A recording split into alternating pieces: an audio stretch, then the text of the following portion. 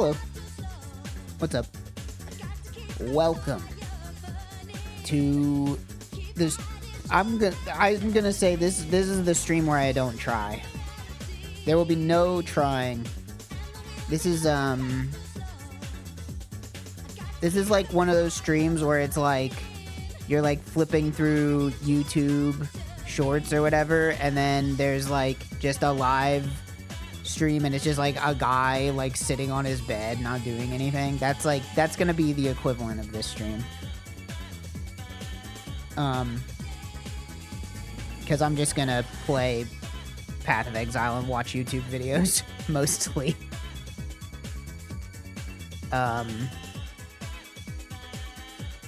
Yeah, that's pretty much it. I'm hardly even streaming today. It's hardly even a stream, to be honest. Hold on, I gotta go close my door.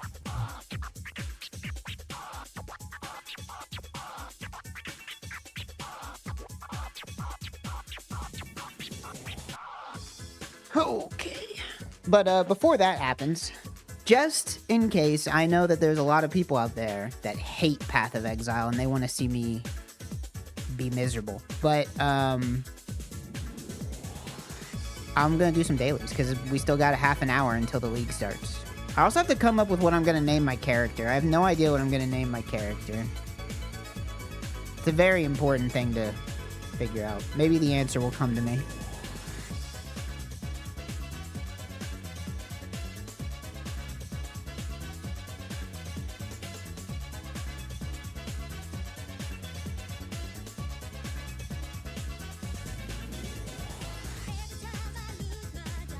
All right.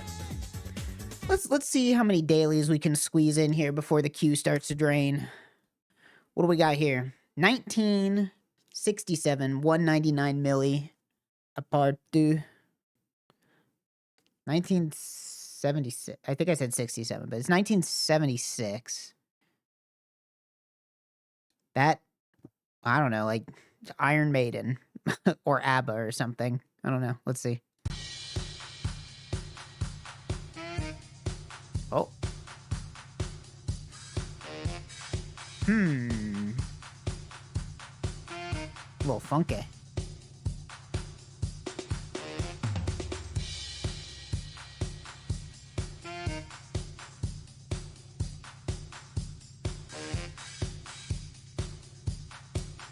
I don't know. Is it Chicago? It's not Chicago. Let's hear the bass.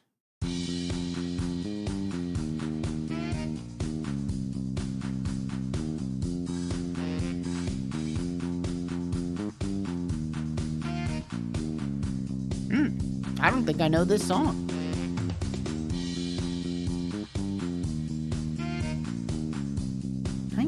'76. I don't know, is this like a Bee Gees? That would have been 60s, right? Or was Bee Gees 70s? They got a lot of Bee Gees on here. Is it a Bee Gees? It's not a Bee Gees.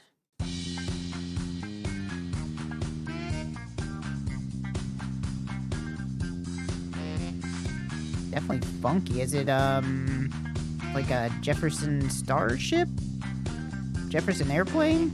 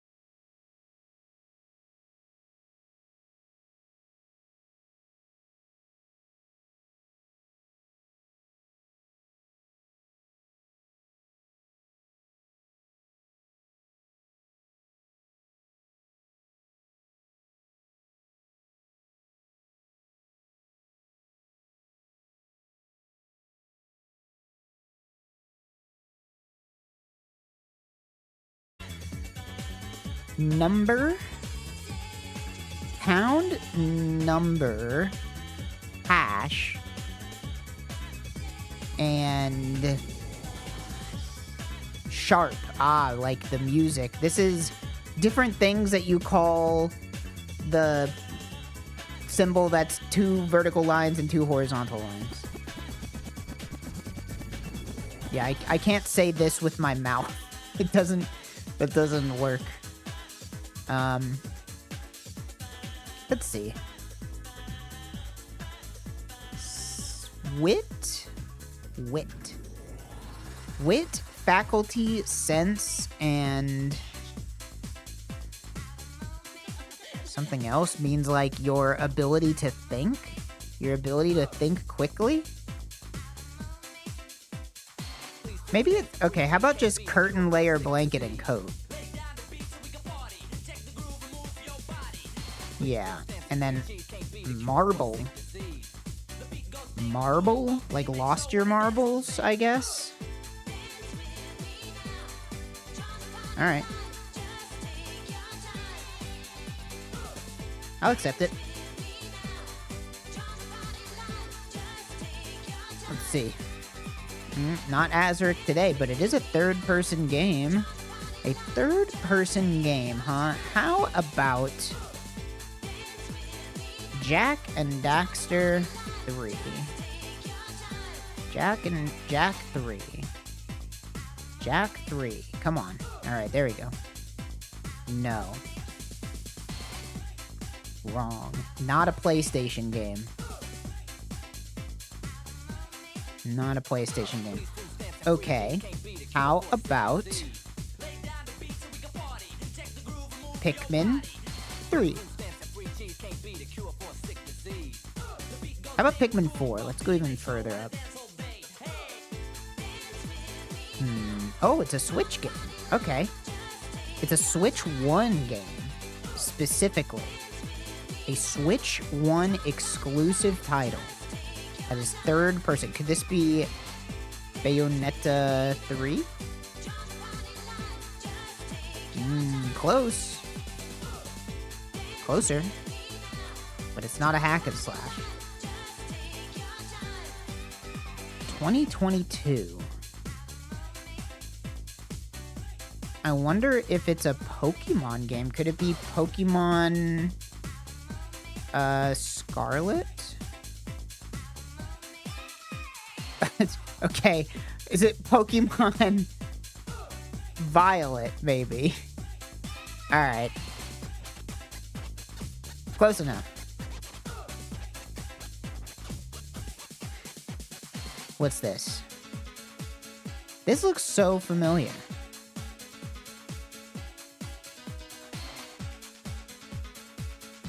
Is this, I don't know, is this like Rain World? No. Plants. Okay, maybe I don't know what this is.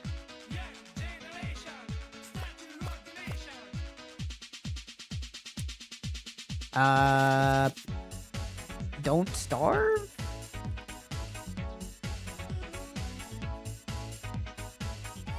A kangaroo.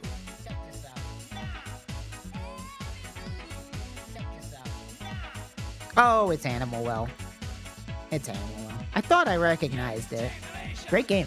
I loved Animal Well. It was really good. It began in Africa.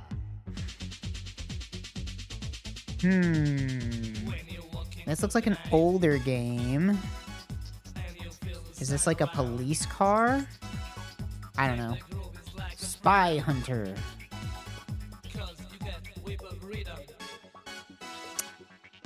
Maybe this is just Grand Theft Auto, like the original Grand Theft Auto. There's a robot. Maybe this RoboCop.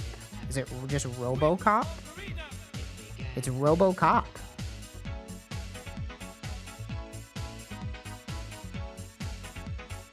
Mr. Robo.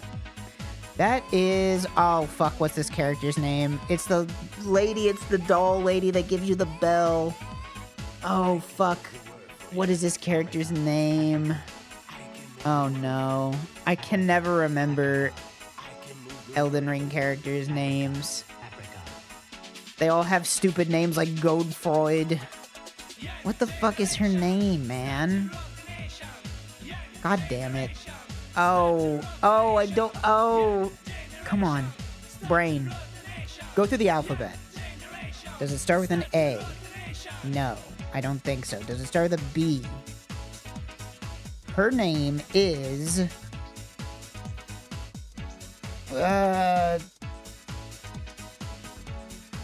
Does it start, like, with an M like every other woman in the... Like, there's Melina and Melania.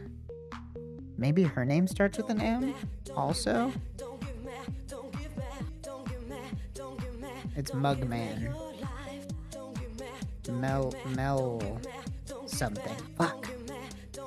No, it's not Melina. That's the lady at the bonfire. I do not know. I cannot remember this character's name. I need to search by Ronnie the Witch, that's what it is. Fuck. Could not remember. Look how many... This character has 17 names. I even did her ending the first time I played through the game by accident, and I couldn't remember her name. Oh well. Gore Mold Hiding Sequel Puzzles. Gore, Mold, and Hiding, and it's a sequel with puzzles.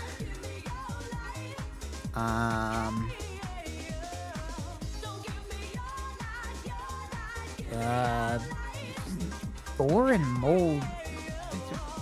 Mad World 2? They never made that. I don't... Gore and Mold and Hiding? I don't honestly have no idea. Zombies. Chainsaw. Oh, could this be... a crafting? Okay, I was gonna say maybe it's a... Maybe it's like a Resident Evil, but... Is it just the Last of Us 2, maybe? Nope. Foreshadowing, creepy dolls, locked door, missing wife, haunted house. Oh, okay, so it is Resident Evil, right? That's Resident Evil 7, I think. Yeah. Okay. Let's do Minute Cryptic. What we got today? Highbrow couple to start breakfast, digging into Fruit Loops, perhaps.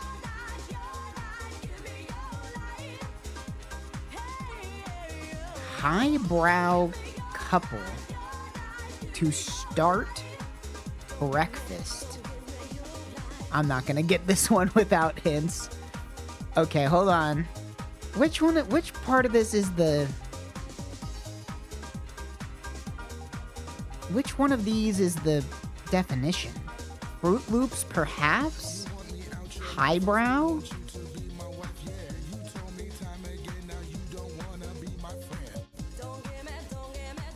Highbrow couple to start breakfast. So maybe it has something to do with the beginning of the word breakfast. Start breakfast. Digging, you gotta look for the verbs. Digging into Fruit Loops.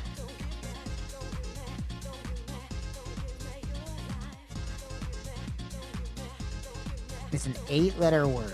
I'm gonna need a hint. Give me the indicators. Couple to start and digging into. One of these is a selection indicator guiding us to focus on one or more specific letters in some neighboring fodder. The other is a containing indicator. Some fodder will go inside.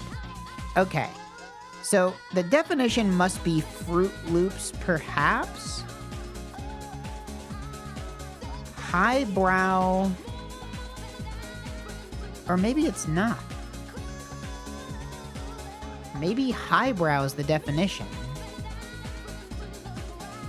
And this is saying take the first 2 letters of breakfast and insert it into Fruit Loops?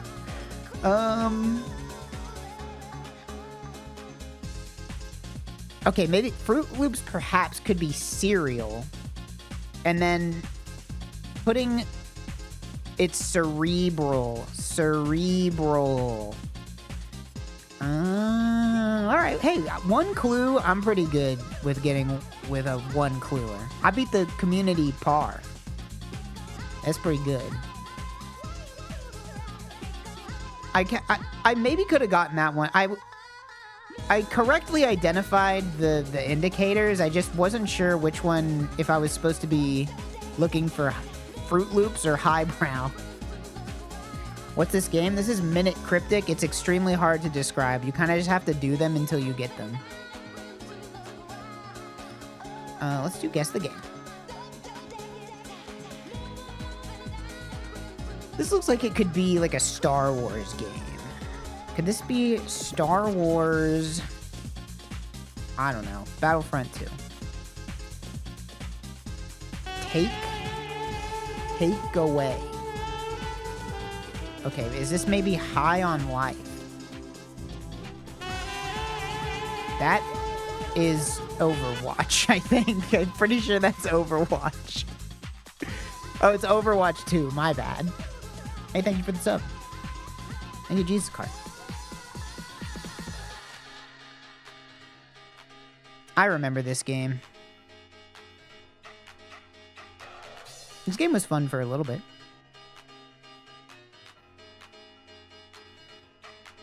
Alright. Let's see if we can guess the audio.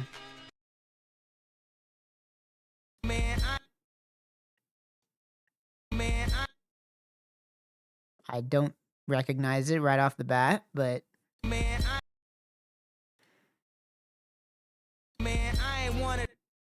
I mean, it's Kanye West, right?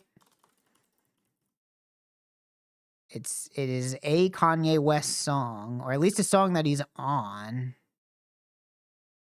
But I don't recognize which one it is. It is Kanye. It's in the Kanye West franchise from 2007. Man, I ain't one of the Cosby's.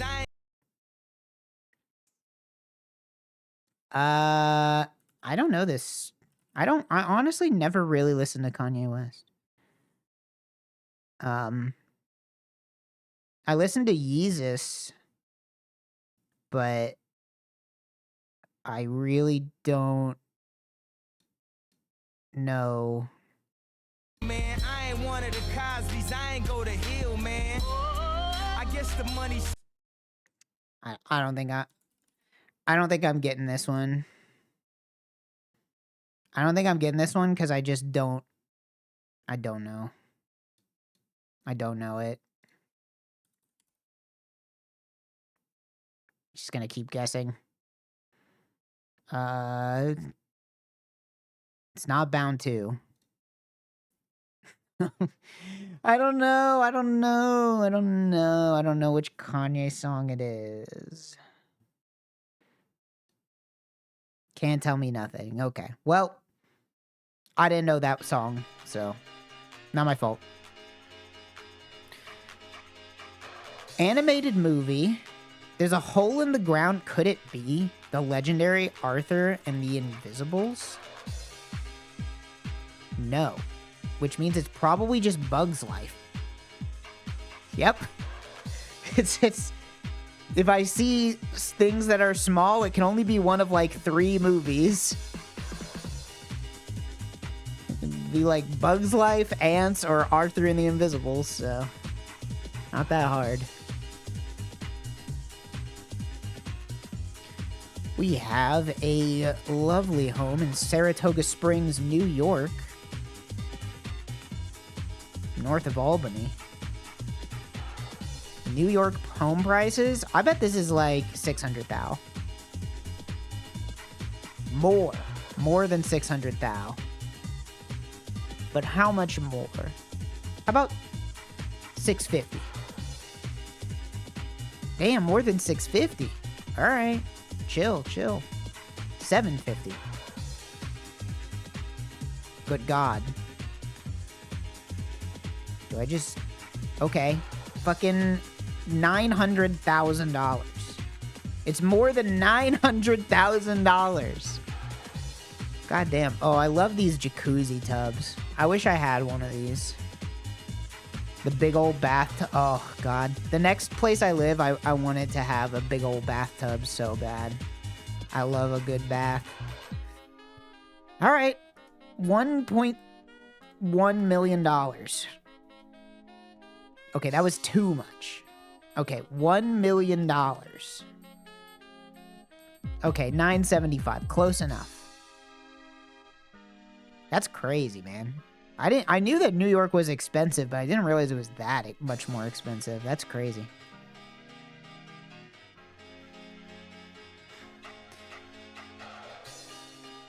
This is looking like a 170, maybe flat. Maybe 172 or 168, but I'm gonna go with 170 flat. Nice. You love to see it. You love to see it.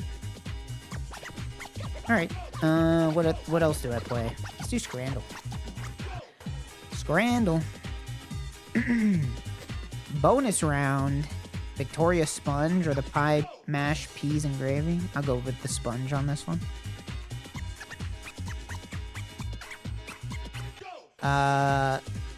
Okay. Berries. Okay.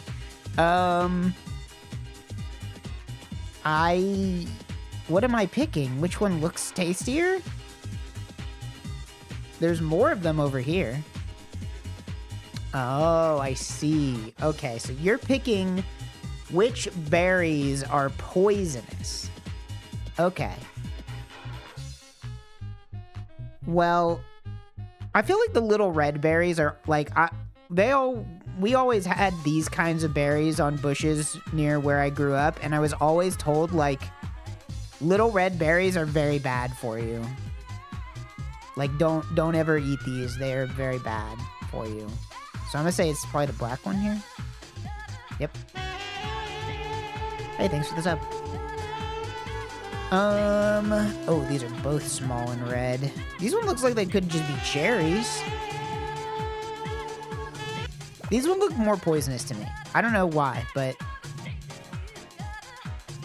apparently I would be a very good forager. I'm very able. Oh, there's no way. Do you think this is a trick question? These look like the most poisonous thing on Earth. There's no, unless this is a trick question, there's no way that you should eat these, right? Like these are just like blueberries or something, or grapes. Yeah. Which part of this is the berry?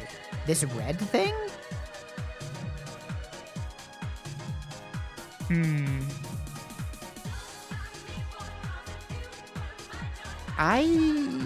Honestly, I don't know on this one. This is a coin flipper. I'm gonna go with the these have like a spike on them. I don't know.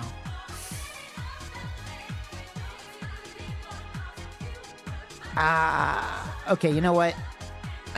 I don't know. These look like these are shaped in a poisonous way to me, but this one's like bizarre. I don't know what's going on here. I don't know.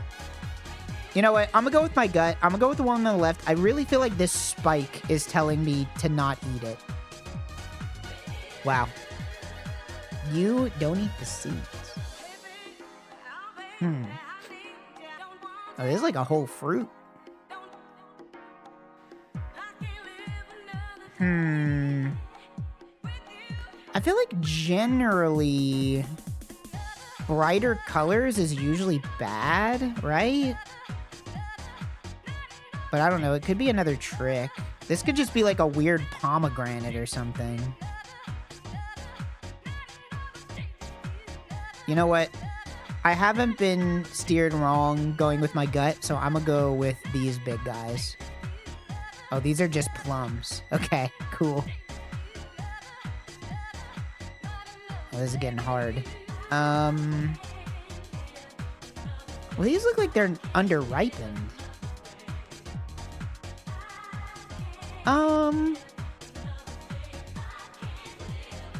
I'm gonna go with the... I'm gonna go with the one on the right. I don't trust this green, I think.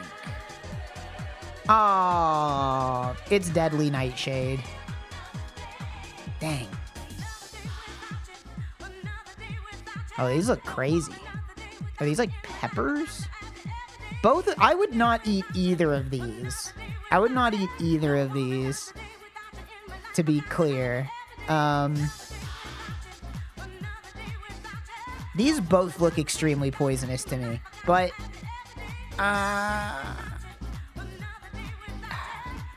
this one looks like it could be some weird distant relative of like a pepper. This one looks like something that turns you into a zombie if you eat it. I'm gonna go with the one on the right. Alright. We're only nauseous. Does this just go on forever until I lose? Until I pick too many wrong ones? Okay, spiky leaves. I feel like spiky leaves means bad.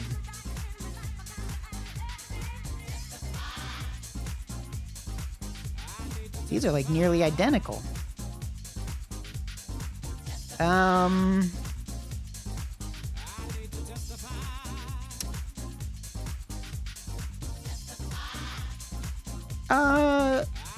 These on the left look okay. I don't know if I trust these like all bunched up.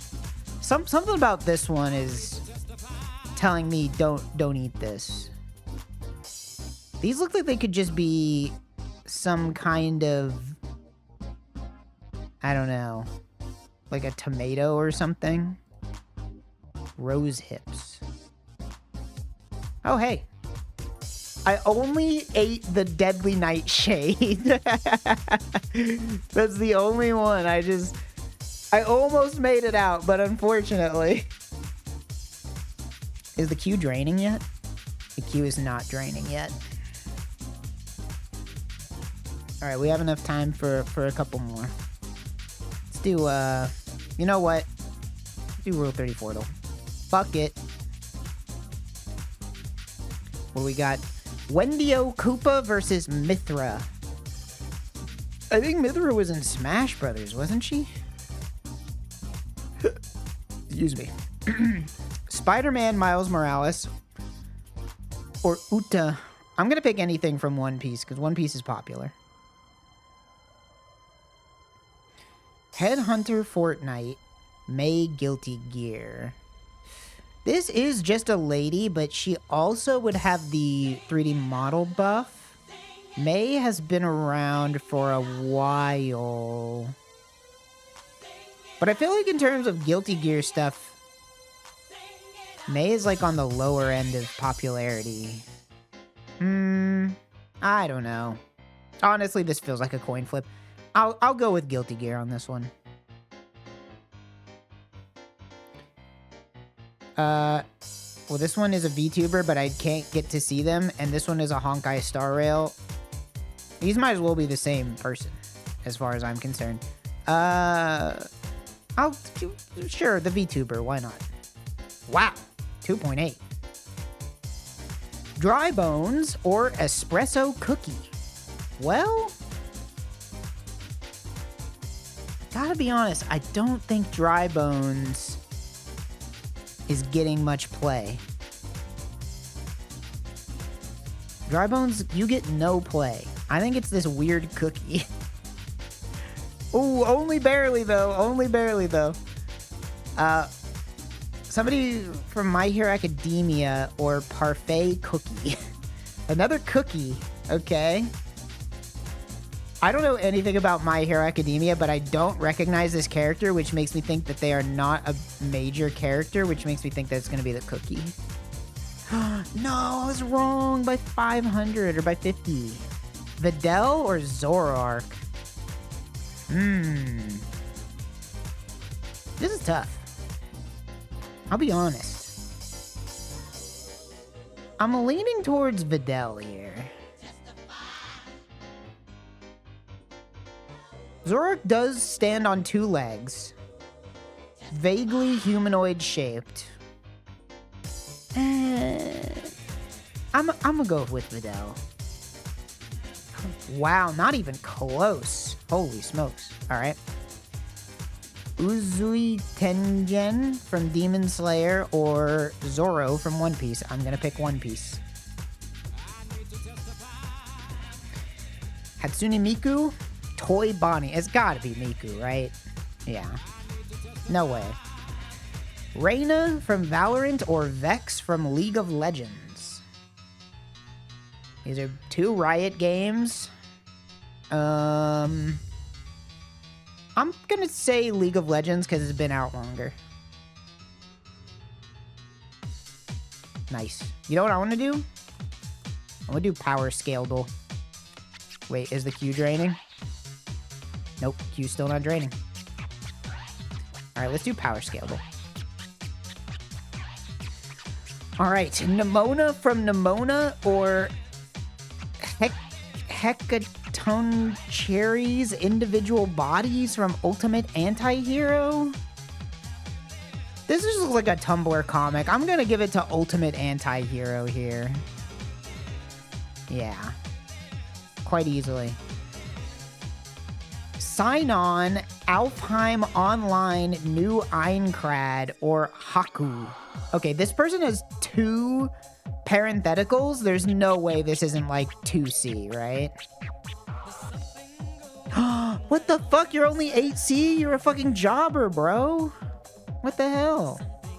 Yo, it's Heimerdinger.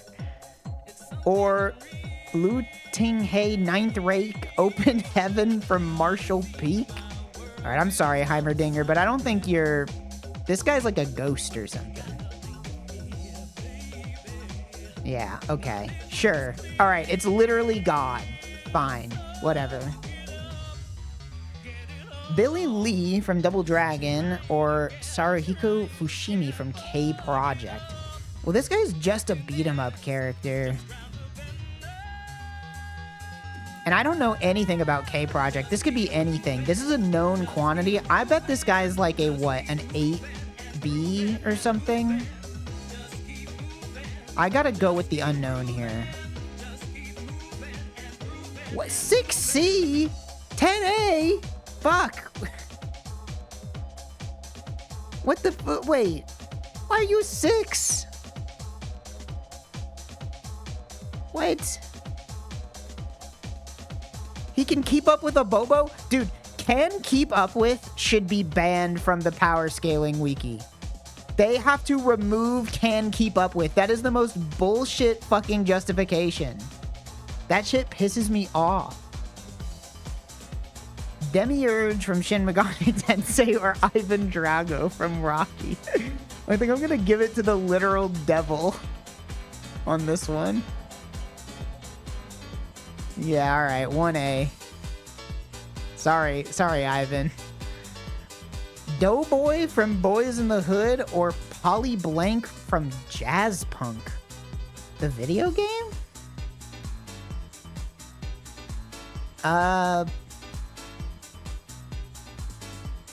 Well, this is just a movie about, like, real people. So I'll go with the Jazz Punk guy. Only barely. 9C with firearms versus 9B. Mr. Doppelganger from Travis Strikes Again or Daryl Dixon post-time skip from The Walking Dead. There's no way, like, no more heroes has superpowers. The Walking Dead is just people with guns. Right? Yeah. Sandy Cheeks. Girlfriend. Sandy Cheeks has, like, Toon Force shit going on. Sandy Cheeks, they're probably gonna put Sandy as, like, a 5A or something. Right? 4A to 3C versus 9A with ice manipulation. Nair block base. I have can't even comprehend what this is. Urus Ascended Dragon plus 99 reinforced wooden stick. Okay, instantly, this must be some kind of fucking isekai. This title screams, I just woke up in the world and I'm the best MMO player ever type thing. So it's gotta be whatever this is. Right? Yeah, okay. Easily. Easily. Gorosaurus, or Dongsusun from Bastard. Oh, this thing's so cute. I love this thing. I love my this. I'm gonna go with Gorosaurus versus just the guy. This guy could have god powers, but I don't know. I'm gonna go with the dinosaur. At least 7C. There we go. All right. The queue is draining. That means it's time to swap over.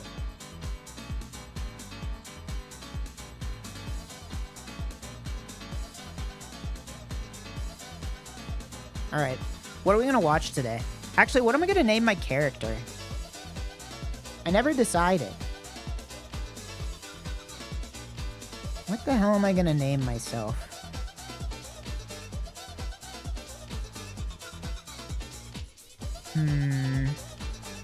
Pay Pig. There's no way Pay Pig isn't already taken. I think... you know what? I changed my Discord name to Lil Stinkbug the other day. I think I'm going with Lil Stinkbug. Hopefully Lil Stinkbug isn't taken. If you're in front of me in queue and you take my name, I'm going to ban you from my chat. So, just so you know.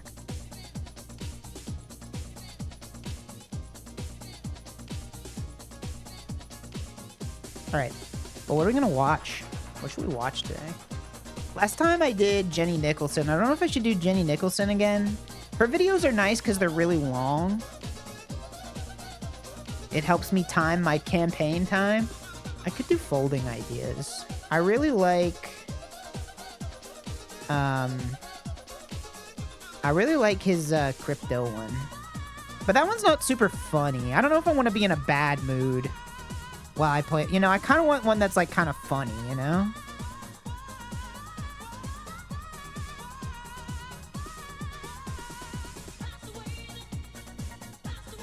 I need something that's gonna be keep me in high spirits.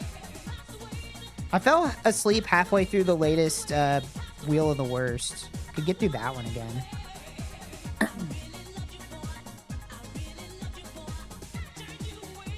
Had a suspicion and was proven correct. Lil Stinkbug is already a SoundCloud rapper. But what about Lil Stinkbug with 2 G's? Because that's what I changed my name to in Discord. Lil Stinkbug with 2 G's. That's different.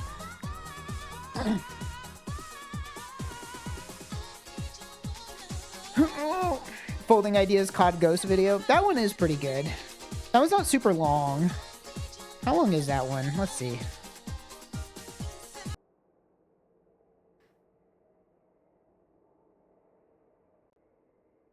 It's like 45 minutes. That'll get me through like 2 acts, I guess.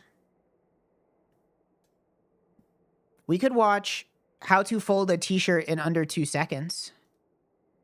Can you fold a shirt in under 2 seconds? Here's how. Lie a short-sleeved shirt out flat on its back, then draw an imaginary line halfway between the top and bottom of the shirt, roughly here, and another one halfway between the center line and the outside edge of the shirt, about here. We'll call the point where the lines cross A, the top point B, and the bottom point C. Start by pinching the shirt at point A with your left hand, pick up point B with your right hand, then cross your right hand over to pick up point C. Next, quickly unfold your arms, and finally use the table to fold the shirt back on. This is how I already do it. I learned this trick in like, I don't remember when, but this is how I do the folding.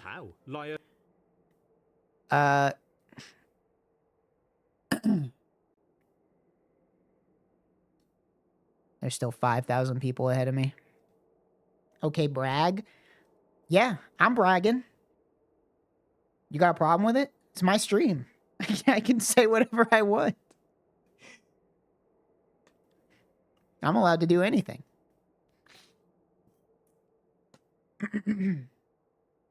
Only 4,000 people. Only 4,000 people.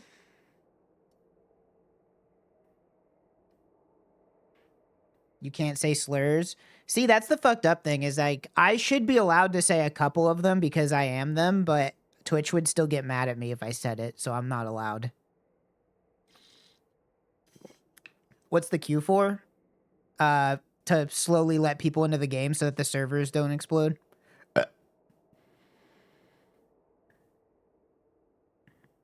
Mira said slurs on stream and she's fine. I mean, okay, it's more like Twitch doesn't watch my stream. I would maybe be okay, but I just don't. It's an OPSEC thing, you know. I don't need to put myself out there, right? Oh boy. Let's delete my test characters. Let's fucking go, Lil Stinkbug. What did you do with your gifts? Thank God I got it. All right. Well, fuck it. Let's just watch. Let's watch this folding ideas video. Oh, it's gonna start 2 minutes in. We'll rewind it.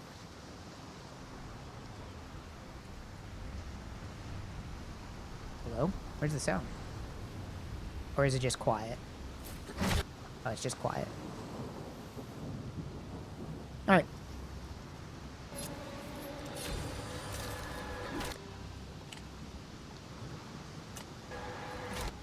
Call of Duty Ghosts might be the worst game I've ever played. Now, that requires a lot of qualification and PoE is way too loud. Being annoying, but such is the cost. Even the these dead things. rise to challenge Ghosts me here. occupies an odd place within the megalithic franchise that is Call of Duty.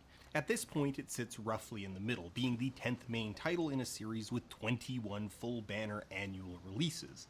It begs us to ask, what is a Call of Duty? Well, back in the late 18th century, modern nation-states as we know them began to coalesce within a new ideology called nationalism, which will differentiate with a small n to distinguish it from the nationalist political movements that would arise in the 20th century. Within small n nationalism, people began to view themselves as part of a new national identity that encompassed or even superseded their local ethnic identities. This would lead to a bunch of stuff.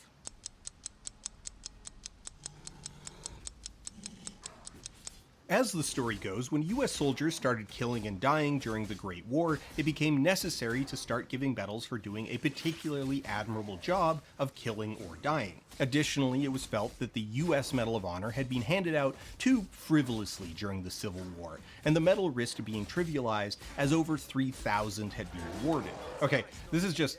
It turns out this was a huge boondoggle, actually a double boondoggle. Look, I had to play Call of Duty Ghosts like a dozen filter times isn't to working. make this. Y'all are gonna sit there and listen to my goddamn research. President Woodrow Wilson ordered the War Department to do a review of the system, and the committee in turn revoked 911 Legacy Medals of Honor. Boondoggle 1 is that apparently in the Civil War, tons of Medals of Honor, being the only award the military had at the time, were handed out for some pretty suspect reasons. Many had been promised basically as a recruitment bonus, over 500 were awarded to a unit that had already gone home for a mission they didn't do, and Buffalo Bill wasn't even in the military at the time he did the thing that got him the medal. Boondoggle number 2 was that Buffalo Bill, for better or worse an American icon, had his Medal of Honor stripped from him the week that he died. Battlefield surgeon Dr. Mary Edwards Walker, who got her recommendation from Sherman himself and spent 4 months of the war in a Confederate POW camp,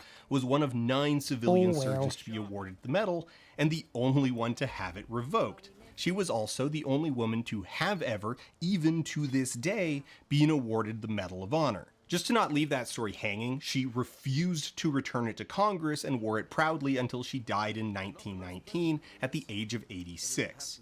Congress did eventually reinstate her award in 1977. However, amidst the bureaucracy and sexism, a phrase was born.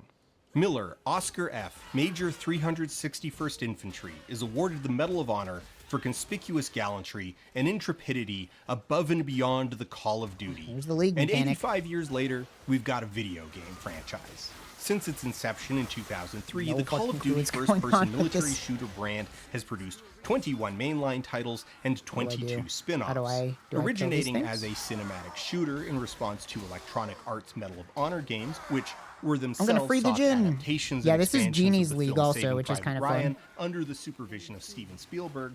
The games are known for their giant set-piece levels, heavily scripted sequences, What the hell? They extensive just keep voice spawning. cast. What the cutting-edge fuck's going visuals, on, bro? and This just one bug is all-around turning high into production 1,000 value. bugs. Quickly though, let's introduce going our on here? corporate cast of characters. The The reward franchise as a whole is Chrome, published have by that. Activision, now Microsoft Activision okay. Blizzard King. I want The Chromes. original game was developed by Infinity Ward, but after the success of the first game, Activision brought in a second studio, Treyarch, to begin working on a third game. What's my build? while I'm Infinity doing Ward Shield worked on the Crush. second. The idea being that the sequel would drop in 2005, and then Activision would already have a sequel to that game ready to go for 2006, which would give Infinity what do I Ward do? 2 Just kill years everything? to make the game after that, and then the game of Leapfrog would continue.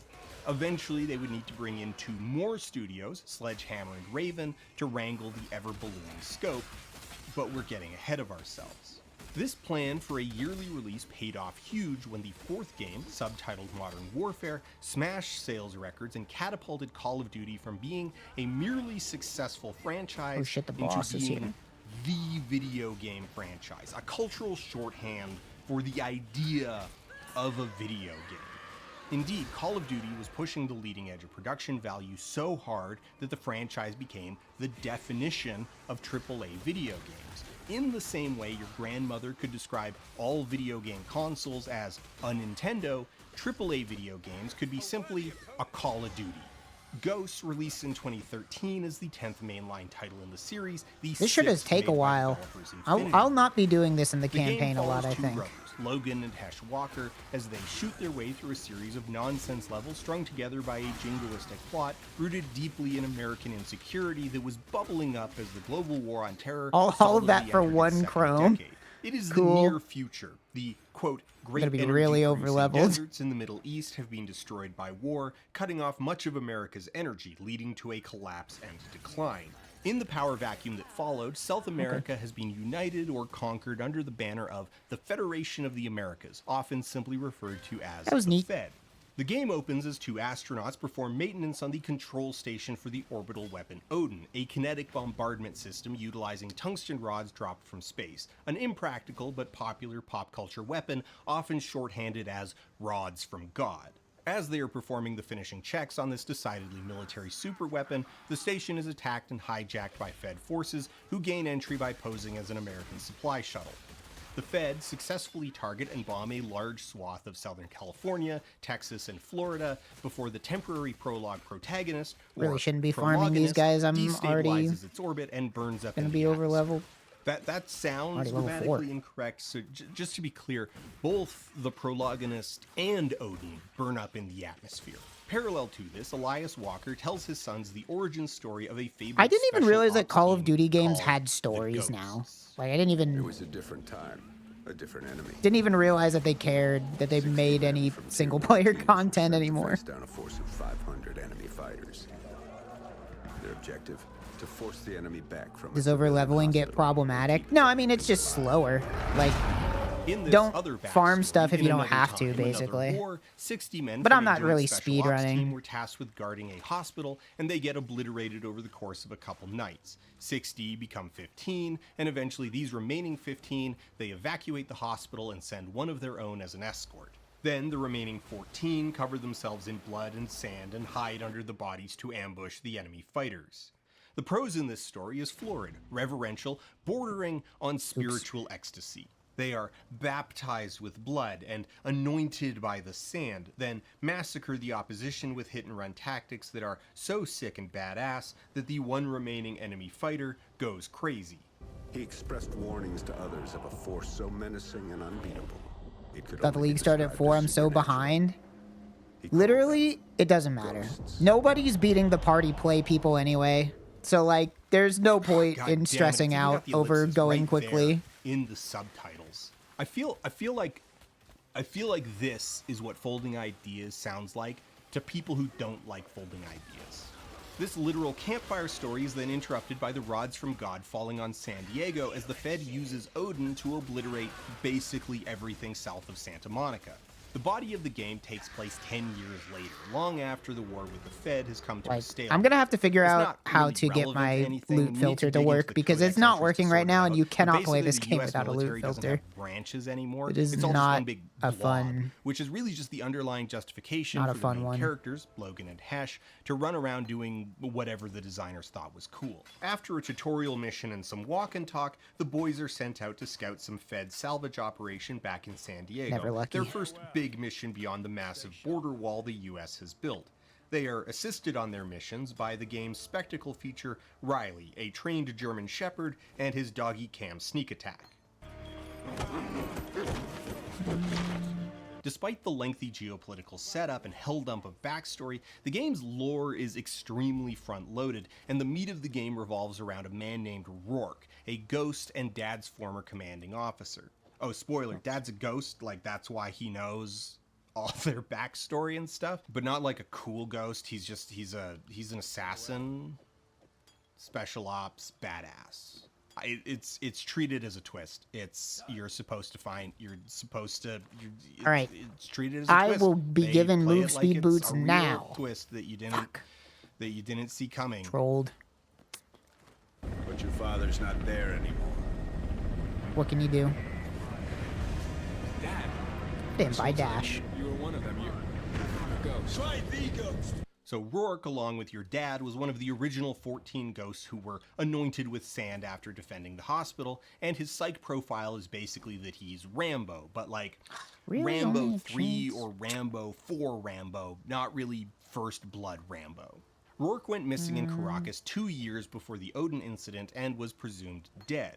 When the Fed threatened all of South America and ordered all US-born residents killed or imprisoned, the US preemptively invaded Venezuela and sent the Ghost to assassinate Fed leadership in a mission that culminates in Federation leader General Almagro ordering a missile strike on a massive dam overlooking the city.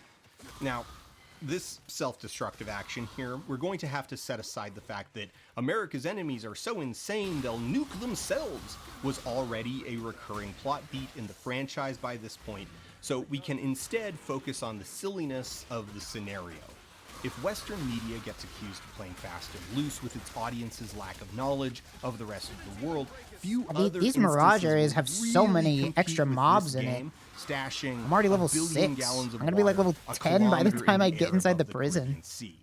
So the Ghosts not a do bad problem, successfully or it's not a assassinate bad thing General to Almagro. You have. play as your dad Elias for this mission and shoot him yourself, but the helicopter crashes, Rourke falls into the water, and after weeks of searching for his body, Mr. the Fun ghosts are Computer pulled was from not Caracas taken. and Rourke is Yeah. declared MIA.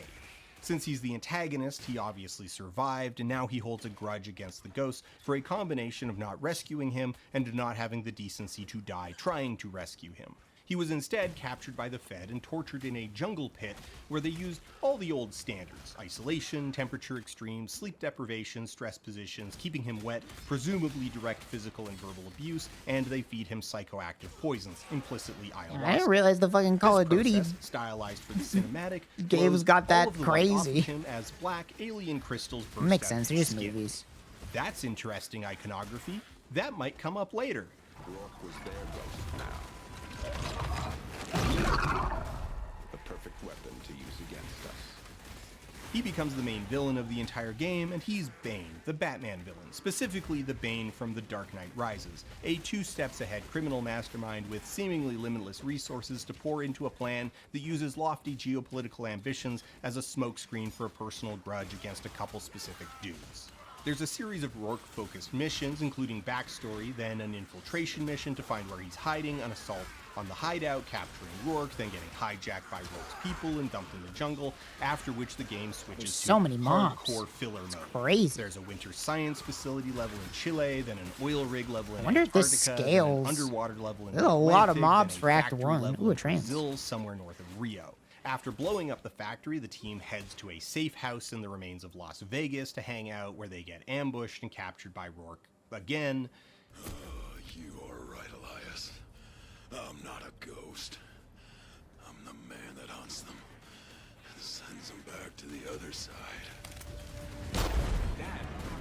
There's a sinking aircraft carrier, then a tank mission, and a second space mission, and then finally you fight Rourke on a train.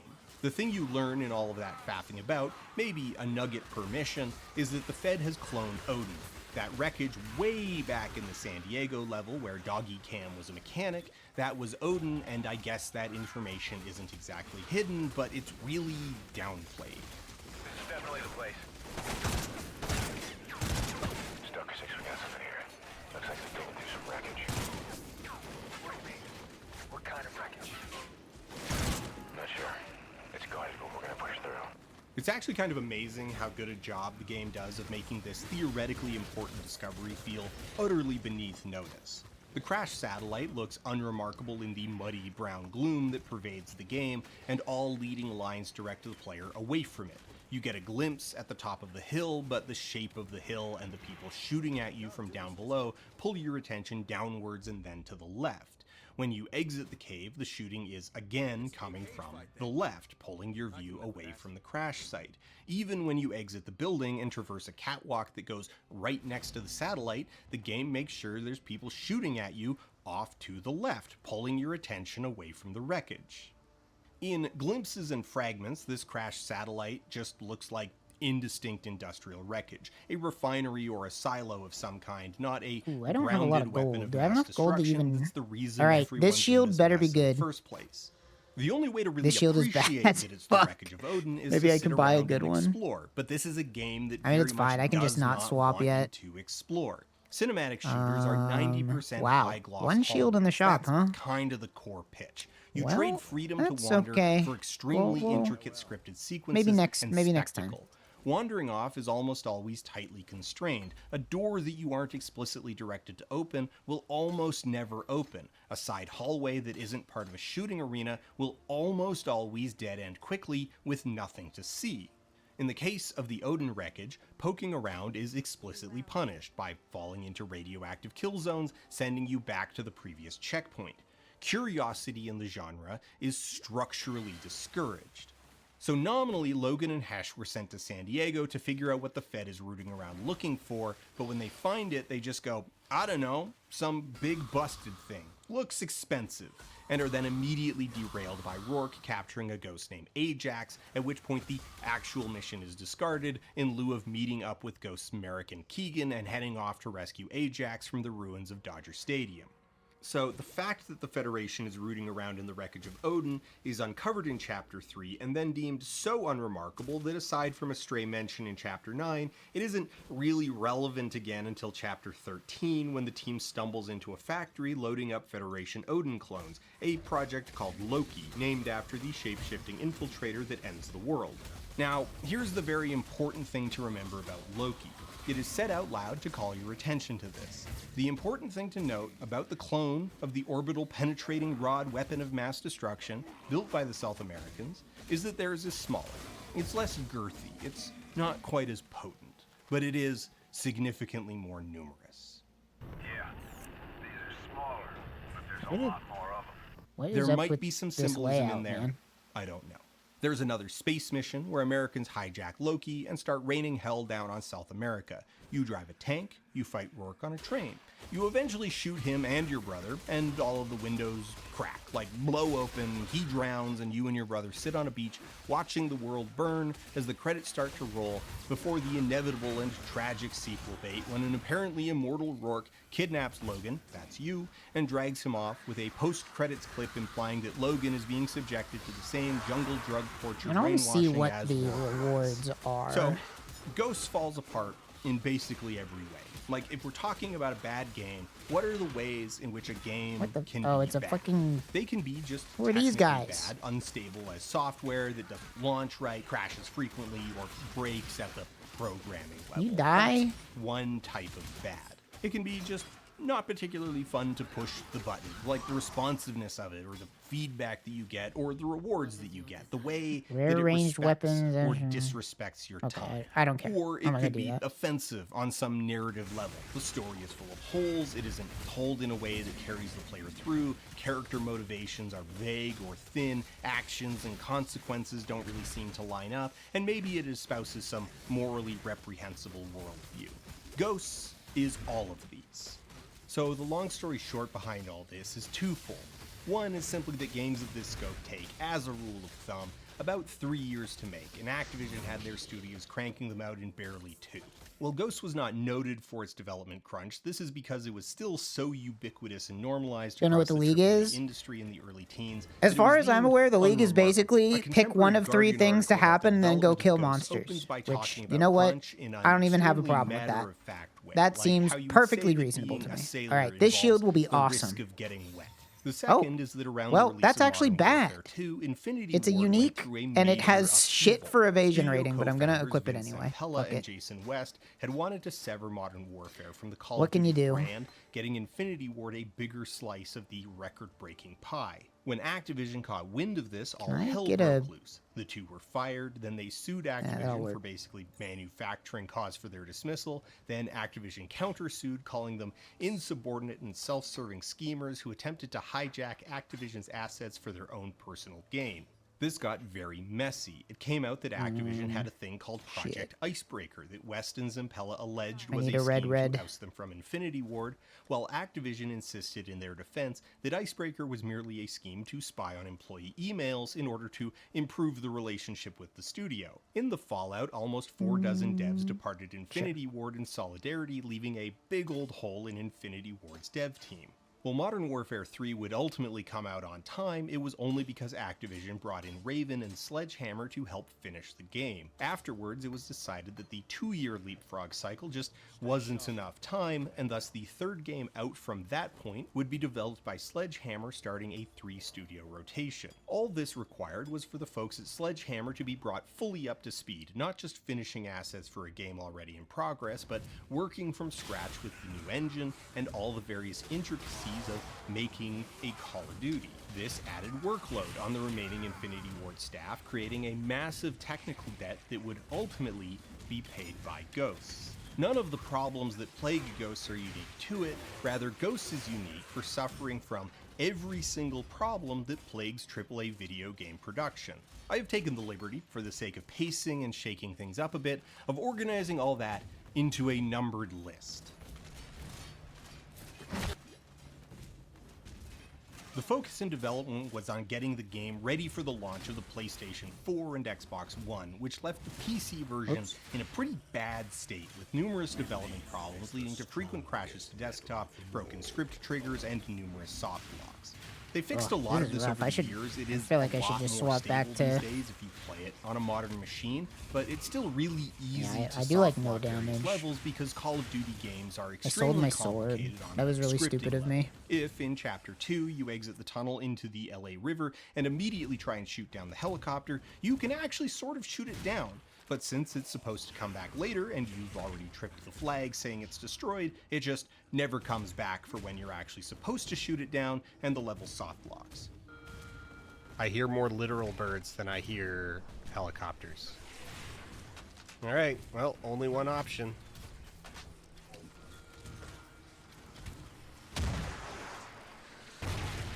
What the fuck is this prison layout, bro?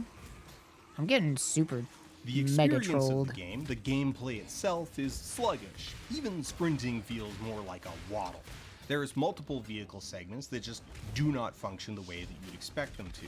The helicopter fights in particular have a very bizarre control scheme that I still do not fully understand. Lateral movement works more or less like you'd expect, even if it feels terrible, but altitude control is semi-automated within a very shallow layer. It's very awkward if you expect the helicopter to control like a helicopter. It's just kind of ugly. Even at the time, Call of Duty games were remarked on for being dominated by shades of brown, brown, green, gray-brown, and gray. Online comic Wow, strips dude, like this is the VG least Cats were lucky already run mocking I've this trend fucking in had 2007, ever. and I'm yet, like, I'm getting 7 literally years later, nothing. Ghosts somehow takes my that blade and makes it back even up. I worse. The brown think I'm just gonna shooter has swap back to effectively become spec an throw archetype, until I can and get a Call of real Duty shield. Ghosts is its avatar. The 'Cause game's this is average color not- is taupe. This actually brings us to our not next great. book, which we'll hand off to Folding Ideas Mexican office.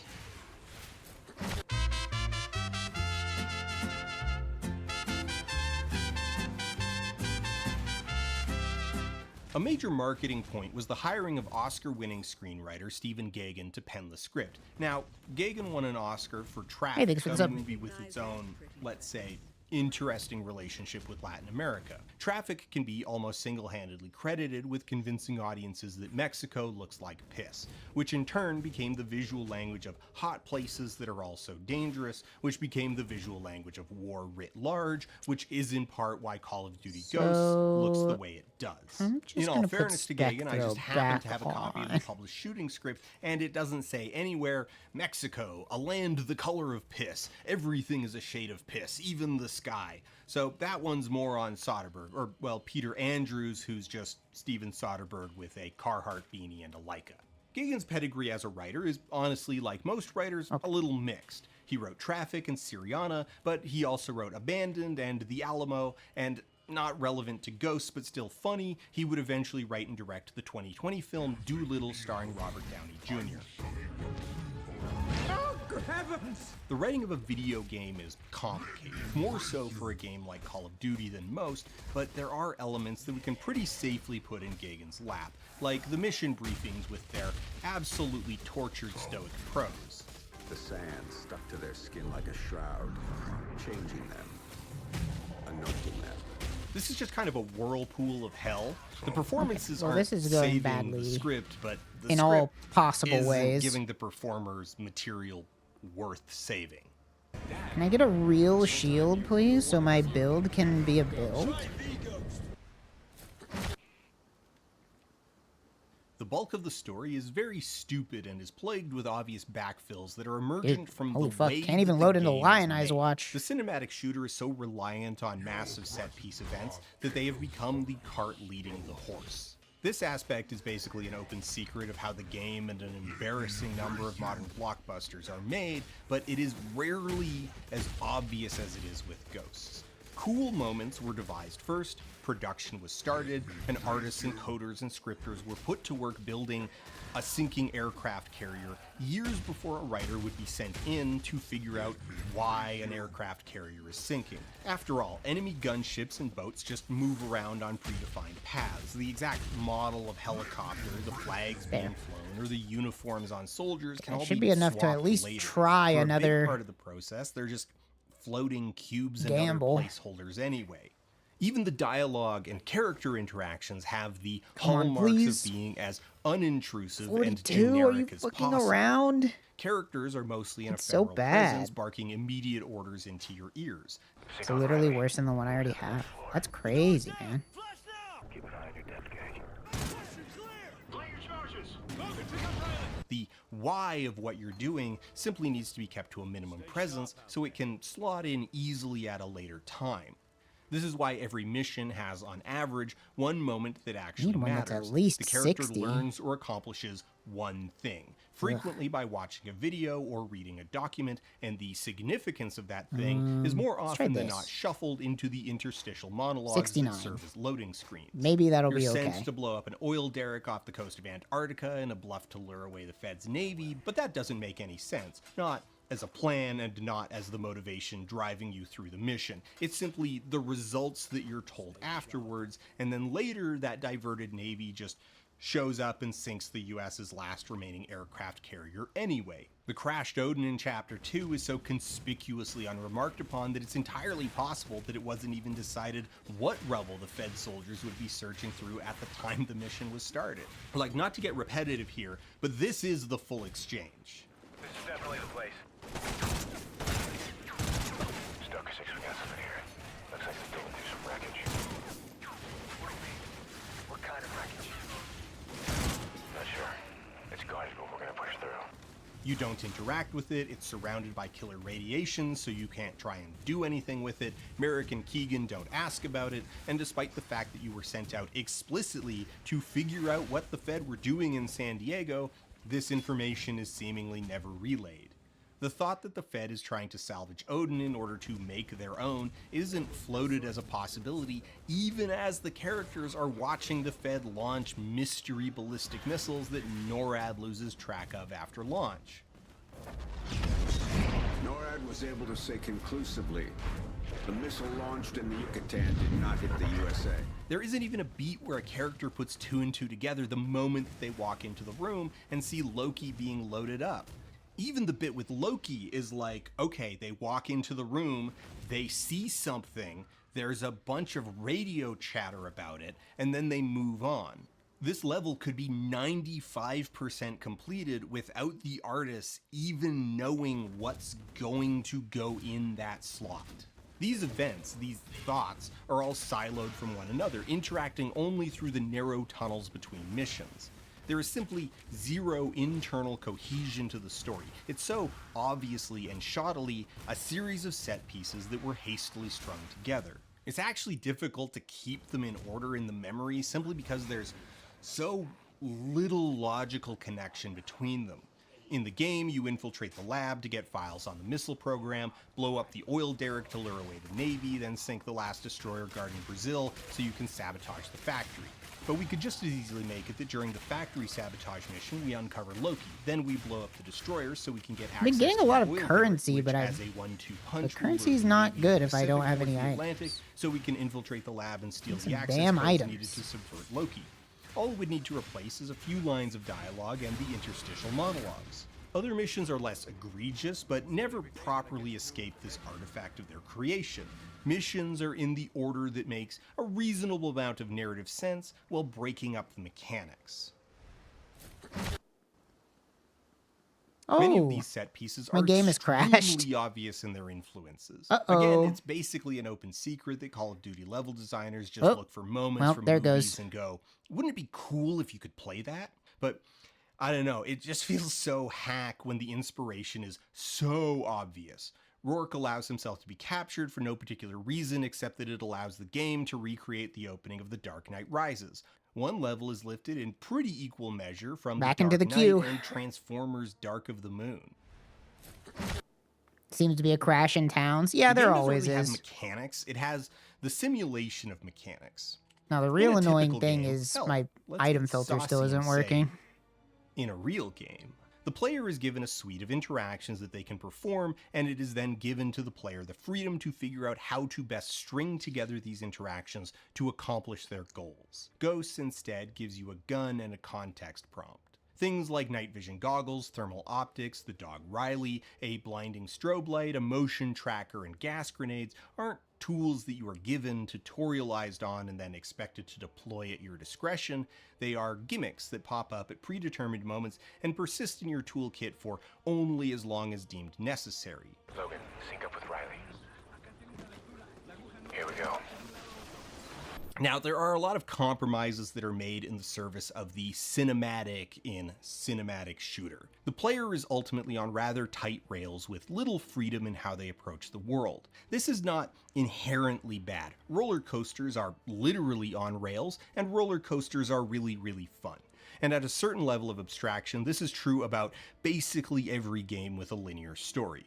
Using Doom 2016 as an example, while the player can backtrack Filter through blade the not large loading? areas of the game for I don't know if it, substantial chunk I of have the like a playtime, special filter, this is but it's ultimately just a little not. more It than doesn't. freedom to Something hunt wrong for with it, collectibles. 'cause I As didn't the update actual it. bang bang pew pew rip and tear gameplay remains constrained to a predetermined It's this annoying chute ass you shit must where it's like, climb oh, I into don't have if an you want to audio rip file, Cacodemon but like, eyeballs I out. don't care. What? I don't care about an audio Argument in file. favor Just of ignore Rails the is that audio they are needed to file. provide a kind of tightly crafted experience that a freer sort of sandbox environment just can't deliver. But with that comes an unspoken contract that I, as a player, am ceding an amount of control in exchange for something impactful, I need and to- the expectations that the rails I will need to be fix my reasonably filter. well disguised. Give me a I moment. shouldn't I'm not feel racing the anyway, so rails, let's because just, the path forward should simply be the one that I most want Let me to fix go my down. filter here. This way for cacodemons and their eyeballs. Call of Duty Ghosts is littered with so many friction points, the poorly laid out levels, the obnoxious characters, the incoherent story, that the illusion, the buy-in, just falls apart. You begin to notice that you're thrust into situations where tools you were given earlier would be useful, but you don't have them, because they weren't actually tools in the first place, they were single-scene gimmicks. There is a veneer of realism here in the sense that your commandos aren't going to be showing up with the same ever-ballooning kit of toys to every single mission, but that realism shreds like tissue paper when a very useful tool like the strobe You know what, light fuck it, I'm is just gonna swap only to Tai functional Kai's within a instead. single specific It'll be good room. enough. The fake commitment to realism results in frankly boring will it? gunplay. Well, No, you will his is also occasionally broken. stumble across a Can these shotgun or motherfuckers machine stop gun. adding By fucking and large, stupid you will ass spend the sound campaign files to their cycling through a stupid ass series of filters that indistinct break assault all the rifles. time? Step after boring step of the game Come is on, saturated with bark man. orders from your commanding officers who perpetually sound pissed off that they even need to deal with you, giving the distinct impression that the game not only feels obliged to hold your hand, but resents doing it too. You can stick with us, but you do what I say when I say it. Understood? Put all in a package, Ghosts is a great simulation of what an escort quest must feel like from the perspective of the NPC. Help, I'm trapped in a numbered list factory. The bosses stole my passport. If you're reading this, tell my wife I'm still alive. Please send rescue. Ghosts are cringe. The amount of worshipful Okay, I'll religious join this prose fucking that is poured out Discord talking server about so the I can ghosts get is the weird and stupid sound embarrassing, especially files. given that the source of most of that is Elias talking about himself. And this really happened. So the legend goes. But it really reaches the next level after Elias is killed. In the story, the ghosts are a quasi-official interdepartmental unit consisting entirely of 14 people.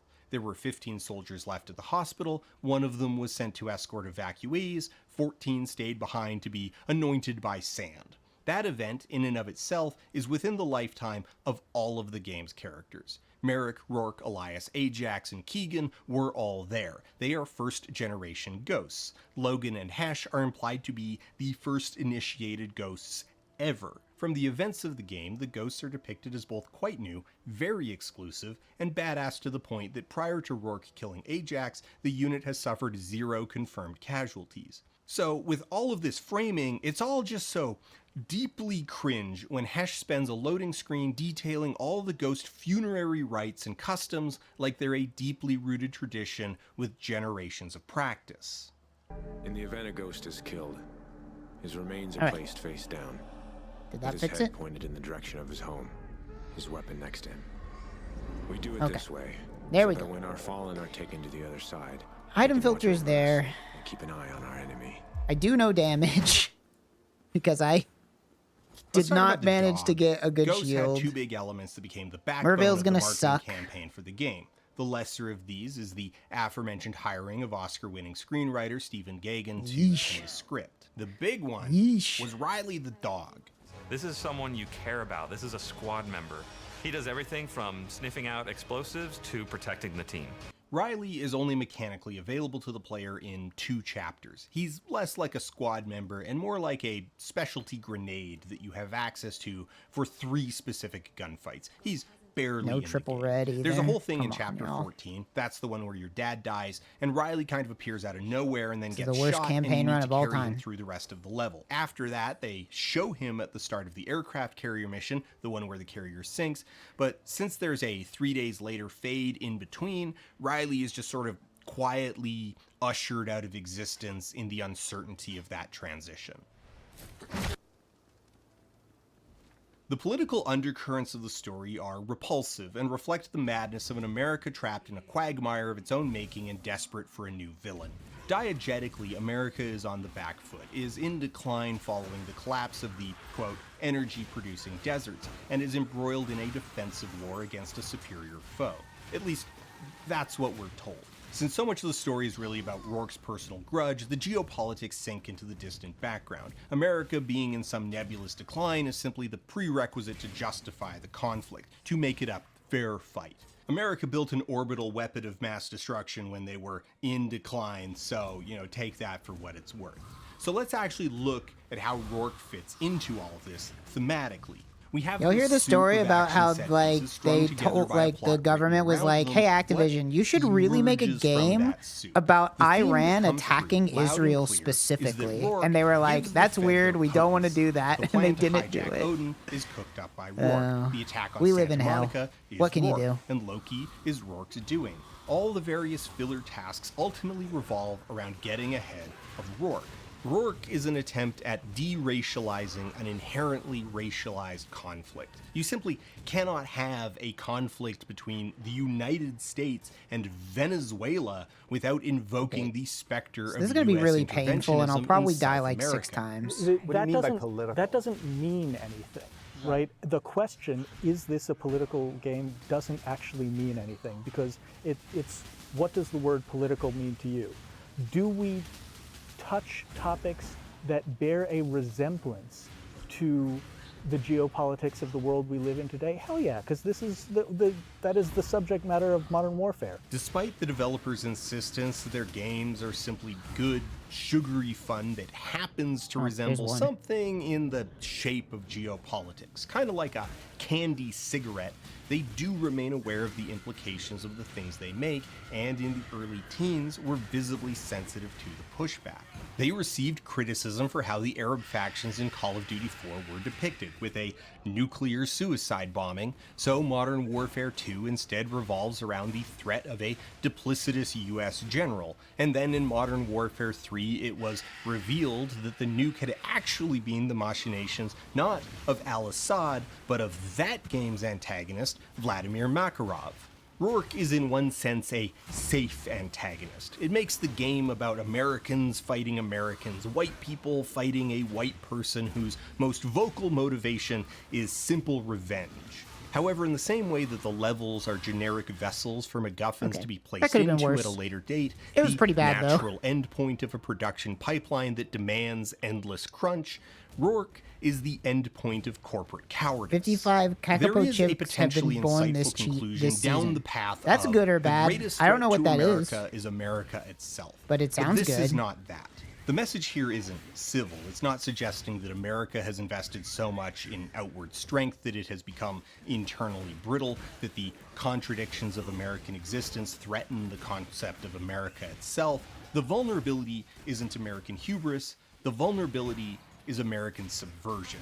The game plays to the sensibilities of an America in tension with the war on terror, the war in Iraq, and the war in Afghanistan. As these wars were solidly entering their second decade, the narrative of a righteous war, always suspect in the first place, was decidedly faltering. America's presence was clearly not a stabilizing force, and they had never seen the funny video of the green bird. So in Ghosts, I don't believe so. The Middle East is simply written out of the picture in passive voice. The destruction of the oil-producing deserts. No one's fault, I guess just I'll a keep thing that. happened. The Fed, which is to say South America, is described as invasive, creeping, consuming, an inexorable force moving northwards to take over America for no reason but conquest. In the cutscenes, they are an organic, oily mass crawling across the map and staining it. They are a perverting force, a subverting enemy that will invade American space, take America's things, and turn them against America. The enemy is both impossibly strong and utterly impotent. Their power is not strength in their own right, but their ability to pervert. Rourke does not become disillusioned with America. That's not why he switches sides. While he definitely harbors a grudge against specific individuals, his heel turn is fully explained as brainwashing. He is tortured and drugged and converted into their ghost. And you know, there's that imagery. As the Federation torturers go to work on his soul, shield. The whiteness is literally oh my god, they won't give it to me, bro. They will not give me the fucking shield. Operative. I just want at telling an underdog whatever story, the next base up is. Where American paranoia is fully justified, where American orbital weapons are good and right, but Federation orbital weapons are an abomination, and also decidedly less potent, but more numerous. It is a world where the Fed is wrong to see America as an existential threat and behave accordingly, but it is simply pragmatic for America to assassinate Federation leadership. The hordes are coming, they're sending their murderers, their drug dealers, and their rapists to corrupt America. The wall is simply a necessity.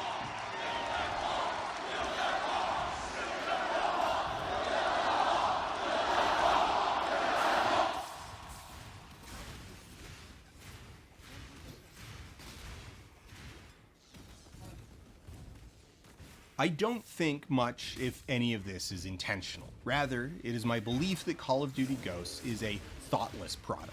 These are the consequences of a bad, albeit Oscar-winning writer simply trying to paint a broad-stroke scene to efficiently communicate a stupid plot to an inattentive audience after he was handed a pile of half-built set pieces and a vague corporate mandate for the overall shape and tone. But in that thoughtlessness, in the reliance on stereotype and trope, I can't Ghost tapped lose into 5 an gambles in anxiety a row. of the moment it was Oh created. my God. A They desperate patched need for it. America They to lived. be righteous and I believe they justified, for patched its it. You just can't paranoia get this to be base a anymore. foresight of something real. Given that we are now living in the consequences of that paranoia, I'm losing my the fucking mind, odious bro. results of that anxiety, I find Call of Duty Ghosts repulsive. The worst game I have ever played. Wow, that sure was an episode, wasn't it? And to think, he didn't even get around to mentioning the fish AI, the role of NORAD as the US military's head command, seemingly implying that Canada has been annexed, the controversy of the developers reusing motion capture data from Modern Warfare 2, the reality of American energy production, or the fact that Eminem's song Survival was released as a pre-order bonus. Well, anyway, it's a long way back to Canada from here in Mexico, where I most certainly am, because I am in Mexico and most definitely not in southern Alberta, so I'm gonna get right on moseying. Until next time, keep your tangos frosty and your LZ cleared. All right. I gotta find another video. Let's do Jenny Nicholson. Maybe a shorter Jenny Nicholson. What haven't I seen in a while? Did the Church Play one? Did the Evan Hansen one?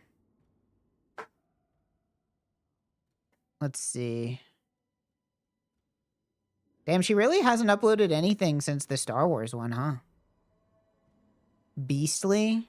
Oh yeah, where's the Beastly one? Can I just search for that? Beastly. Let's watch this video. This is to change the curve. So today I wanted to share with you guys one of my favorite bad movies of all time, Beastly. Pretty gruesome, huh? I've seen worse.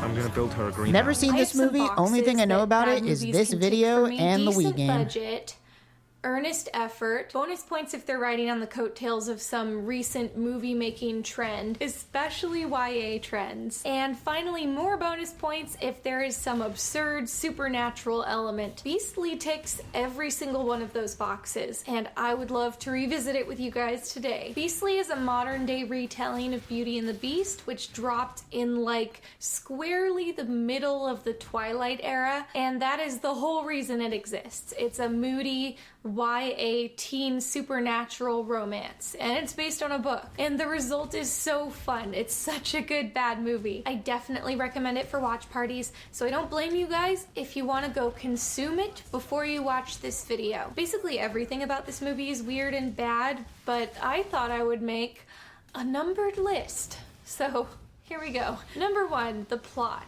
This is a big one. The plot is so incomprehensible, and I love it. Our hero is named Kyle Kingson, because he's like the prince. It's clever. He's really vain, which they establish through a lot of subtle dialogue. Beautiful people get it better. That's just the way it is.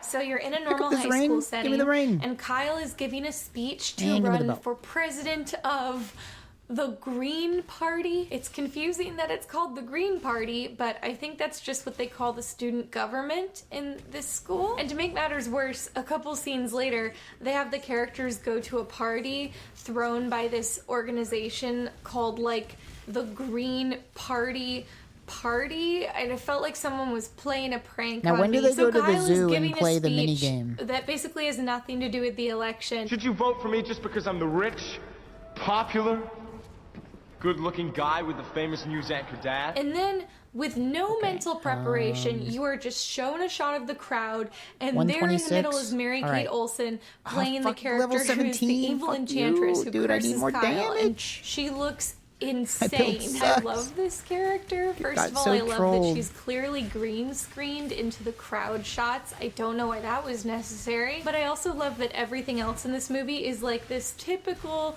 rich kid movie high school. It's this very modern, grounded in reality telling of Beauty and the Beast. And then it's like there's just a girl that goes to their school that looks like a fairy tale witch, and everybody calls her the witch. Stick to my mantra. Steer clear of the witch. Only idiots screw with witches. And she has magical powers.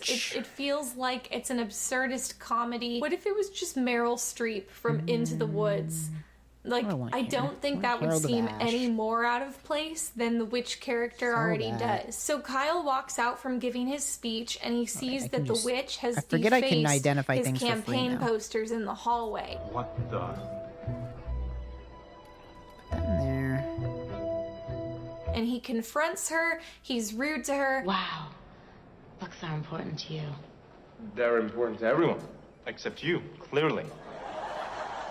And then he runs into Lindy, who is our Belle, and we get more exposition. It's nice to finally meet you after 3 years. Maybe that's just me being the defensive scholarship kid. Apparently, even though they go to the same school and they're juniors, they've never interacted before, and he's like into her. It's kind of a meet cute. We jump forward a few days. Kyle has won the election, but he's telling his friends that he needs revenge on the witch for humiliating him and almost costing him the election. The self-mutilated tatted Frankenskank who publicly humiliated me and almost cost me the election? You know, by Frankenskank?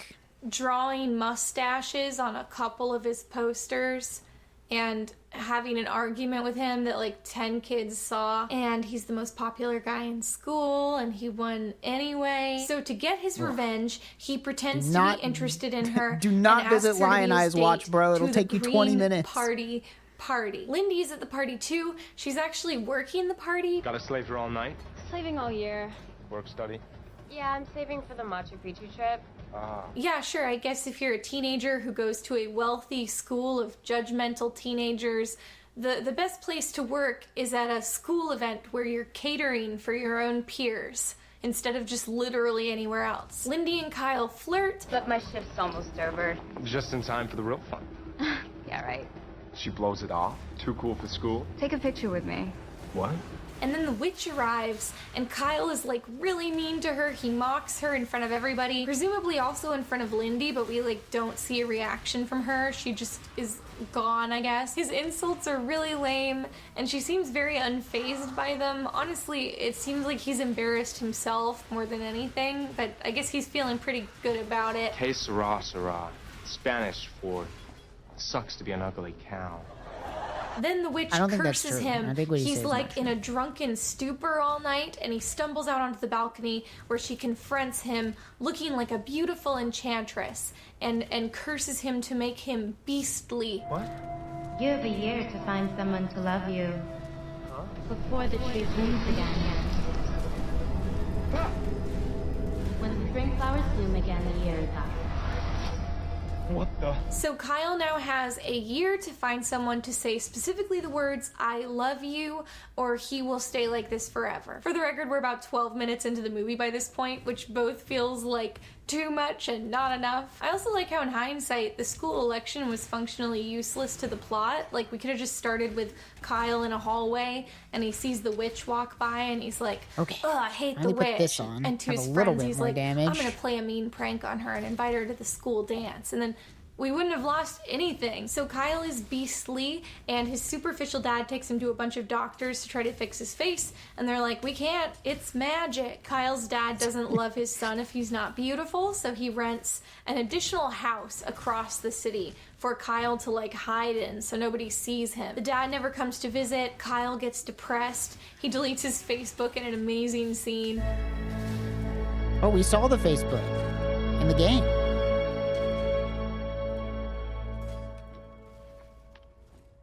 What a powerful scene. For company, he has his Where Jamaican is the housekeeper, Zola, fucking who is not a teapot. thing I'm She's our looking for? Mrs. Potts. How old are your kids? 16, 13, 10.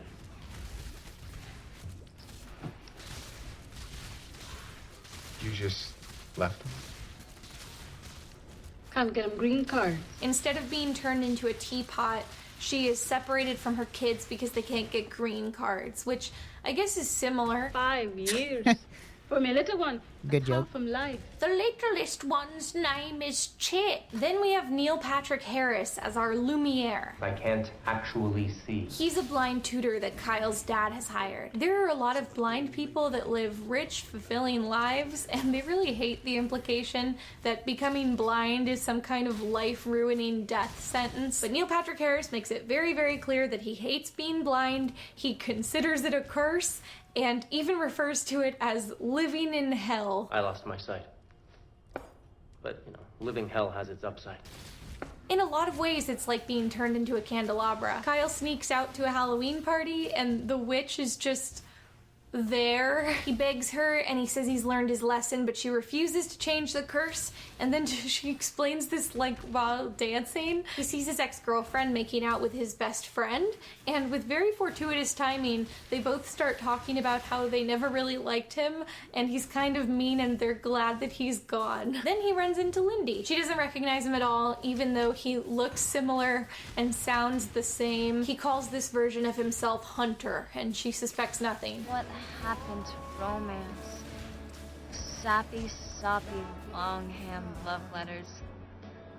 He's smitten. He starts habitually following Lindy around, like watching her routine, thinking that she's adorable, and then one night he follows her home and she finds out that her junkie father is missing. He turns out to be just in the alley right next to their house, but he's being threatened by drug dealers that he apparently owes a lot of money to. Give me and my brother our money! Not this again. I like that she says, not this again. Like, does this happen a lot? Lindy gets knocked This one will be a unconscious great and Kyle shield. carries her to That's safety. awesome. And when he gets back, Lindy's father has shot It's and killed slightly one better of the than what I drug have. dealers. We'll take it.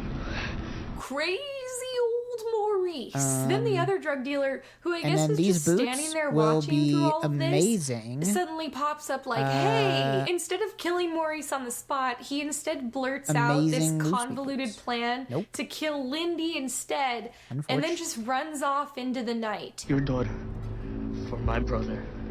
Someday, I'll find her. And then, this is the best part, Kyle is like, let Lindy stay with me. poachers. And Maurice is like, no. His performance is so funny. No, it's just too twisted. So then Kyle, like in slow motion, takes out his phone and takes a close-up photo of Maurice's face. And then he turns around and takes a separate photo of the corpse lying on the ground. And he's just like, I'm gonna blackmail you with these photos to let your daughter stay with me so she can be safe. And then Kyle just sprints away. Like, did they exchange contact numbers? Or so now Lindy's staying with Kyle. She thinks it's for her protection, but she still has an attitude about it because she's mad she's missing school. And I know it's life or death, but I've been saving for that Machu Picchu trip for 3 years. But over The time, they Machu get to know Picchu each trip. other and begin to It's fall real. in love. That's a lot of the movie, so I'm able to just kind of skim over all that in my summary. He writes like a diary of love letters to her. Dear Lindy, I've been thinking about letters recently. They read poetry, they go to the zoo, they some bond. They share a moment rings. where Kyle tells Lindy that his mom left when he was a kid. My dad was a teacher. You know, before my mom died. Now he's a drug addict, which only pays slightly better. Then in the last month of The Curse, Neil Patrick Harris is just suddenly like, Trash. hey, don't you have a lake house you can take her away to for a romantic getaway? And Kyle's just like, oh yeah. Take her to whatever bad boy country house Daddy's got. Daddy don't got.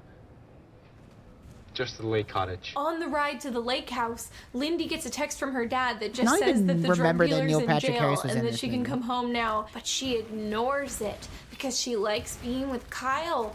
Ooh. They have a moment by the lake. Kyle has bound together all of his love letters and he's handed them to her to read. He's going to confess his feelings, and then Lindy's phone rings and her dad has overdosed. I guess he texted her right beforehand. Was he high when he texted her? You have to go to him. Lindy hops on a train to leave, and as the train is pulling away, she goes, Hunter?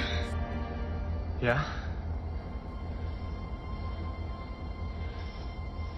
You're a good friend. Beast zoned. Then the train starts rolling, and Lindy Dude, it looks must be out so the window easy to at write Kyle, and these she holds up the fucking letters, teen gesturing movies. like, I'm gonna read these Must be letters fun, now. too. Kyle starts running after the train. He's like, no. Don't read that. Don't read that. Don't read that! I think it's probably because he's afraid of rejection, but I want to believe that what he's actually handed her is like a rough draft of this stand-up routine he's been working on. And like a lot of the jokes are about drug use and overdosing, and he's like, he knows that's not going to be well received right now. Don't read that! So Lindy reads Kyle's letters and tries to call him, but he just totally ghosts her. I guess he thinks she's tried to call him like 20 times in a row just so she can let him down easy. It's a weird thing to think. That's not the vibe she's putting out at all. I really don't get this. I know his self-esteem is not in a great place, but he literally has nothing to lose by hearing her out. I actually don't know why he didn't make a move sooner. Like, if it was really early, then coming on too strong could have ruined his chances. But by this point, they had a pretty good rapport. It just kind of seems like Kyle should have shared his feelings and just risked the embarrassment and hoped for the best. Anyway, he ignores her until the day of the class trip to Machu Picchu. She don't know what to do, so she go back to school to go on the trip. So he runs to the school, not the airport, the school, 100% more and the school currency, announcements rare keep range saying weapons? I don't care. the bus to Machu Picchu is leaving in 5 minutes, like they're gonna drive there. The Machu Picchu bus is leaving in 5 minutes. Yeah, I don't know. And there are signs up all over campus that say Machu Picchu today for some reason. So then it's pretty anticlimactic. He finds Lindy, they hash it out. He says he loves her. Attention all students. The Machu Picchu bus is leaving now. Go. She says she loves him and the curse is broken. Hunter.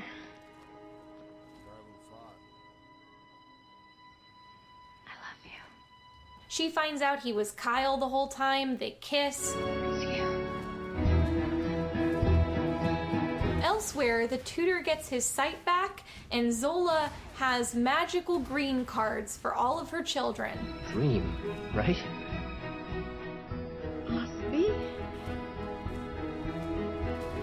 But happy. Very damn happy. And then over the credits, we see happy pictures of Kyle and Lindy at Machu Picchu. The end, happily ever after. I Thank love you for going on this magical journey Machu with me, Picchu but is we just are like just getting such a started. funny plot Shall we go point. on to the next point? You might have already picked up on this, but number 2, nothing the characters do ever makes sense. In the same scene where Kyle has just been elected president of the Green Party, he tells the witch that he scored tickets to the Green Party party. Like, I got 2 Green Party VIP dance passes. yeah, I would think he was VIP able to go. dance When Kyle passes. finishes his speech and he goes out and his posters are defaced, the witch is standing right next to the posters, and she's holding like a comically oversized magic marker to indicate that she did it. And when he confronts her, she's like, I hate you, and I did this. Lindy is like watching this exchange from behind a pillar, and after the witch walks away, Kyle goes over to Lindy and he's like, Appreciate the smear campaign. why would you think she's done this? She's just like, that wasn't me. But maybe that's just me being the defensive scholarship kid. So Kyle invites the witch to the party as his +1. She walks up to him inside the party, and then he's like, you would never be my +1, and you're gonna need a ticket to get in. But hey, you can always buy a ticket. But like, she's already inside the party, and like, you see a table set up to take tickets, and then there are some doors leading into like the rest of the party. But the area they're in is already inside, and they're serving hors d'oeuvres, and there's like a band and live African dancers. I guess just anybody can go to that part. And you need a ticket to get to the generic dance floor inside. Why did the dad hire a blind tutor? I can't actually see. I thought maybe it's so he won't gossip to everybody about it, but as soon as he gets there, Kyle just tells him he's deformed anyway, and like explains that it's because of a curse. Was it so he wouldn't be disgusted by Kyle? It's because like, of a curse. I hope that any tutor wouldn't be physically repulsed by teaching a deformed child. I mean, Zola got over it. There's one scene where Kyle is talking to his Lumiere and Mrs. Potts, and they're at dinner, and he's starting to be like a nice guy by this point in the story. So to the blind guy, he's like, hey, is there any kind of surgery that can fix your eyes? I want to help you. Because I saw, like, every doctor in the country. Miracle only. But thanks. At this point, I thought he would turn and be like, hey, Zola, who's also sitting right here. Is there something my stacks of money could do to help you see your children? But they just kind of changed the topic. I might have Sorry, to take Zola. When Kyle is trying to win go. over Lindy, he keeps leaving her expensive gifts like designer handbags and jewelry. And Zola is like, you can't buy her affection. How does this thing work? You are. And What am I supposed And to? Am then I Kyle looking remembers for from something? stalking Lindy that she loves juji fruits. So he buys her Or am a I just big killing flat everything? of juji fruits. And it kind of works. So I it think turns I'm out looking he for can these buy her guys. affections. He just has to think of the right thing to buy. Actually, I was kill kind of hoping them. they'd recreate the library scene, And then but they instead of drop shelves of dog books, shit. it's like a beautiful library. Why with did I just waste my shelves time? and shelves of boxes of juji fruits. Oh, well. If you like it that much, it's yours. There are multiple scenes where Kyle refers to his servants as being trapped like he is, which makes no sense. I know you guys want out too. Their respective curses are being blind and not having green cards for their children, which doesn't really prevent either of them from leaving his apartment and living normal lives. I mean, they seem to live with Kyle full time, which seems more like a perk of the job than anything, but there's nothing stopping the them game has from crashed going again. outside. They reveal at the end that Kyle's father owns this beautiful isolated lake house, which Kyle specifically tells us his father hates Well, and never uses. back into the queue. My dad got bad reception down at the lake. You can only take it for about 45 minutes. You know what? This is a great opportunity though because I do have to feed my cats, so they'll be Seems quite a lot happy less about grim this. than that apartment in the city. I also don't understand, as rich as Kyle is, why the Machu Picchu trip is such an obstacle. Like, he feels like he's close to breaking the curse, but the Machu Picchu trip is looming as like a time limit because Lindy wants to go on it. So how come after they had a relationship starting to build, Kyle didn't just decide to alleviate the tension of the Machu Picchu trip by, like, surprising her with plane tickets to Machu Picchu? Like, hey, Lindy, since we're avoiding a drug dealer anyway, you'll be safer in Machu Picchu. And they could have bonded on the trip. Two birds, one stone. There's the scene where Zola tells him to get her something that she likes to show that he knows her interests. And the first time I'm watching the scene, I'm like, What do you know about her? You must think about her. Me know you see who she is. All right, cats were fed. Go on. Keep on going. Think. trip to Machu Picchu, trip to Machu Picchu. But then he gets her juji fruits and I was like, oh, okay. But out of this whole movie, my biggest question is about the witch. Why does she go to his high school? At the start of the movie, she already goes there and everybody knows who she is. The movie starts in May, at the end of their junior year. Has she been there all year?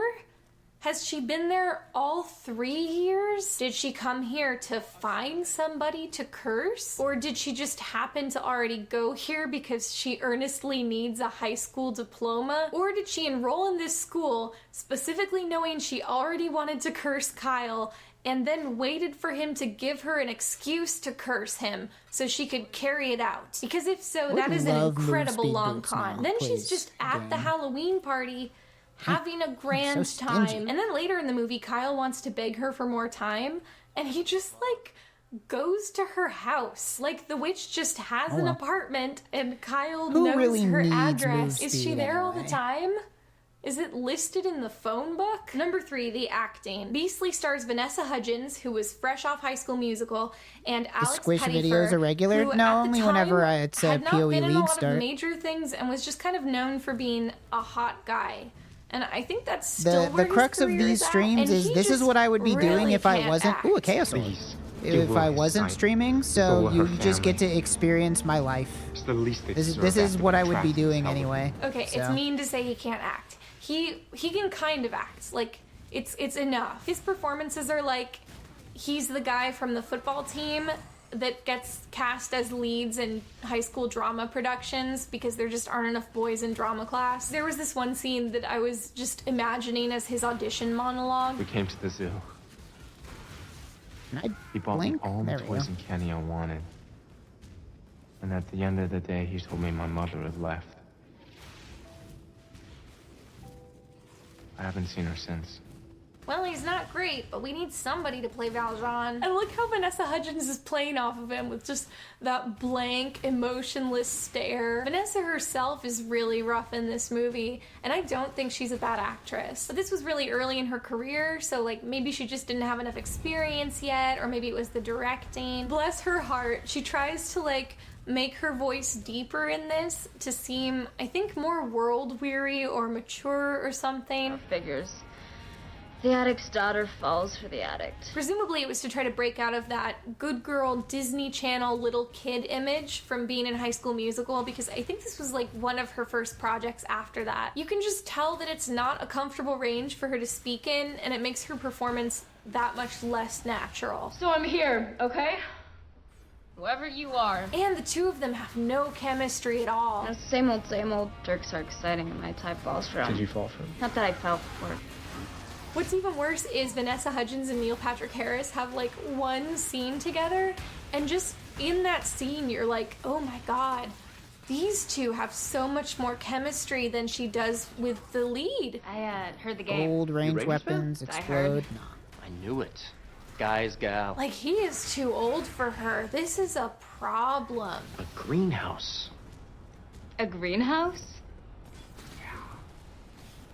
Right. Oh, I But I forgot did to like that grab it made me go on this blood mental rage. Fuck tangent me. of like, Alright, whatever. what if in the real Beauty and the Beast, Somebody Belle remind had me to just get blood fallen in rage. love with Lumiere, and Lumiere himself is trying to discourage it because he wants to break the curse, but like the heart wants what it wants. And she's like telling the Beast all about it and saying what a good guy Lumiere is. She keeps saying things like, I know he's a candlestick, but I love him for what's on the inside. And the time limit runs out, and Belle chooses to move into the castle full time, and she marries Lumiere, who is still permanently a candlestick, and the Beast is just forced to watch their happiness from a middle distance for the rest of his days. Anyway, the rest of the cast is pretty limited. The lead Red? actress of I'll 50 take a Shades of blue Grey red. makes a cameo as Kyle's ex-girlfriend. Zola is played by the wonderful Lisa Gay Hamilton, who is completely wasted in this kind of offensive caricature. Turn My Jenny husband down? wants My me to bad. marry him. He would weave my basket. The only performances I like Dude, YouTube were Neil videos are Patrick any Harris volume. It's and really Mary annoying. Kate Olsen. It's not a role with a lot of range, but she's living it up. She's selling it, and who doesn't love a good witch performance? That being said, there is one element here that really doesn't help. Number 4, the dialogue. Best embrace the suck. Best embrace the suck. This movie's dialogue is a hot mess. And that's actually like one of my favorite things about it. There are so many lines where you can feel this obnoxious pride in how cool they thought that line sounded. A lot of the dialogue is just pure clumsy exposition with the characters stating exactly how they feel or their worldview, in case we couldn't pick up on that already. Beautiful people get it better. I appreciate all the extra time you spent Blood with me, rage. Mr. Bernstein. You hate that teacher's gut. Blood rage. Right, I remembered. People like people who look good. Anyone who says otherwise is either dumb or ugly. I don't let others speak for me. Then you have the moments where the characters are making small talk, and every single line has some kind of buzzword-filled, snappy comeback. Let's look at the scene where Kyle meets his tutor. Tell my father he can carpe diem in hell. Happy to. Meantime, how about you cage the rage and invite me in for a nice hot bowl of dad sucks? I love that because on top of the incredibly tacky dialogue, please note that both characters in the scene speak in a way that's totally interchangeable. Everyone here just talks like the writer's version of cool person. It's not interesting to watch them interact because Kyle might as well just be talking to himself. And I already mentioned that Alex Pettyfer and Vanessa Hudgens have no chemistry, and on top of that, I think the editor was really sleeping on when to make those cuts. What can I say? I'm substance over style. A dying breed. It's never too late to join. I think I already drank the Kool-Aid. Always hope. The fact that there's always like a single beat too long at the end of a line just makes their interactions that much more stiff and awkward. Next up, let's look at number 5, the marketing. My favorite thing about Beastly is that you can tell the studio thought it was going to be a big hit. They sold backpacks, stationery sets, t-shirts. It is too bad that I don't think she talks about the Wii game in this Halloween video. costume, and I thought I was gonna die looking at it. Another piece of merch that they made, and my favorite thing to come out of the Beastly saga, Oh, she was does? number 6.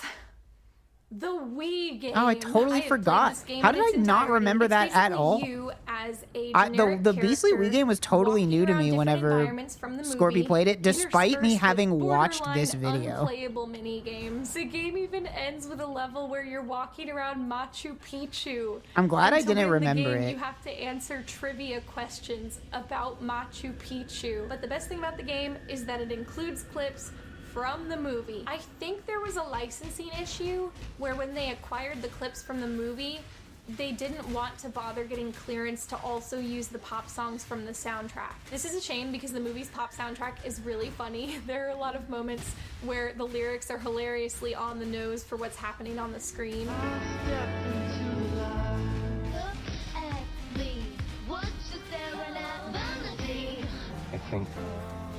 I think I might be in danger of falling in love with you.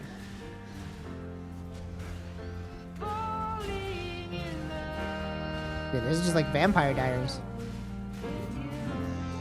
But anyway, the Wii game All right, couldn't Act use 2 any done. of that, so What they are we at? acquired clips that are like 1 the hour? unscored Not great. version with just the dialogue and the sounds. But it's weird if it's silent, so to compensate, they Let me out. attempted to score these clips with the game's built-in music. And since it's a cheap game, they have like 3 songs to choose from. Quirky sitcom Whoa, another backing Chaos track. Orb. Damn. I'm rich. No.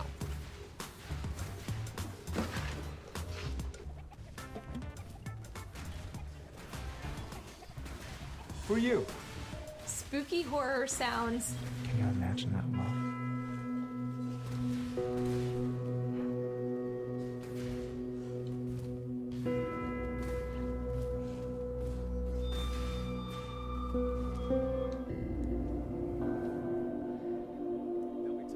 And generic club music. Give me and my brother our money.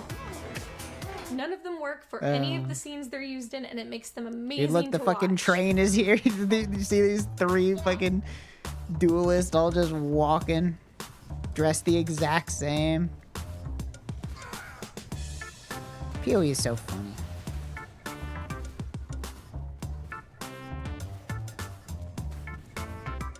Now this next item is a bit of a twist. That's right, this video has twists. Number 7, the other ending. Yeah, this movie had 2 endings. Like I said, they were really concerned with marketing it, so there must have just been some really compelling feedback from the test screenings. The ending we see in theaters is not the way it was originally supposed to go down. So, in Beastly's alternate ending, Kyle runs to the school on the day of the Machu Picchu trip. This time, all the posters at the school say, Machu Picchu trip departed. Yeah, sounds legit. Presumably there's another flyer that says school prom yesterday. The students see Kyle. Someone screams,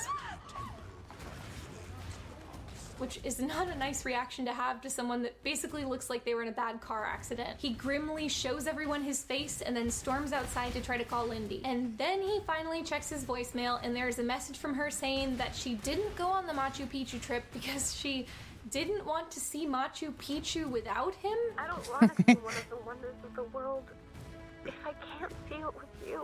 I don't really understand that because Lindy doesn't know there's a curse with a time limit, so why didn't she just go on the trip? Like, he's gonna be there when she gets back. Then Kyle's phone rings and it's Lindy, but it sounds like she pocket dialed him, but it's on purpose. She is being kidnapped by the drug dealer who wants to kill her. I thought you were in jail.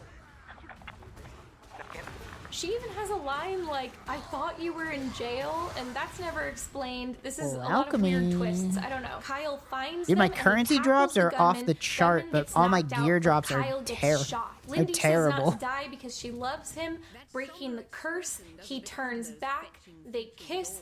Happily ever after. And everything from there is the same as the other ending. So this is basically traditional Beauty and the Beast. I don't really know why they didn't go with this ending.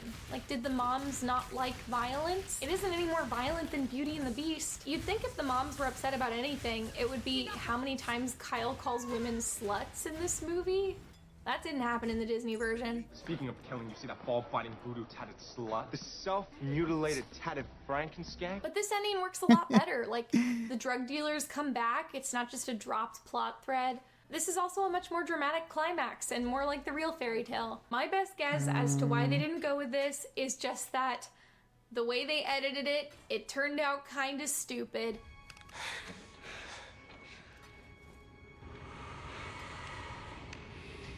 You're here. The events themselves don't feel too out of place in the rest of the movie, but like Lindy cries a tear and then they make it glow and there's like a weird dreamy filter effect over the footage. I think they just got feedback from somebody that was like, that felt dorky. And instead of trying to make a second pass at editing it, they just reshot the entire ending. I don't know, maybe this was different than the book ending and fans of the book were mad. Are there fans of the book? Anyway, you're probably like, Jenny, why did you put this bullet point here? Why wasn't it higher on the list? Why didn't you just tell us about this when you told us about the first ending? And that's because that Wii game I just told you about, I just wanted you to know that the Wii game had this ending. I'll go get help. No. No, but you're hurt. I didn't feel it. I don't feel a thing. Please, let me get help. No. Okay, I'm about to go in for the kill, so first let's cover number 8, the things that I liked. Kyle builds Lindy a greenhouse. I think that's the scene that's actually supposed to be the stand-in for the library scene. Yeah, it was over-leveled, now I'm it works better than the normal leveled. library. Kyle Means I need didn't to just farm buy a little it, he had bit. to actually build it and put effort into it, and he did it entirely for Lindy. The Beast just Using. had his library, he wasn't even Hey, maybe using they really it. I did also buff liked currency that scene where drops. Sloane, his ex-girlfriend, is making out with his friend at the party. Well, but honestly, with him gone, it's kind of a relief. They basically give her like a single line where she's like, I'm actually glad Kyle's gone because I think he made me a worse person. Like, I always felt like I had to be on and mean, like really mean. Like, keep him entertained. I like that she wasn't just a mindless evil harpy, which is more than I can say for the non-Belle women in the remake of Beauty and the Beast. Although, even after he's supposed to be a reformed nice guy, Kyle still refers to her and her friends as Sloane and the Bimbots. Like, they're bimbos and robots. Go to Barney's, get Manolas, or whatever sick, expensive kind Sloane and her bimbots love. Nice, Kyle. I'm sure your middle-aged Jamaican nanny really appreciated that zinger. Okay, so I realized 2 things is a Guy miserably has short infinite list. fucking health. That's all I got. Why am I even Let's move killing on to the these next things? point. Number 9. This I don't know. doesn't work Too busy at watching the all video. as an adaptation of Beauty and the Beast. One of my biggest questions after seeing this movie was, what were they even trying to do? You can make that the quote for my review. Put it right on the DVD cover. I mean, I guess I kind of know what they wanted to do because I know they wanted to make money. And maybe that was it. So, mystery solved. But what I'm saying is, why is this story set in modern times at all? Like, the shtick is that it's a modernization of Beauty and the Beast. And like, modernized fairy tales are a thing. It's a popular genre, I get it. It can be interesting because it comes with its own challenges of like how you translate different things into modern times from a fairy tale world. But this story just like modernizes some things in almost like a 50-50 split. Kyle isn't a prince because that would be ridiculous. Princes aren't real. His servants don't turn into furniture. That would be crazy. He doesn't turn into a beast. That wouldn't make sense. He's a tatted up bald guy with scars. But like the witch is just a real witch. She has real magic.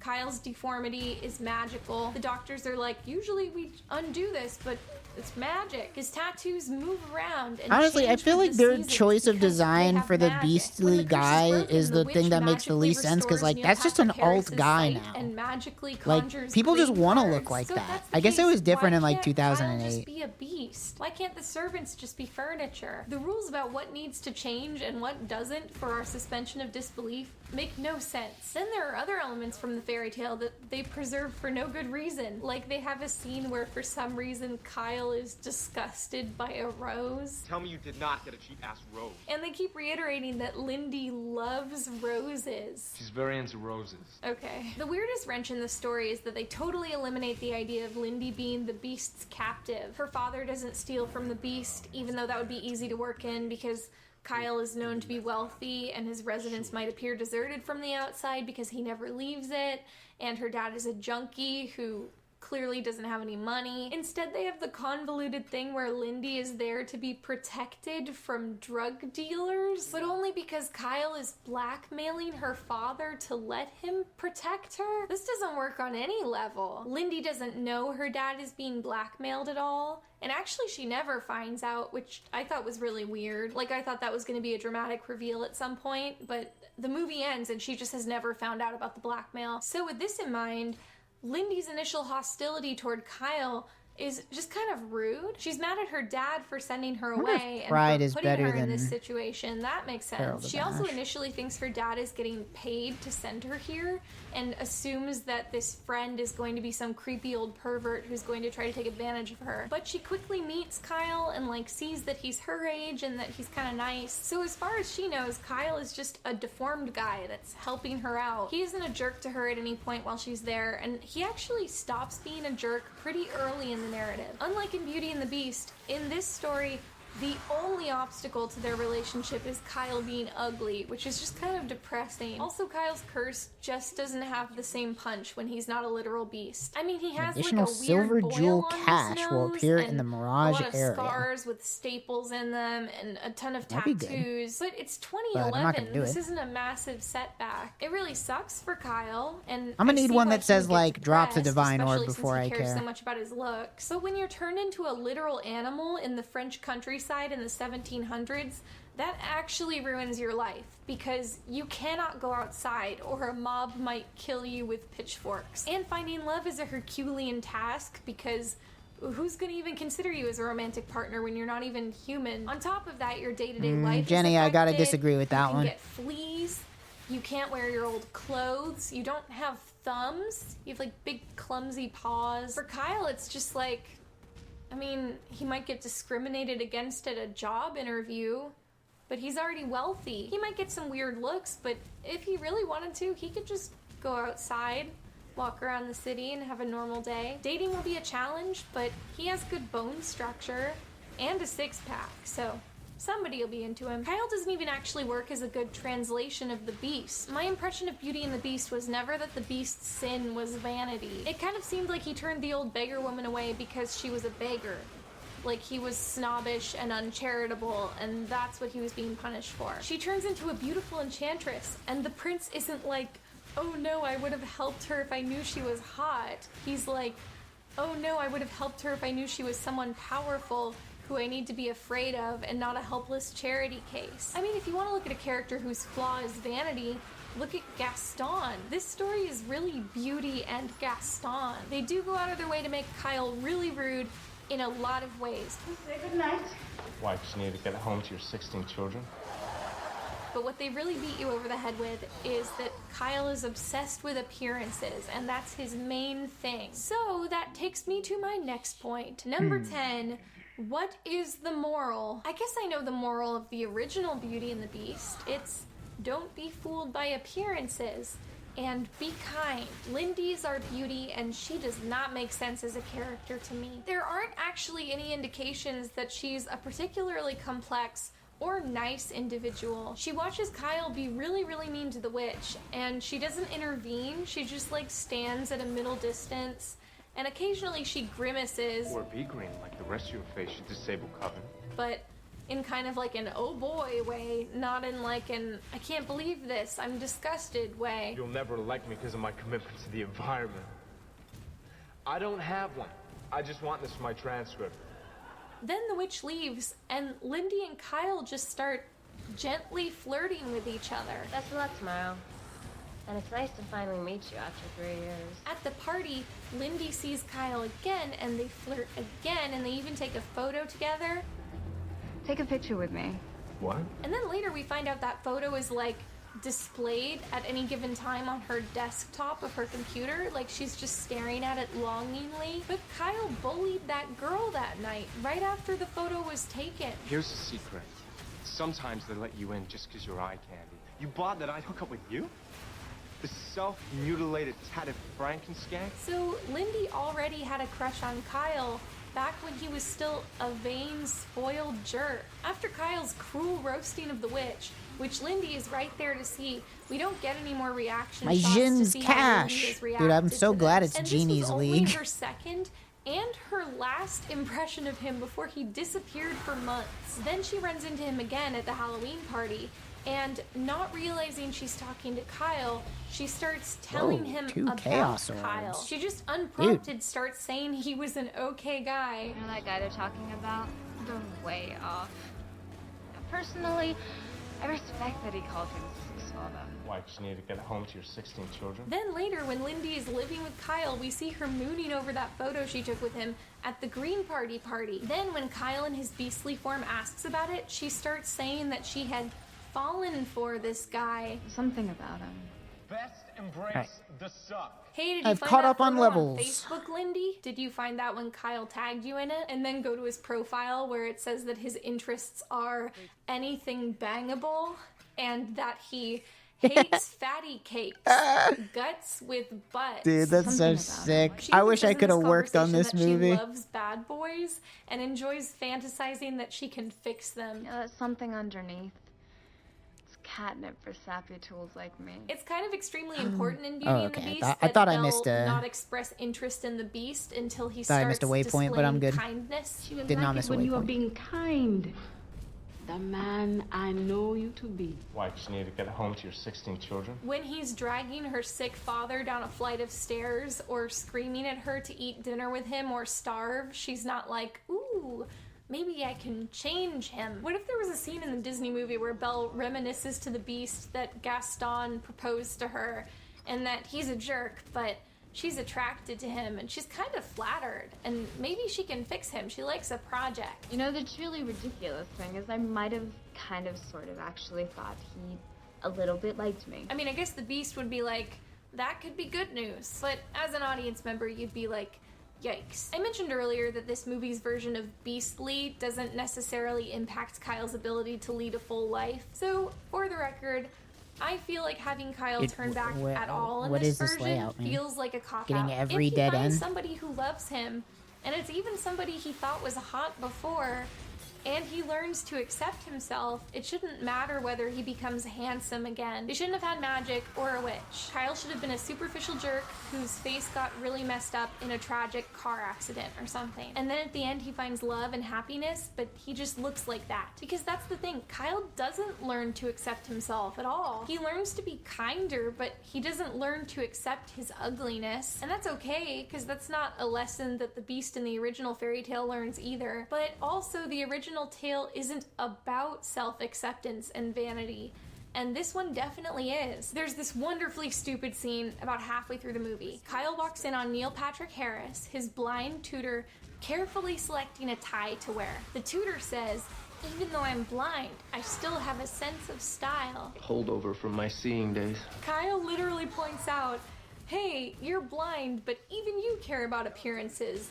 That ruins the theme of the movie. Point being, no matter what, how you look matters. But Neil Patrick Harris says, It's not about how others look at me. It's about how I look at myself. Mental Rubik's Cube, I know. and, well, if that's what it's What do I about, need here? then this movie is an all-around failure. So that's Beastly. lapis. I don't know why I love Beastly so much. It didn't do very well. It definitely wasn't a phenomenon like they wanted it to be, but it also kind of flew under the radar as far as bad movies go. And I think that's a shame. Beastly is like a sad, deformed boy that only I can love. I don't love it in spite of its flaws. I love it because of its flaws. I don't want to change it or fix it. I love it the way that it is. So what I'm saying is, my love for Beastly is a better love story than Beastly.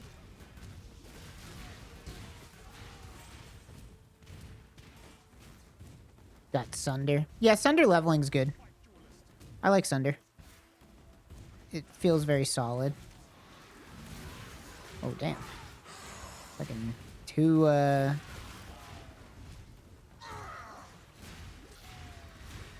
essences just chilling there. Kind of weird.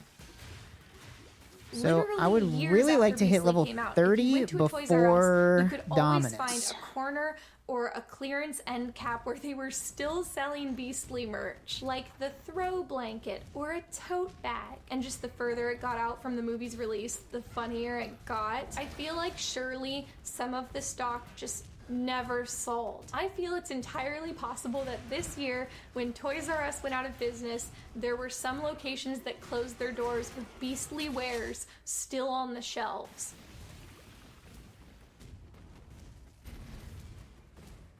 Oh shit, what's it gonna play? I don't know. I'm locked in. I'm just gonna let it autoplay. Whatever comes next, comes next. So I know that I'm prone to hyperbole, but Escape from Tomorrow is the most dumb, stupid, horrible, inane, awful, ugly movie I've ever seen. If you don't remember what Escape from Tomorrow is, you do remember the hype from when it came out. This is the indie film that was shot guerrilla style in Disneyland and Disney World by some guy named Randy Moore. That's a really cool concept, and everybody was buzzing and curious to see how Disney would respond. And they didn't, by the way. They just, like, ignored it. Anyway, this will come as a huge shock to you guys, but I'm a big fan of theme parks, so this film was on my radar right away, and as soon as it became available, I had to go see it. And to this day, I remember that as one of the worst film viewing experiences I've ever had. But now I have a YouTube channel, so I decided to revisit it for you guys. You're welcome. So right off the bat, I don't expect or want any of you guys to have to sit through this movie, so I'm gonna give you a summary. Opening credits play over footage of people riding Thunder Mountain Railroad. This is one of the few pleasant moments of the movie because no one is speaking and nothing is happening. Then as the credits end, this happens.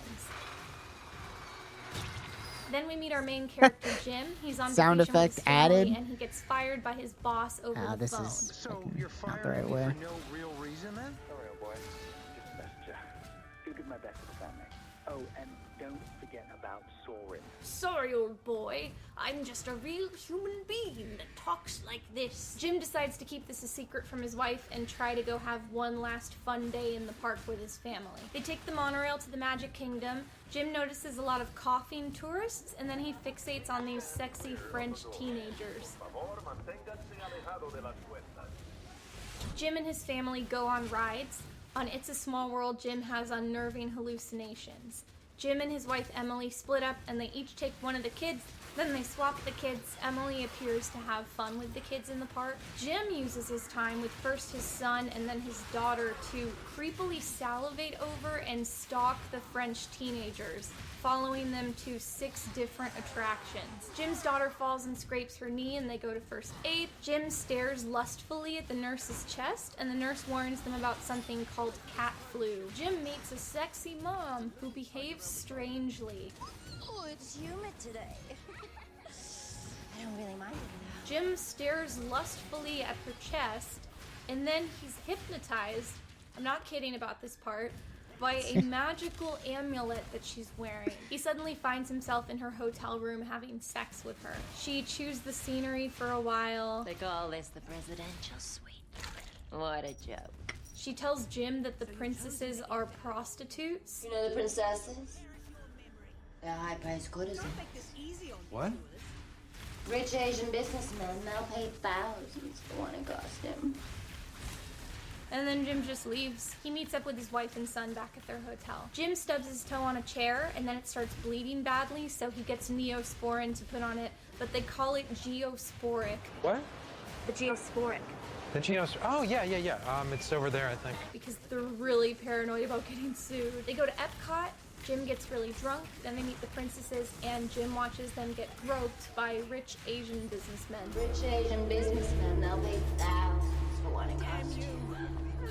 And that wasn't my edit. The voiceover was in the movie. Like, Randy Moore was afraid we would have forgotten that line and been confused. That's not why I'm confused, Randy. Jim and his wife fight, and his wife decides to take their son back to the hotel while Jim stays behind with the I've got daughter. a lot of Jim and his gold. daughter ride Soren, and Jim hallucinates Give that there's a me nude woman being a good projected shield. over the images of hang That gliding. one's not great.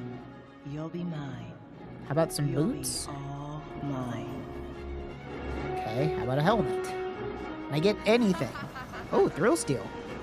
Well, that's sick. You know, Hell I would yeah. expect the naked woman to be I'll take like it. the French teenagers or the sexy Would like a better nurse, shield, though. or even the sexy mom from before, but instead it's just Okay, that's... some new naked woman that we haven't seen before. Anyway, Jim gets off the ride and he sees the French But up teenagers. for one more One gamble. of them approaches him and asks him to join Nope. them, but he Totally refuses. boned. You speak English? Please, go. Well, I'm afraid if I come with you, something bad is gonna happen. But Real Steel's cool, if though. you don't, something will. The teenager deliberately and expressionlessly spits on his face. Jim loses his daughter. Jim gets intercepted by security and they taser him in his crotch. I guess it's supposed to be funny. Jim wakes up in a secret lab under the Epcot orb, and a scientist tells him that he's part of a shadowy corporation that's trying to monitor Jim's imagination. Jim squirts Neosporin everywhere in a scene that's framed in a weirdly sexual way. It fries the system and Jim breaks free. He also decapitates the scientist, who turns out to be a robot. Jim somehow realizes that his daughter is with the sexy mom from before, so he goes back to her hotel. He does find his daughter there. She's now been dressed in a princess dress, and the sexy mom is dressed like an evil queen. You're a witch. No, I'm a princess. Or at least I used to be. Happy day, all of you. I love you. I am so happy to be here with you. Evidently, she used to be a princess at Disneyland, and she shook and hugged a child until her neck broke. Jim argues with her a little. We get the best line delivery in the whole movie. You're sick. You know that? Haven't you ever had a fantasy, Jim? She also says this. Have you even seen someone decapitated? What? It's not like in the movie. And yeah, not my edit, the movie replays that scene from Thunder Mountain at the beginning because Randy Moore doesn't trust us to remember it. Also, it isn't explained further. Jim takes his daughter back to the hotel. Jim has explosive diarrhea, which, yes, we have to see and hear, and I'm not going to show it. You're welcome. And then Jim coughs up a hairball. Everyone's so worried about cat flu now. You could be a host and not even know it.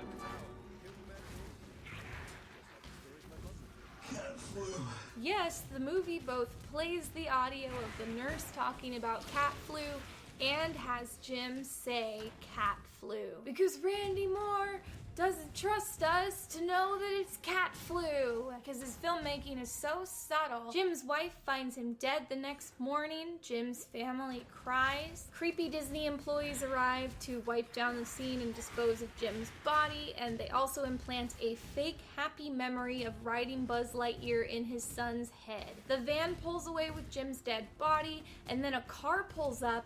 Jim gets out, but it's like a nicely dressed Jim, and his daughter is a different daughter, and his wife is the naked lady from Soarin'.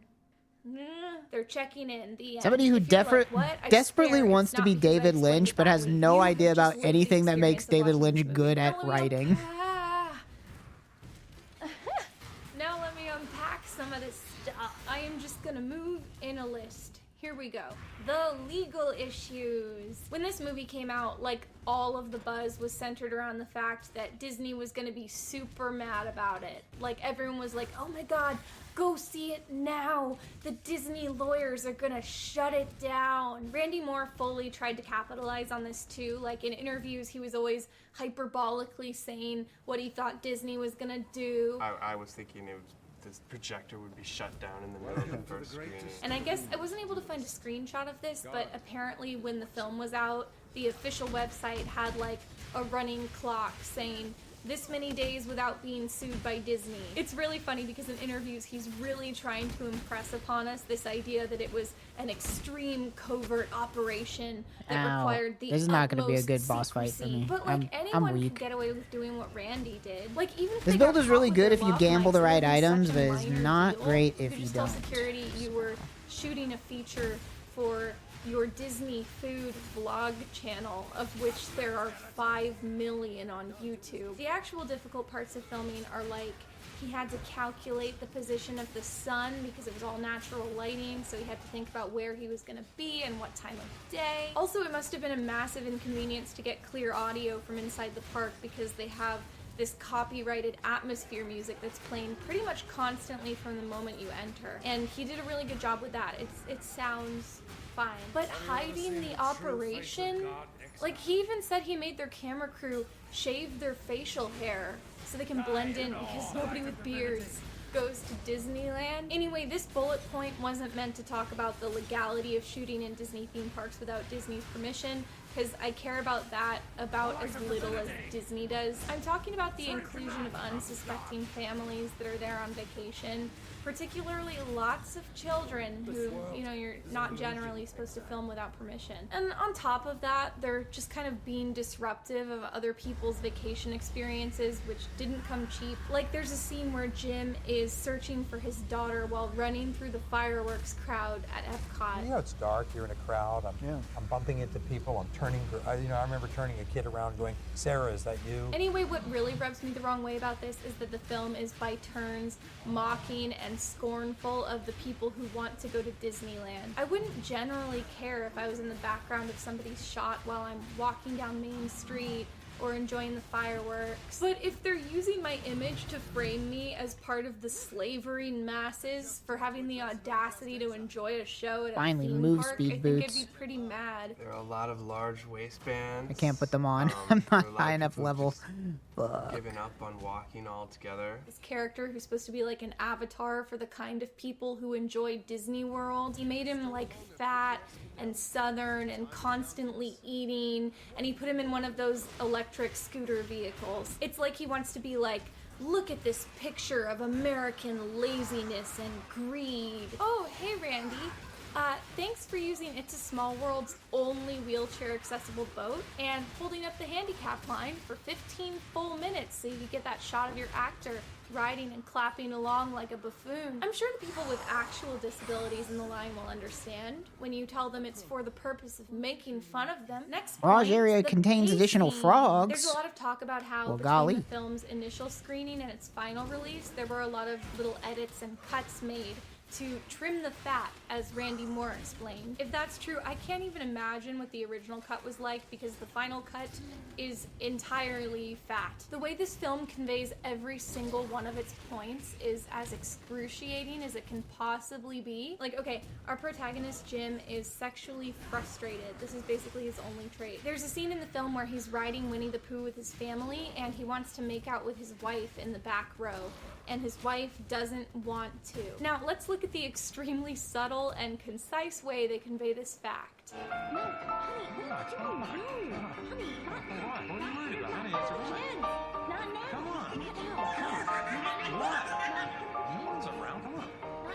This movie seems unwatchable.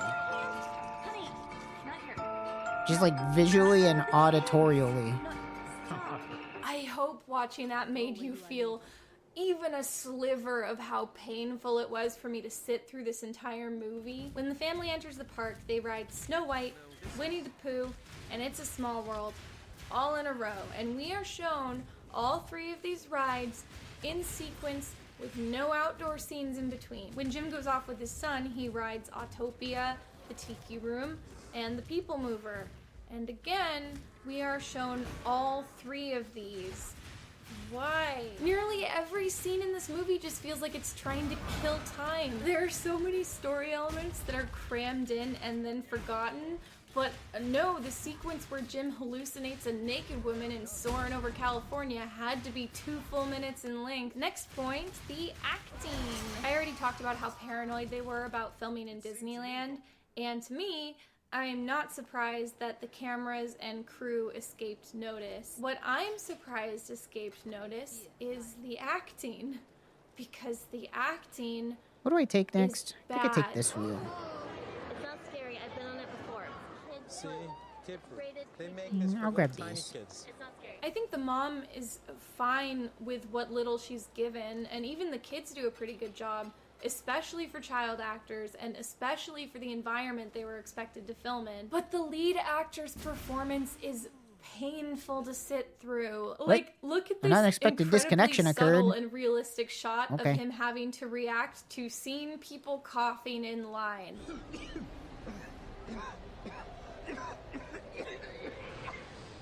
Everything Everything he What? does is so goofy Hey, and exaggerated. let me in the mines, bro. Giving me any, I mean, I'm in every scene of this, and no one was giving me any, like, kudos. And I was kind of like, really, it's all about the buzz. And I understand why. I thought it was more of a comedy. I mean, when I read it, I was like, oh, this is a comedy. I think it is a comedy. Like a Ben Stiller comedy. Yeah, I gotta make a new instance. Well, I mean, Oh, this is also really funny to me. The scientist actor at the end, he seems to have really latched onto the idea of fussing with his glasses as a character tick. And Randy Moore there we loves go. to combine that with shots of him turning away from the console toward the camera to begin speaking. And finally, we have our holy grail of bad performances, the sexy mom that Jim has sex with. You're welcome to stay a while. My husband put me back to life. Real blast.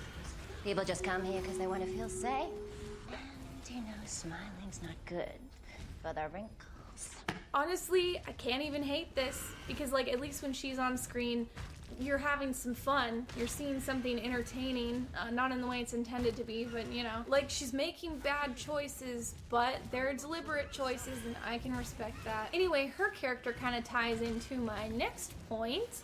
The women. When this film came out, a lot of critics accused it of feeling very misogynistic, which I think is ridiculous. A lot of the speaking roles in this movie are women, and I think that's really progressive.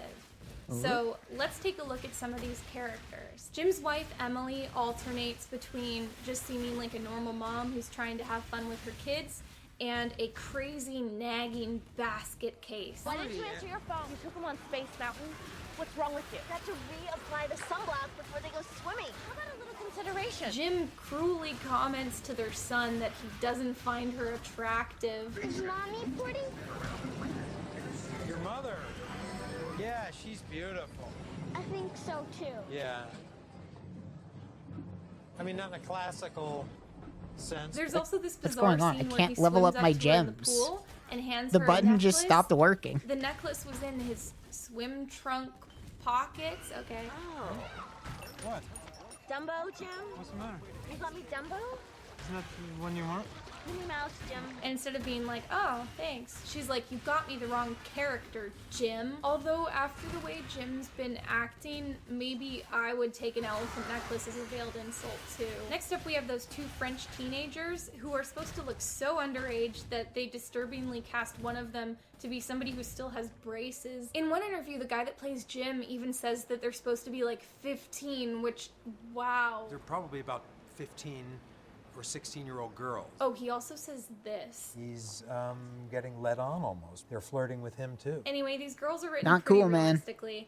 I've been to Can't be loads doing of theme that. parks with my hot female Not friends, cool. and we definitely spend the whole time clinging to each other, giggling, cartwheeling, and seductively eating bananas. You know, that classic theme park food.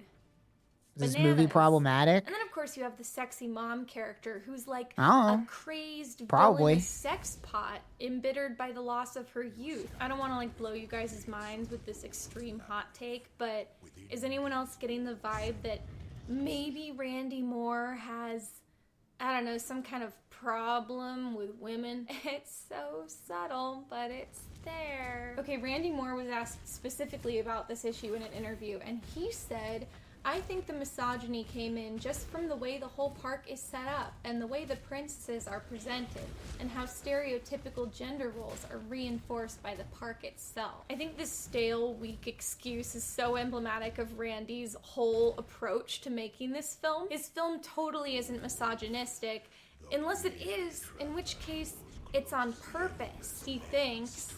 Because, you know, the Disney princesses are misogynistic. The Disney princesses are misogynistic because he heard it somewhere, like in a BuzzFeed article or something. What aspects of them doesn't he like? And how does making them prostitutes comment on that? He thinks he's making biting original satire, but he's stuck in the frame of mind of like an edgy, hot topic kid. Which brings me to my next point. It's pretentious. There are so many choices made in this film just because That's the real Randy Moore killer. thought that You that can't. was You a simply thing can't be artistic pretentious. films do. It's shot in black It's and white, bad. which was actually It's bad a for your practical movie. decision because Randy knew he wouldn't be able to control any of the lighting, so this kind of makes all of the shots look similar to each other, even if one is totally blown out by the sun and the other one's dark. But then Randy also tries to act like it's part of his artistic process because the old movies. Get it? In the scene in the Epcot orb, one of the monitors shows this shot of the castle and the Walt Disney statue, and then it pans up to the sky, and Jesus is written by like a skywriter. Disneyland's really popular with skywriters because they can't like stop them from doing it, and it's a really good way to have like a captive audience of a lot of people in one place. And like the skywriters are usually Christian ones, so obviously the crew was just there on the day that happened, and they shot it, and Randy was like, that's so deep, because it's like ironic. Because why is my level all gems button not work anymore? That's a weird bug. Things people watch and enjoy are like a religion. Sports is like a religion. One time I went to a music concert and everybody clapped. Music is like a religion. I stood I like in a that. long line to buy One time I went to a groceries. music concert and Groceries everybody are like clapped. A religion. All of these dumb sheeple buying eggs. Okay, Disney as a religion is hardly a hot take, but it's also not even the central thesis of this movie. So they just threw in the shot because it would look deep. One moment that I think totally exemplifies We love that Azaro this attacks derivative 400 times before he manufactured hot realizes topic he's dead. edginess is when Jim is awesome talking to the when that sexy happens. witch mom lady on the bench. She tells him that the turkey leg he's eating isn't really turkey. Well, if it's not turkey, then what is it? Emu. What? Emu. Emu? It's a bird.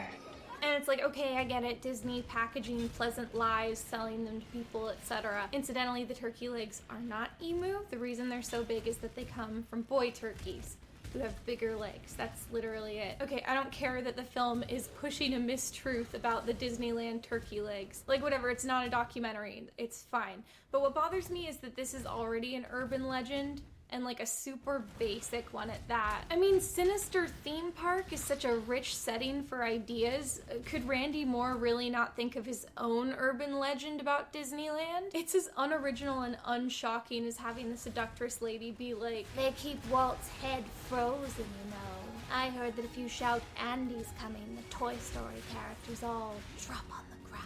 And then this movie has like an intermission with like a title card, and it had an old-fashioned end card too, and it's like, why? My mortal enemy, that fraud Randy Moore, said that this was to give the film an old Hollywood feel. The score, which is actually pretty nice, reflects this too. And in the scenes where he does have control of the lighting, it definitely has like a Twilight Zone kind of vibe. But the way Jim and his family behave, the language the characters use, the story itself, none of that reminds you of old Hollywood. There's no justifiable reason for these stylistic choices except as like a trick to try to inject some style into your stupid bad movie. Also, it's a bold move to put an intermission in a movie this tedious. You're just giving your audience an opportunity to sneak out without looking rude. Okay, next point. The story is dumb and it doesn't make any sense. Okay, far be it from me to point out plot holes in a film that's this unintelligible, but I just want to point to like one thing really quick. So Jim and his family are staying at the Contemporary Hotel. They get on the monorail goes one stop down the line and then stops to let on more passengers. 217. The PA system announces that they are stopping at the Polynesian Resort. And then the French girls get on. But later, Jim and his family are swimming at their hotel pool, and then the French teenagers arrive. What transfigured to tempt gems do Jim people with want? their sexy bikini bodies. I don't even have any blues. Why are they here We're when just they're gonna not throw even this dash in staying here at and this see what hotel? happens. But like maybe this is all happening in Jim's mind anyway, right? So it's not fair to me to hold it Ellie to hit the of the rules spectrum. of logic. Somebody's or gonna want that consistency. eventually. But then how come the whole movie we keep snapping back and forth between Jim's hallucinations and reality, and every time he Slayer snaps back to time. reality, the other characters notice and remark one's that he was it's this behaving one. strangely. But okay, maybe just the French girls are a figment of Jim's imagination, and no one else can see them except him. But no, Jim's wife and son both see them and comment on Jim staring at them. Why are we following those girls? Girls? What girls? Bonjour. Those girls. Those Parisian chicks. Or whatever they are. Okay, just calm down. They're little young Jim. Even for you, don't you think? We even see the French girls meet a pair of boys their age at the pool, and then in a separate scene that seems totally divorced from Jim's narrative or point of view, we just see the girls and these boys they met enjoying the aquarium at Epcot. And then Jim's wife sees them walk by and one of their faces morphs into like a scary demon face and she's visibly shaken. But Jim's wife isn't having any other delusions. So like, what's the deal with them? Are they actually demon things? And if so, what was the deal with the aquarium scene? Are they just evil demons of seduction, but also they like to take a lunch break and go look at the aquarium? If that's the answer, then I guess they're the most relatable characters in the film. Halfway through the movie, Jim stubs his toe and it gets like all bloody and infected, but that's not how he gets the cat flu. And then the French girl spits in his face, but it's like the end of the movie, and you're like, if the cat flu's making him hallucinate, he already had it, so maybe cat flu doesn't give you hallucinations? Is it just an additional thing that's happening? Are there just demons, and the demons are making weird stuff happen, or are they just making weird stuff appear to happen? Or are the scientists planting false memories, and then do the demons work for the scientists? Are the demon scientists? And then there's the cat flu outbreak and it's real but it's unrelated to the demons and the scientists. Is the whole movie a delusion that Jim is having, including the scenes that he's not present for and also possibly including his own death at the end? Why did they have all these plot threads if they all contradict each other and they didn't develop any of them? I'd say that some of these elements are a waste of screen time, but like honestly, what even constitutes a waste of screen time in this movie? I don't think a second of this was used wisely. Like, they could have cut out the scientist sequence that didn't explain itself and didn't contribute to the rest of the film, but then we would have gotten They really did buff. I really feel like they actually 20 did minutes buff of footage currency of the family drops. watching the Country Bear Jamboree. I mean, I guess I would have preferred that to what But they I mean, actually showed Exalts me. aren't Now, I on don't know the if you same can level tell as that I Divines haven't really anymore. gotten mean yet, and I'm about to. But before I do that, I'm gonna talk about some of the stuff that I actually wish I could level up my liked. gems I at already the said same that I time. liked the score. I liked the idea of the cat flu. I like that it's a silly made-up illness instead of bird flu or something. And it makes perfect sense for it to be cats because Disneyland has this giant population of feral cats living all throughout the resort. But it is weird that they didn't have any shots of the feral cats, like to remind you of lurking danger or whatever, because like, it's not hard to get footage of cats at Disneyland. They're basically everywhere that has plants. But anyway, the idea of being at a resort and seeing these signs of outbreak is very creepy and interesting. Honestly, I think I would have enjoyed this movie more if it was just like some cheesy found footage style horror movie set in the park. Oh, and the whole exchange with the nurse was ominous in a way that I liked. Everyone's so worried about cat flu now. Children are most at risk, so we have to be extra careful. Mommies and daddies, too. You could be a host and not even know it. Until they ruined it by having her cry when they left. That was just too much. There's one other level on which the creepiness succeeds for me, and it's an accidental one. They shot this film at both Disneyland and Disney World, so if you're very familiar with the layouts of one of the parks, then it feels a little creepy to watch so aren't because you you'll the notice most that it's like a weird fun hybrid, so things aren't where they belong. The boss fight geography is in the entire inconsistent, and campaign? that does give it this scary, dreamlike quality. But I was also aware that this was just done for production reasons and not to enhance the film in any way. It was basically like they started filming in Florida and then they had to finish up the rest when they got home.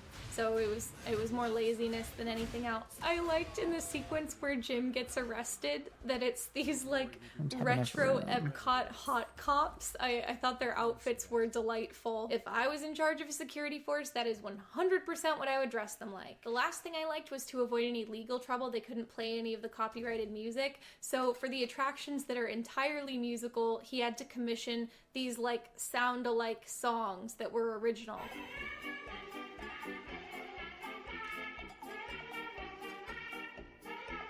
Oh, I can put on my move speed boots now. Yay!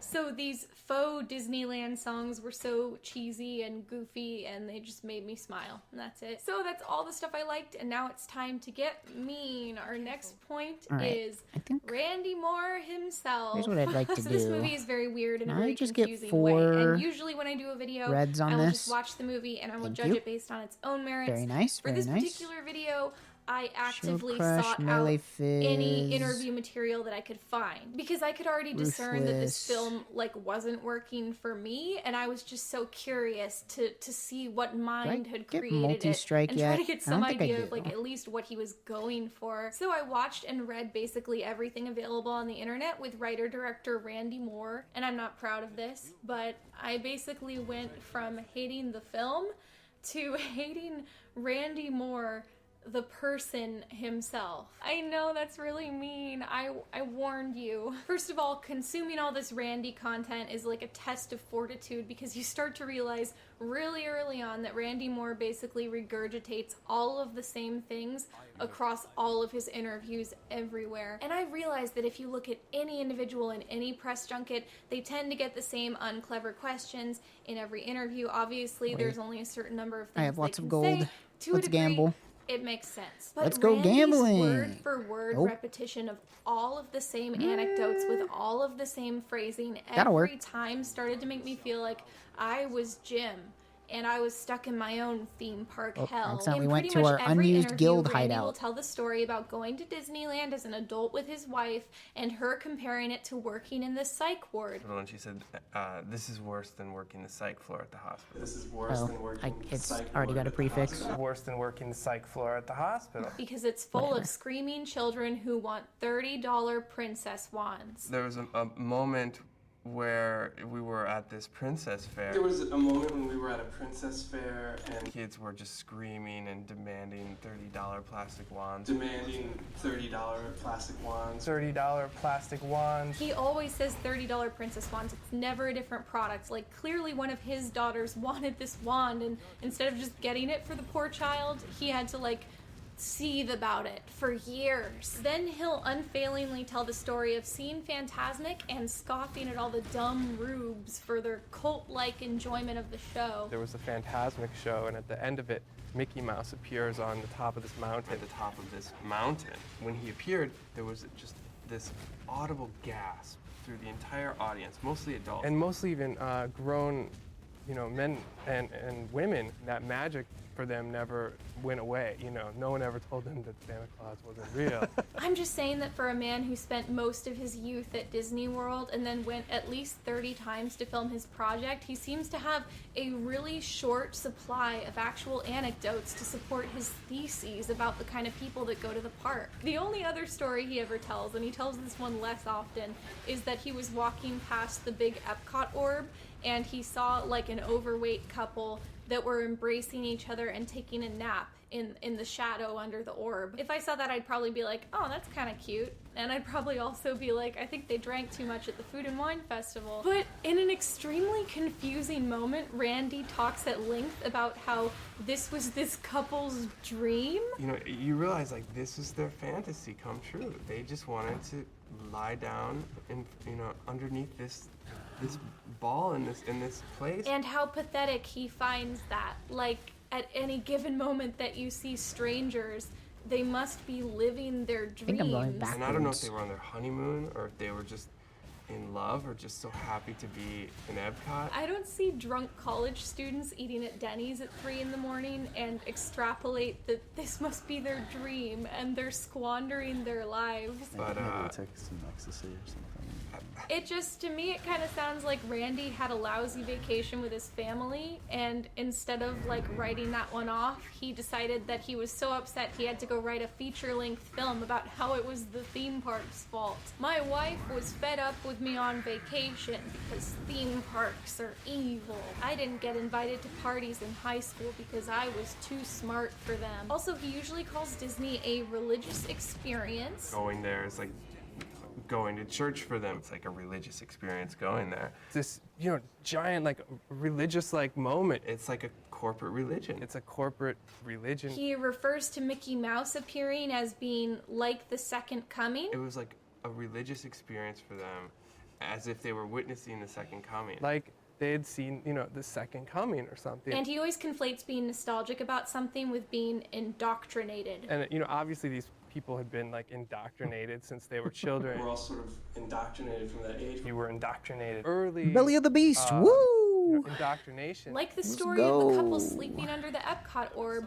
Randy has decided that he's the authority on exactly what emotions everyone attaches to Disney World. And he says the answer is too many emotions, and people should feel that, and they should be sad and bitter and make independent films. Oh, here's another thing I found out in interviews. Remember when I said I thought that the cat flu thing was clever because feral cats? Well, that was foreshadowing. If I was Randy Moore, I would play you a flashback of me saying it because I don't trust you to remember it. Anyway, I read an interview with Esquire, and it seems like Randy doesn't even know there are feral cats at Disneyland. That was all a coincidence. It turns out the reason it's cat flu is that, like, the flu is antithetical to the happiness that people feel in the park, and cats are the opposite of mice.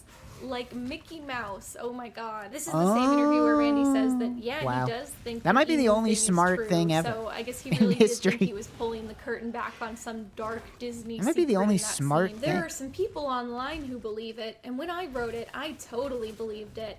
Now, I don't know. I need to test it. I need to go get one of those legs and bring it to a lab or something.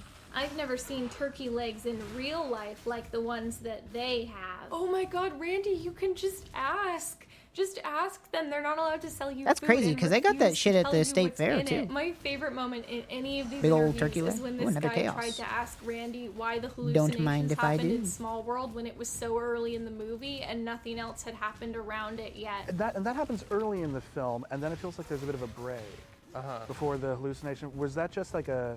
What were you getting at with putting it right there? Because it seems like you could have built gradually.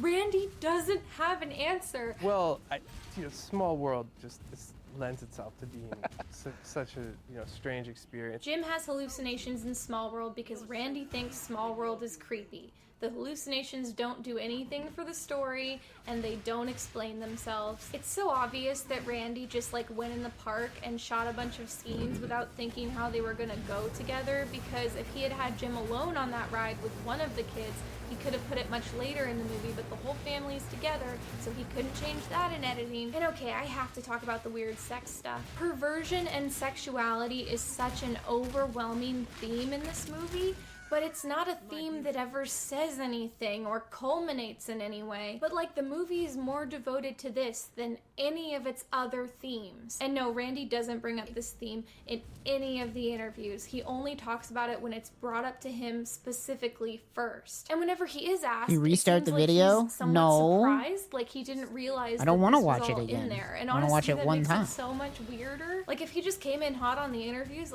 yeah, it's a movie about weird sex stuff, he'd be like, at least I understand. Let me hit you with another Randy quote. These girls that Disney World hires are all beautiful, but this is supposed to be the least sexualized place there is, so I feel like there's a big sexual repression inside that park. Okay, the princess performers are beautiful, but their costumes deliberately are very unsexy and have a lot of coverage. They're wearing these garish colors that only children would find appealing. They're wearing a lot of layers. They're covered collarbone to ankle in most cases. Even the outfits that are sexy in the movies are very deliberately unsexified for the theme park versions. God, I mean, man. this isn't Hooters, Randy. By Randy's logic, any public setting where there are beautiful women and you're not allowed to grope them How many is a pirates place are of in here? great sexual repression. Isn't that most places? Nobody tell Randy about shopping malls or that one Applebee's with the pretty waitress. I mean, God, I've never seen someone wear their baggage so boldly on their sleeve before. He even tries to insinuate that Tom Sawyer Island is secretly sexual because there's a sign This thing better where drop a everything fucking is divine spelled orb. phonetically,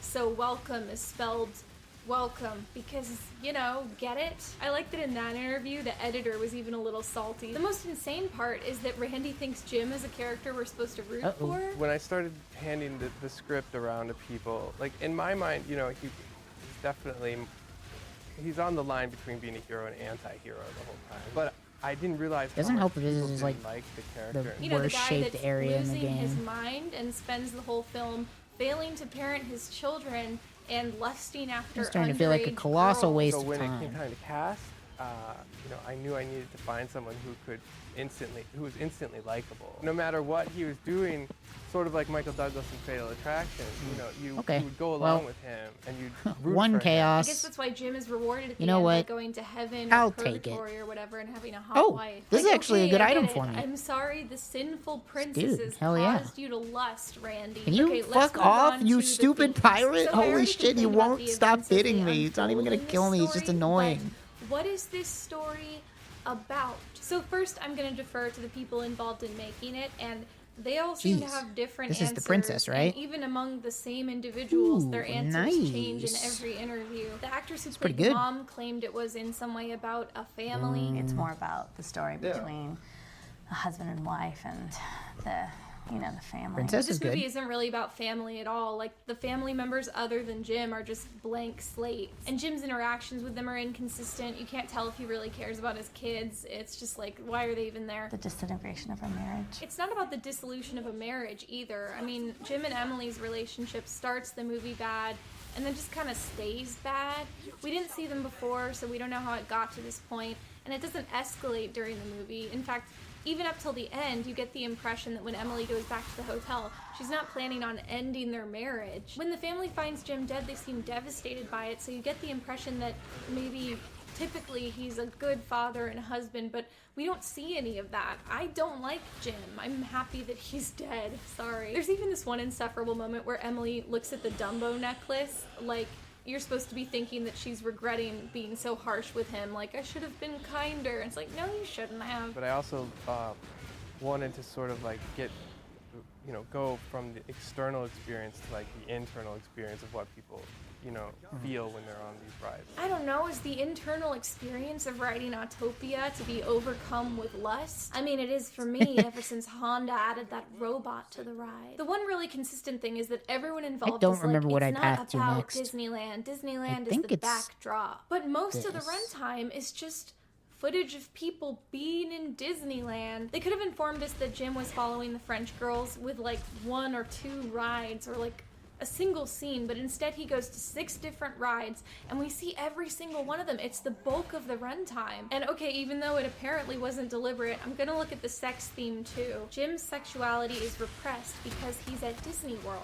And that's bad, right? Because repression is bad. But Jim's sexual interest is directed toward girls who are underage, so it's good that it's repressed, right? Jim's rejection of the French girl is immediately followed by him getting tasered and kidnapped, so he should have gone with them. But the French girls are scary demons, right? So is it just like a different bad thing would have happened if he'd gone with them? Randy sets himself that work free as from a the stat scientist stick? by holding the tube It of just says 30% of fizz is extra cold. It's just really good early on before anything has any resist. It's not very subtle. It's so not subtle that I feel like I can't even play the clips of it without getting my video flagged. So him not being sexually repressed anymore is what saved him, right? But the sexy evil mom witch queen is a sexually liberated character, and she's portrayed as villainous and weird and crazy. But then at the end, Jim is trapped in Disney World in this like heaven or purgatory state, and he has his sexy hot wife that was naked on Soarin', so he's been like rewarded and his sexual appetites are fulfilled. But he's at Disney World, and that's where your sexual appetites are supposed to be repressed, right? So which is it? Like, what's going on with this theme? The most puzzling angle to the question of theme is that in every interview, Randy Moore talks about how when he was a kid, he went to Disney World with his divorced dad every summer. It was a place that I'd been going to ever since I was, 2 or 3 years old with my father who lived in Orlando, and we'd spend, a great deal of time, if not, it would seem to me like all of our time there when I was with him. Oh, yeah. And so I got the it was damages very, now. very special, intimate, I'm doing real time good that on we the spent together. damages. And then, we sort of had a falling out when I was If I could actually older. make use of my 4 link, I need to buy some supports. Sudden, all of these like emotions and complicated feelings I had towards him sort of resurfaced. Now to me, I hear this and I can't help but notice that Disney World itself is like a giant convenient metaphor to Randy's real life relationship with his father without anyone having to write it that way. So hear me out. Randy's only hot take about Disney World seems to be that everything's fake. Yeah, okay.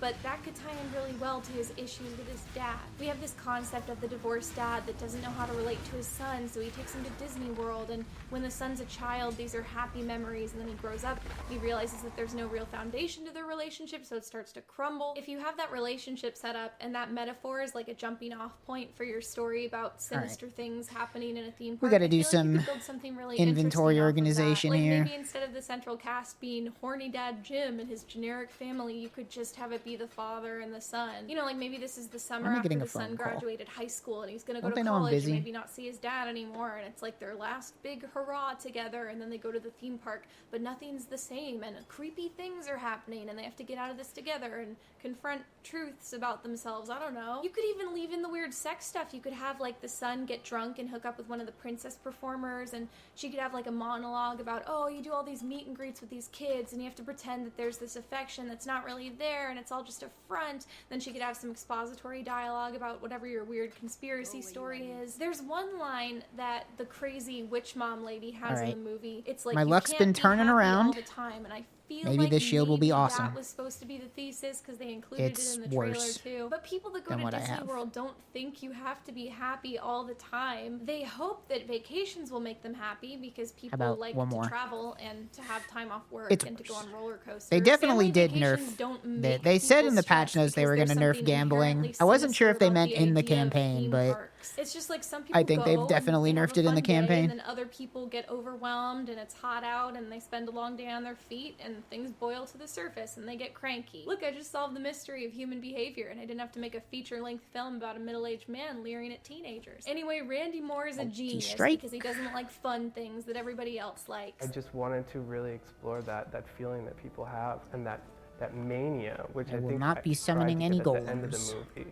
You know, you just I think see I the need mania of brutality. people just coming in. I should and, take like, brutality over almost ruthless. like they're When do you going get off the brutality? cliff together. I assume that when he said Guess at this going point I off could just the get cliff, tax he was 6. trying to make a reference to migrating herds of lemmings that will run What? over a I cliff. didn't click If on you're that. a dumb faux intellectual, it can be fun to compare any crowd or line of people to lemmings running off a cliff to try to indicate that they don't have a capacity for free thought. Ironically, that's an untrue and regurgitated thought in itself.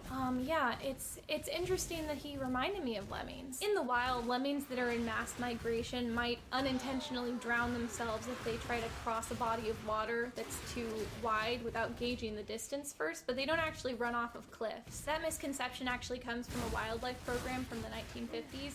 They shipped in these captive lemmings and then built a set with like turntables and faked the migration scenes.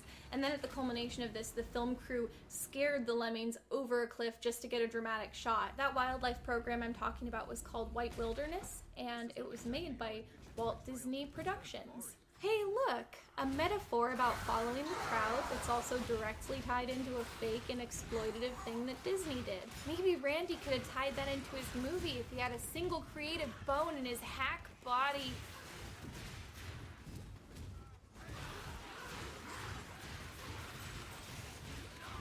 Janie Nicholson hates people who dislike theme parks. That's such a reduction. No, that movie sucks. And I haven't even seen it. Evermore next. Evermore is like fucking 4 hour long video, isn't it? I mean, I guess that'd take me through the end of the rest of the campaign. The director's name is Randy Moore. And the movie is about his dad issues. His dad. Randy's dad. This movie is about Jim, a father, going to Disney World and being really horny over things. Jim is a horny father. A Randy dad. It can't be that simple. I remember coming home telling my wife, like, well, it's just, I'll just, you know, do it, and when I'm done, whatever, it'll be another project. Whoops. All right, what do I not have? I don't have cold, and I have too much lightning. So, sometimes a bad We already movie- watched this one. I can't watch that one again. Hold on. I have to do some bookkeeping. What did I just say I needed? Cold and... Okay, I'll grab a cold fire.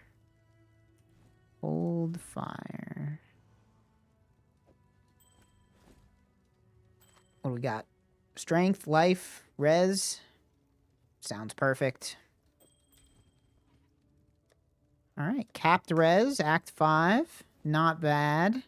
I think I need to go back to Act 4. I think that's where I buy Brutality.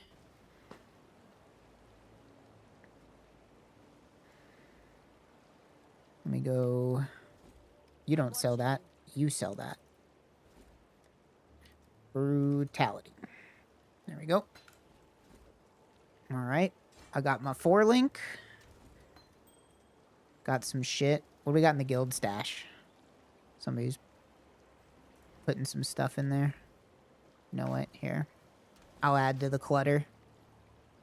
Put this 4-link in here.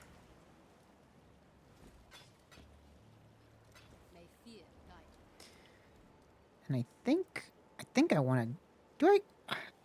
Do I have to grab Brinksmanship? I gotta pull up a thing real quick. I gotta... PoE Shield Crush Leveling.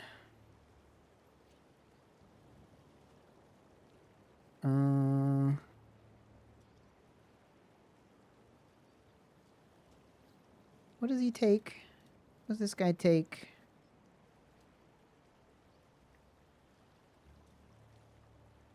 I guess I could grab Rage. Do I grab Rage? I'll grab Brinksmanship first. Having a lot of AoE on this skill feels really nice. Alright, you know what? I'll put on the Evermore video because I have to go piss. This video is like, what, 4 hours long? Lord of the Rings, steampunk, Dungeons and Dragons. 3 hours this long. Park would feature not only typical state-of-the-art theme park All right, I'll be back. rides, but also actors, animatronics, interactive quests, and fully explorable environments. The park would open in 2015. I put that part in quotes because the park would not open in 2015. In fact, that park, as described, would never open. As a big theme park fan, Evermore Park has been an object of curiosity for me from the time of its first announcement, and the story has been a very wild ride since then. So today I would like to explore its fraught history and perhaps go to the park and take a look around. Consider this a very deep dive into Evermore Park. And for your pleasure and convenience, I have organized my points into an easily digestible, numbered list. Oh boy, here comes the list. He loves it. Part 1, The Pitch. So if you had attended that fateful Salt Lake City Comic-Con in 2014, here are some of the Evermore attractions you might have been sold on. A 45-acre park plus 25 acres for parking. A 40,000 square foot manor. An enchanted forest ride. A ride reservation system, so no waiting in lines. A splash pad. A natural amphitheater called The Bowl. Themed costume rentals. A man-made lake. A London-esque city street called Ripper's Cove, which would be used primarily as part of the 5-part haunt. We're going to have the world. All right, let's finish part 1. It's a 5-part haunt called Ripper's Cove. And dancing fountains, an island with ziplining courses, a 250-room hotel, this ominous promise about some kind of amazing bathroom experience, an ice skating rink, a boat ride that takes you through a sunken city, and then you arrive at a 3-story ghost ship. You climb out of the boats, you explore the ghost ship, you climb back in the boats take you through haunted pirate caves, and then you see a giant animatronic sea serpent. You actually get on boats that take you around. You go through a sunken city, you go to a 3-story ghost ship, you get off the boats. So one of the things we wanted to do that Disney didn't, it's Pirates of the Caribbean, you can't go run around and explore. Well, at our place, you're going to get off the boat and you're going to go explore 3 decks of a haunted ghost ship. Then you're going to get back on the boats and you're going to go past Siren Island. Watching this video back after knowing what it is even funnier. Now I'd imagine you're hearing this and you're like, that sounds so cool. That sounds like the coolest thing you could ever think of. In fact, it sounds almost exactly like the coolest thing you could think of. It almost sounds like a little kid sat down and daydreamed about their ideal theme park and then impulsively announced that they were building it without planning any of the logistics. In Walt Disney Imagineering, there is a stage and project planning called the Blue Sky stage. This is the stage in the creative process wherein Imagineers will pitch the most ambitious ideas they can think of. There's no thought toward money or technology or even physics. It's just like, pitch what you think would be the coolest and we'll see what resonates with the team. The Blue Sky phase is one of the earliest stages in planning. In the often years that follow, the upper management and the Imagineers decide what's actually realistically within budget, what's possible to build, and what's a priority. And then they go ahead and announce to the public all of the things that they're actually going to have. But of course, at the time of the Evermore announcement, the park's opening was only a year away. They were presumably well past the Blue Sky stage. In fact, in their behind-the-scenes videos, you could see that they had already hired a lot of the staff.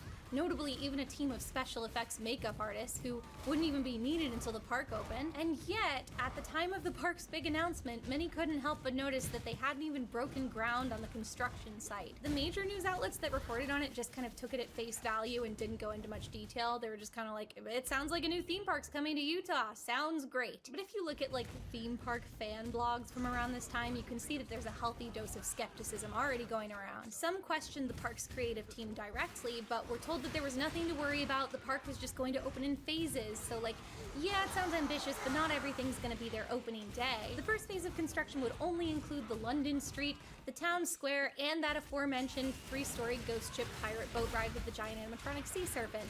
A much more attainable goal, no? Well, no. There were those that still had their doubts. But the Evermore team insisted they were right on track. Part 2, The Inventor.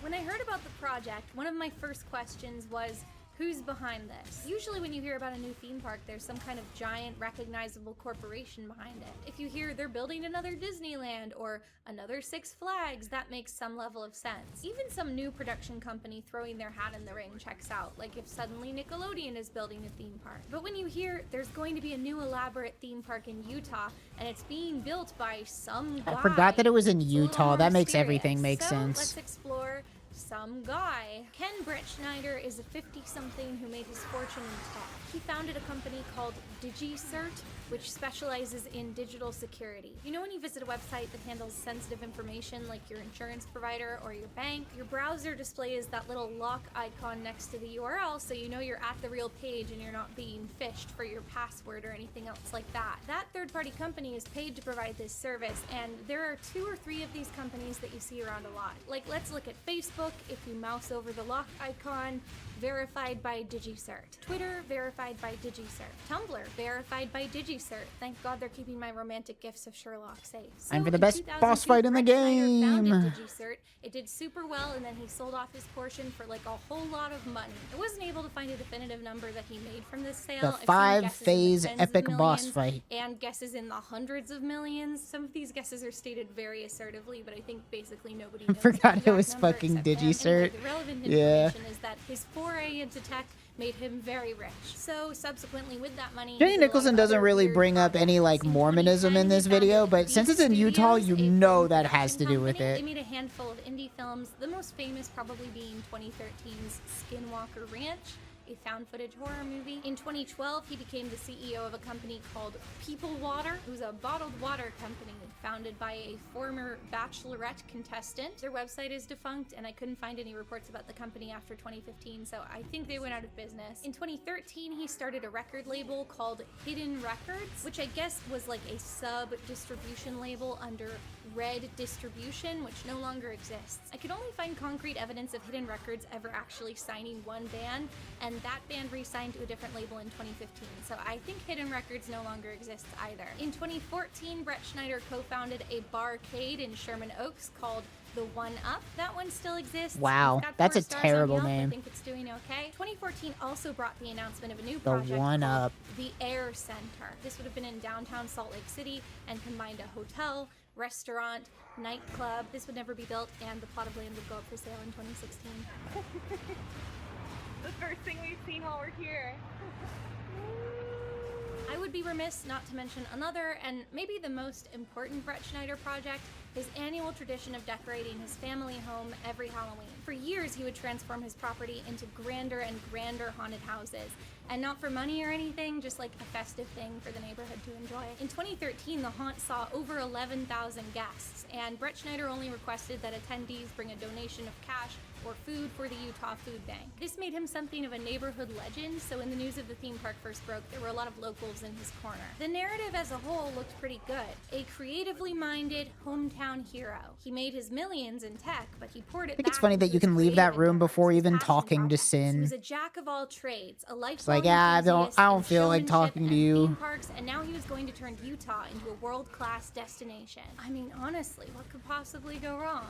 Part 3, The Void. In May of 2015, it was announced that the Evermore project was indefinitely on hold, but that's actually not why this section is called The Void. The good news was that while Evermore was on the back burner, Brett Schneider would be focusing his energies on a new business venture. He co-founded a new entertainment company called The Void, which stood for The Vision of Infinite Dimensions. The Void was basically a chain of virtual reality attractions. You would put on a helmet and a big heavy vest and walk into a maze of essentially plain gray office cubicles. A Gamers don't pre-programmed die, they adventure go to would the then play one-up out in bar. your goggles, leading you through basically a first-person shooter video game. The 3D Got my dick space you're sucked by in the and Toriel all physical cosplayer at objects the in it one-up were bar. already mapped out in the game. So any She place stole you saw my a Nest wall in your wallet. goggles, there would actually be a wall. Whenever a door opened in the game, an automatic door would open to let you out of your cubicle into the next zone. And obviously, instead of plain gray cubicles, your goggles were showing you the halls of an enemy space station or a haunted castle. Virtual enemies would shoot at you, and if they hit you, a corresponding area on your vest would vibrate unpleasantly.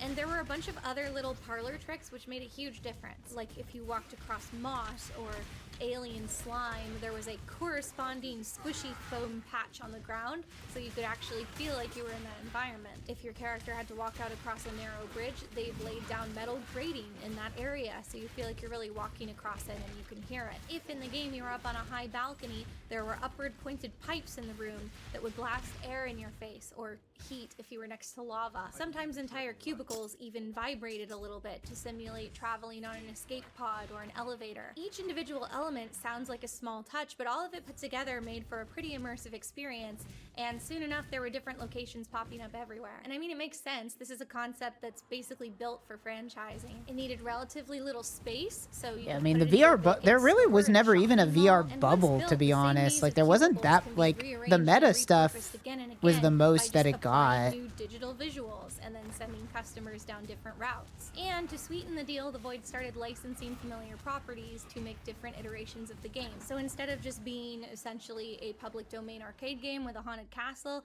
the Void suddenly had the legitimacy of being like a Ghostbusters experience, a Jumanji experience. The Walt Disney Company also saw a lot of promise in the concept and signed an ongoing deal for use of several of their properties. So we saw a Wreck-It Ralph game, an Avengers game, a Star Wars Oh, game come on, I based can't on teleport Rogue across One. there? Disney also personally rented out space for 2 different Void attractions at Disney Springs and Downtown Disney. These are basically the shopping districts that are next to the parks on both coasts. Different locations offered different games which could be switched out periodically. The games only lasted about 15 minutes, but they could charge $30 to $40 a person, and the games would often book out fully in That is advance. crazy. I imagine that the initial investment in equipment could be $40 for and the setup 15? costs of Did she the say location. But once you 15 had all minutes that or done 50? and let enough time elapse to gobble up those initial costs, 15 would seems to me be like insane. You could just kind of sit back and watch your money print itself. Personally, I went through a few of the Void programs and I really liked them. I thought the whole thing was really well executed, and all those little parlor tricks I 15? mentioned That's really did make you crazy. feel more like you were in the world once you had the helmet on. And yet I and many others considered this a bittersweet development. VR is pretty fun, but it's totally different from a tangibly real fantasy village. If I may be subjective,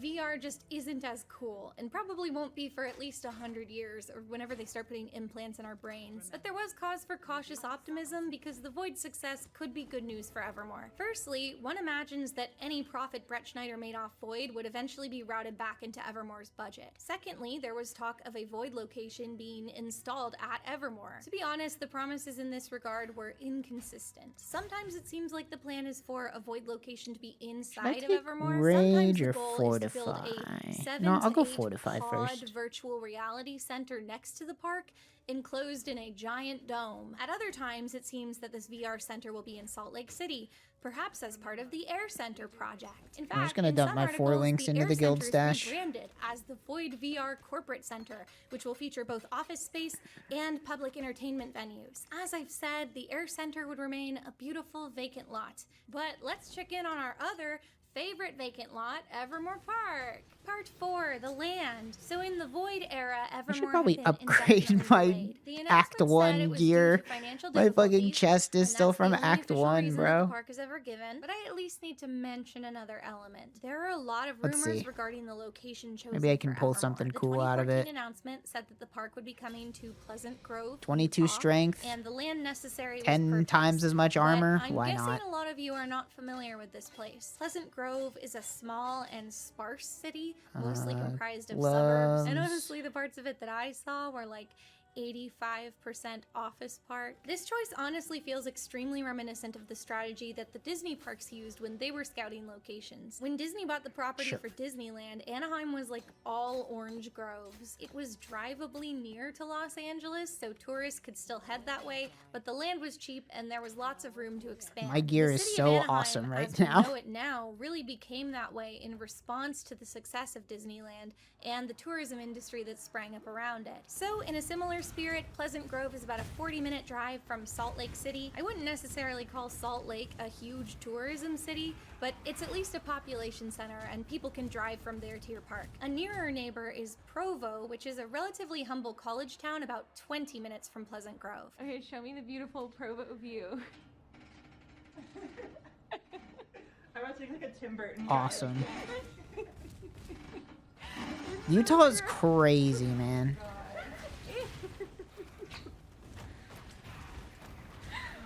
What are you? It's on the window. It's like slide. It's drool from balconies on the higher floor. It's literally just like brownish. The key word here being humble, which honestly could work in Evermore's favor. After all, there are a lot of young people here, and not a whole lot for them to do on weekends other than go to a couple outlet malls or maybe do an escape room. But although this seems like an advantageous location, there was another factor to consider. If you moved your family into what you thought was a quiet suburb with good schools, you might be less than thrilled to hear that a theme park to rival Disneyland is going in next door. Disneyland may have put Anaheim on the map, but it also moved in a whole tacky subculture of gift shops, fast food, budget motels, not to mention traffic through the whole center of town, light pollution, sound pollution in the busy season when they have fireworks spectaculars every single night. And outside of Florida and California, people's cultural idea of a big theme park is even less flattering. Think of all those humbler operations like Six Flags and Cedar Fair, big hot expanses of cracked concrete and towering ugly steel roller coaster tracks that you can see from miles away. It's perfectly It's a natural to monster. feel skeptical as a local homeowner, no matter That's how much scary. pretty concept art you're shown. So, allegedly, the Weird and hostility to scary. the announcement by the people Whoa. of Pleasant Grove was part of the reason for a reimagining of Evermore Park. And insiders also allege that every time Evermore needed to clear any kind of permit with Town Hall, it was a huge contentious battle. And so, in this alleged effort to appease the locals, we see a brief shift in 2017. For a time, Evermore Park was instead running with the project name Evermore Gardens. Now the park is hardly a theme park at all. We're told that there will be absolutely no rides. Evermore What but the Gardens pirate will ship? be a themed botanical garden. The park may host a Void VR attraction in one of the buildings on property, but for the most part, it will be about atmosphere. What? The gardens will be divided I don't even into know what just 4 happened there. zones: English Garden, Victorian Garden, Celtic Garden, Why are my and chart- Fantasy my Garden. Sounds pretty cool. intimidating Unfortunately, cry this charge concept is not getting problematic for a few consumed? reasons. Firstly, Hello? it makes the project essentially unrecognizable from what it was pitched as, but more crucially, it's not even a great business know why. decision. While in Pleasant Grove, I discovered that there is a big tourist hub about 10 miles down the road called Thanksgiving Point. It's a shopping and dining district with a couple science museums, a big golf course, lots of rental homes, and a gigantic botanical garden. I only took a cursory look at the place on my last day in town, but it's free to enter and sprawls over 50 acres. It has a greenhouse, man-made waterfalls, and it hosts book clubs and children's fairy tale meetups. So what I'm trying to say is that opening a much smaller, paid entry botanical garden about 15 minutes down the road. Killing God already? No, you lose. Foolish. And maybe they realized that because the Evermore Gardens angle didn't last long. But anyway, at this point in time, it was just nice to see that the project hadn't been entirely abandoned. Part 5, The Return of Evermore. Finally, in February of 2017, Evermore returns fully from the mists of obscurity. Suddenly, Brett Schneider announces on the local news that the plans are back on, and not for Evermore Gardens, for Evermore Park. All right. Part 1 done. That was pretty painless. The early acts were pretty bad, but I got Thrill Steel and a Princess and feeling pretty good. Damn, 7K people in the queue. That's crazy. It's supposed to be a really big league.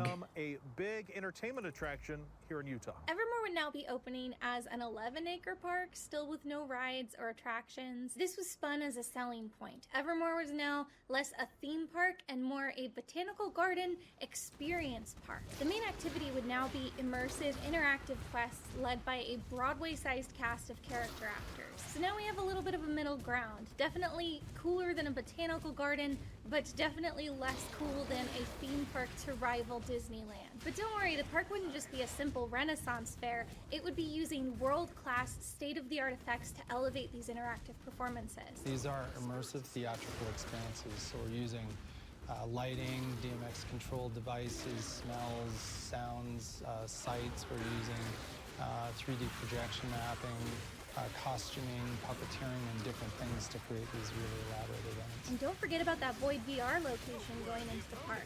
Maybe it'll even be under a dome. This reopening announcement was similar to the one from that 2014 Comic-Con in that at What the time seriously? of the Why is my announcement, the park was why is my war cry not yearly making my in Halloween attacks do more damage? What did I do? Unlike the How did Comic-Con I? announcement, this time they would meet their deadline. Kind of. In my opinion, one of Evermore's first and worst missteps. Something is that it about war opened cries long that I before don't it was ready understand? to. This is kind What's of going like on? that Spider-Man Broadway musical situation. You can open a half-finished project and call it a preview and a soft opening as much as you want, but when you're making a commercial No product, idea why it it's doesn't not really matter. empowering Anyone who my is going attacks to show up correctly. and write a review or an article about your product is going to show up the moment that it opens to the public and review it then, regardless of the state that it's in. And if you're not putting your best foot forward, you're just going to squander all that free publicity only to potentially put out an underwhelming first impression. So Evermore Park opened on September 22nd, 2018, and they called it a soft opening. I have to imagine this was for financial reasons. A half-finished park with a lowered ticket price is still at least bringing in some money, and you can put that toward finishing the project if you run out of funds. I do think that opening at Halloween time was a great idea. As I've said, Halloween decorations were Brett Schneider's specialty, plus they would put a more flattering veneer over the entire park. After all, unless you live in a rural area, you've probably been to a pumpkin patch that's really just a parking lot, and they've dressed it up with hay bales and scattered loose sawdust on the ground and put a bunch of pumpkins everywhere, and suddenly you're in an autumnal wonderland. It turns out that American brains really just love to look at like loads of pumpkins. That's literally all it takes for us. Evermore employed a lot of similar techniques. The empty landscaping didn't look empty because it was loaded with pumpkins. Straw could be used to camouflage incomplete features, and everything else could be literally smoke screened with strategically placed fog machines. Initial customer feedback was generally pretty positive. The buildings they could see were beautiful. Yeah, most of them were still locked up, and yeah, the park had a lot of chain link fences everywhere, half-finished buildings, and visible construction sites. Clearly it wasn't done. The park opened with bare minimum food offerings, although they promised to have more complex options later. They had no liquor license, so although one of the interactive locations was a tavern, nothing was served there. There were some other small quibbles in the initial reviews. The Getting your liquor element that was license in promised Utah was must very be fucking confusing to impossible. many visitors. There was no clear signage or instruction, and the actors didn't volunteer information about the quests unless you already knew how to ask about them. I think this is everything. We have to ask for like a quest. Ethan, you ask him for a quest.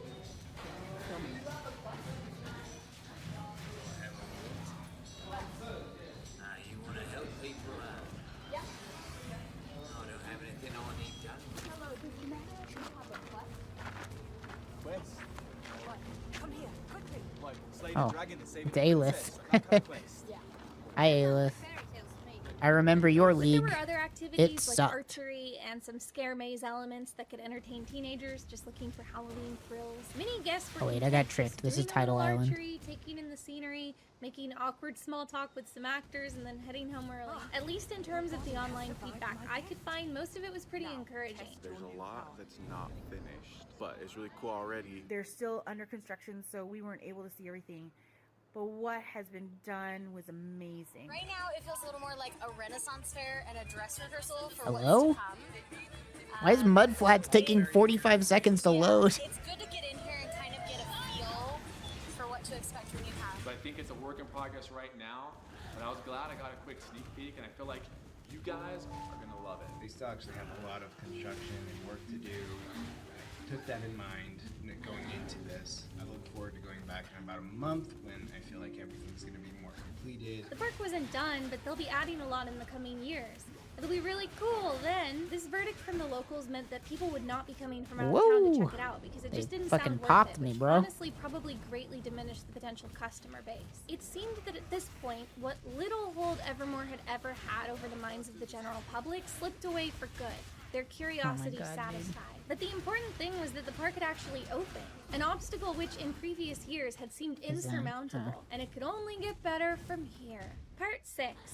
Lore. From the start, Evermore was always intended to operate seasonally with different themes throughout. It would close 4 weeks to months in between so that the park could be redecorated and presumably so actors could be briefed on the new storylines. There is a canonical explanation for this.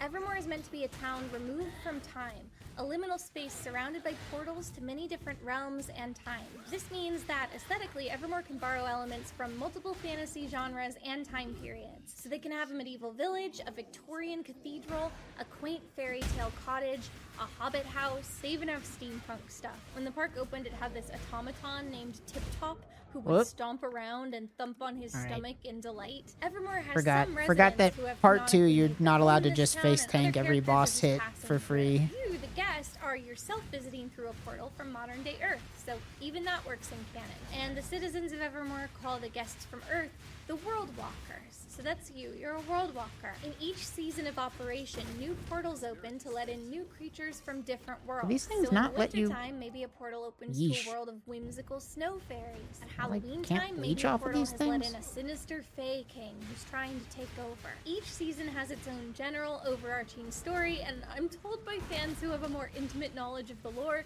that the time setting will also change between seasons. So you might go to the past Dying of a 1,000 previous times to season and see Tukohama is different not a good characters, or sign you might jump into for the rest of this future run. timeline. To help keep it straight, every season has a different name. As of now, a spring season has never come to pass, but the park leadership have expressed interest in doing an operating season at that time of year. It's just never happened. The summer season is called Mythos. This was pitched as a magical midsummer lantern festival celebrating fairies, dragons, and other forms of magic. The concept art shows a massive illuminated dragon winding through town and jellyfish hanging from the trees. One year, the summer event was called Pyra, Wow, what the or fuck? maybe Pyrrha.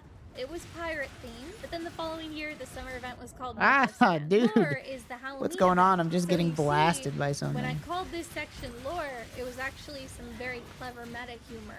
You didn't know it at the time, but you may laugh now that I told you. Well, that's probably long enough. Anyway, lore has 2 different phases. At the earlier part of the day, it's a more child-friendly Halloween event where kids can trick-or-treat for taffy from the characters and look at big pumpkins. Then as the sun goes down, it starts to get spookier and converts into a more sinister and jump scare-based experience, closer to what you might find at Universal Studios Halloween Horror Nights or other scare mazes like that. All information I could find indicated that these 2 time periods were not separately ticketed, which I honestly find very strange because demographically they seem like 2 very different experiences. I'm sure some people, like myself for example, would love to go and do both, but maybe they could have utilized like a colored wristband system in order to sell cheaper half-time tickets to the people that don't want to stay all night. Aurora is the winter event, and more specifically the Christmas event. This part of Utah is overwhelmingly Mormon, so there's little motivation for businesses in this area to have secular winter activities. During Aurora, the park hosts an interactive version of A Christmas Carol, wherein you can follow the characters around if you wish. In San Francisco, there's an annual event called the Dickens Fair, so Aurora sounds like a slightly less elaborate version of that. but they have fantasy characters out too for people who want the more typical Evermore experience. The park announced that in January of 2021, the Christmas Aurora operations would make way for the winter but not Christmas themed event, Winterloom. It seemed that this event would have been more about ice, snow, magic, the northern lights, etc. But I'm afraid Winterloom would never come to be. Oh my god, I forgot my gamer lights. Were they on? Yes, they were on in the other clips. Turn on gamer lights. Although the seasonal names for the most part repeat each year, one lore is not the same as every other lore. So it's not like if you go one year at Halloween, you have no reason to return for the following Halloween, because it will be a different experience. To be honest, I feel like the naming conventions don't make this clear enough, especially when one random summer had a different name. I could imagine unfamiliar guests just assuming that two mythoses are the same as each other. Also, if I may be subjective, I dislike most of these names. Lore doesn't evoke the vibe of a kid-friendly pumpkin patch or a teen-friendly Fright Fest, so I imagine both demographics might just overlook it. Divine Orbs are going to be like a billion chaos. If I'm running through campaign, I've already found like 10 by Act 6. If you put the word mythos on a billboard, nobody's going to know what it is. In my opinion, until your local customer base has the faintest idea what your park is, you need to promote extremely basic season names that spell it out for them. This summer is Fairy Fest at Evermore. Come see the Summer of Dragons, Christmas Village,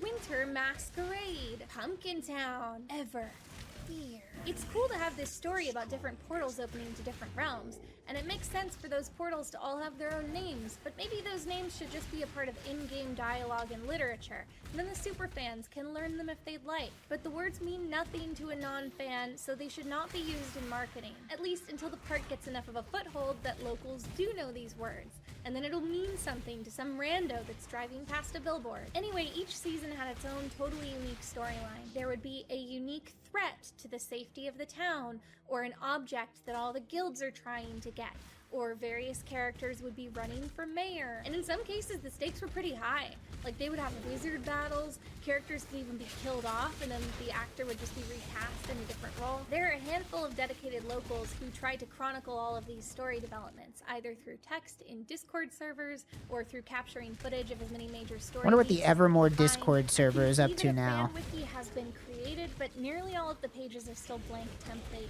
Although I did stumble across some kind of intense Google Doc shared by the mods.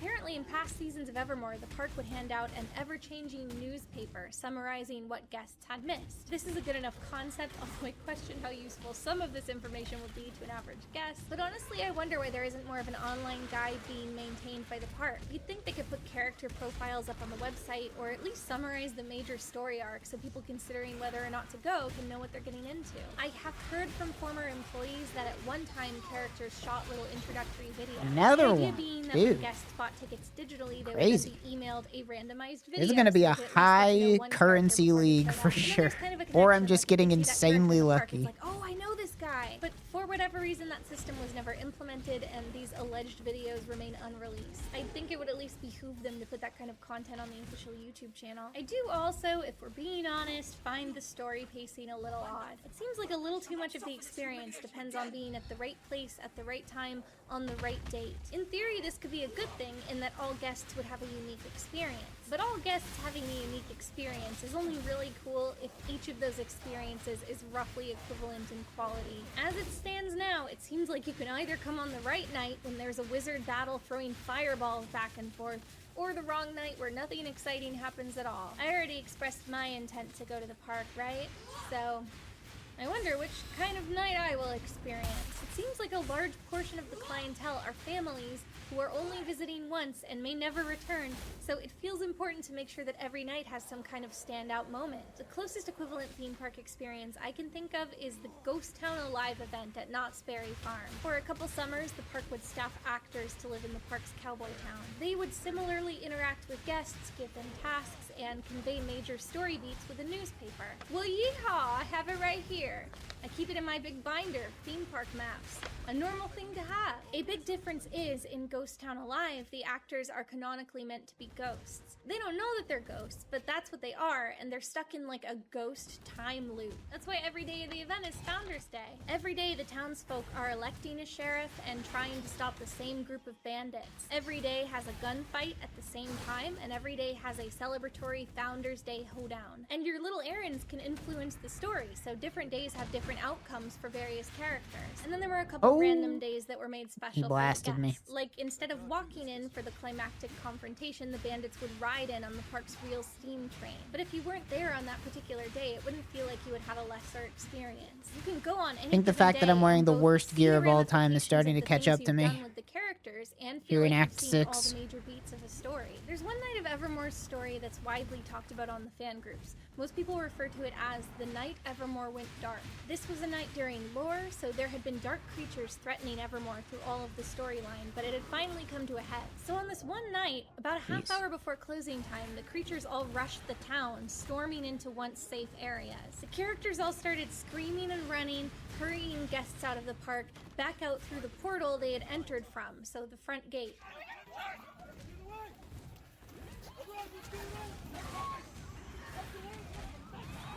And then once all the guests were outside, the gates were closed. Frequent visitors were thrilled to be there on a night that something exciting had happened. But first-time guests were, in some cases, confused and angry. Supposedly, complaints from some guests prompted management to reopen the gates because they couldn't just close the park early, but when they did reopen, it was to an eerily empty town. This left a cool mystery for the following week. What had happened to everybody? Would they be okay? Again, a tantalizing story for guests who already knew they were returning next week, but kind of a frustrating and confusing end of the night for one-time visitors who had no idea what was going on. I also think it's worth noting that story beats of that intensity, which are unprecedented and happen without prior warning, are possibly an unwise choice for a family park. It seems that a lot of parents, whether they're supposed to or not, do let their kids roam unsupervised within the park, and this is not discouraged by park management. So if everyone is suddenly booted outside, I could see that being a real safety issue. Also, it might have occurred to you that hanging out in a crowded venue and suddenly having everybody screaming and running and telling you to get out, and you don't know why, might evoke imagery of real disasters and acts of mass violence which have happened at real entertainment venues. It's really just the worst idea ever. How did nobody at any point when they were coming up with this plan be like, we should not do this? This is going to be confusing, upsetting, and dangerous. You're at the park for the first time and happen to not know the minutia about the B plot brewing with the Fae King and his evil minions. Anyway, moving on to another story element, we have guilds. Different characters in the park belong to different guilds, which guests can help through quests or even join. These are roughly similar to the character classes in Dungeons & Dragons. I tried really hard to find a definitive list somewhere of all the guilds, but it's pretty confusing. Evermore doesn't really maintain their hit the own waypoint. guide, and guilds also seem to be introduced and then eliminated throughout different seasons. But anyway, here's the list that I've got. The Knights, the Rangers and Archery Guild, the Pirates, the Dwarves. These guys mostly just play covers of popular music.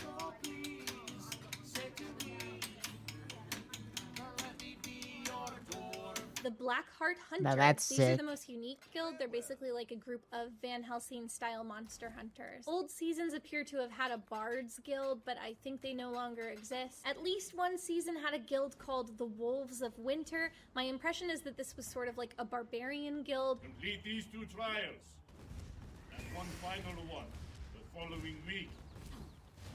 And you will be part of the pack. I think they don't exist anymore either. There are elves, but I don't think they're a guild, and some characters called the Rangers the Elven Rangers, but none of the Rangers that I saw seemed to be elves. It seemed like they were 2 different groups. So I don't know what to make of that. The Dragon Riders, in previous seasons called the Dragon Trainers. There are fairies, and some guests say they've been given quests to join the Fairies Guild, but this might have been improvised by the actors. It doesn't seem like this was a guild that was ever recognized by the park. Unclear. There appears to be one wizard just kicking around, one guy, so I think that's not a guild. And lastly, I heard there were witches, but it seems that there aren't anymore. And that's all of them that I'm aware of. Again, would love some kind of guide or glossary curated by the park. I did my very best. It seems that in some storylines, I love how, you know, the story of this park is that there was a rich tech guy that made a shitty theme park, But the real sub-story here really is like It's just kind of fun to belong to a club. a bunch of people who really like LARPing got paid for it for a few years and had a good time. And it's like, it doesn't matter that the park sucked. It's like, if you worked there and you really love just role-playing, you were probably stoked. You're probably like, hell yeah, I get to get paid to pretend to be an elf or a dwarf or whatever. Like, let's go. I don't care if nobody else is having a good time. Some of those unsightly chain link fences around construction sites came down, but not because construction was finished. The unfinished buildings were just out in plain sight, the paths to them usually blocked off by sawhorses. There were some uncompleted buildings that just needed their interiors finished, so a couple of those were polished up and open to guests. A miniature train ride was installed to circle the park, and they opened up an affiliated themed restaurant just outside the gates. The plants began to grow in and give the park a more filled-in look, but it seemed that the buildings that were incomplete at the park's grand opening would stay that way. Part 7, Plague Comes to Evermore.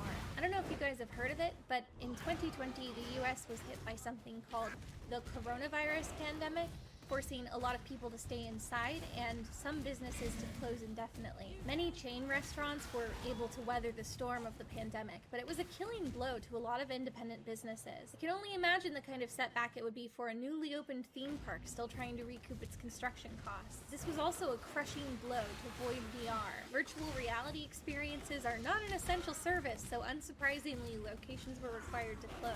Surprisingly, for much of the pandemic, Disney's two theme See what park part 2 adjacent looks shopping like for these districts genie rewards. but the Anything VR good? experience entailed Can I walking click through on you? narrow Hello? cubicles, I'm clicking on you, bro. and oh yeah, wearing an enclosed helmet on your entire head that Contains other people have been frogs. wearing Cool. and breathing Not on interested. all day. Even if they had been legally allowed to operate, I can't think of any number of bleach wipes that would make people want to take on that activity in a pandemic. So even as its neighboring shops were open to customers and foot traffic, the two Disney Void locations would remain shuttered.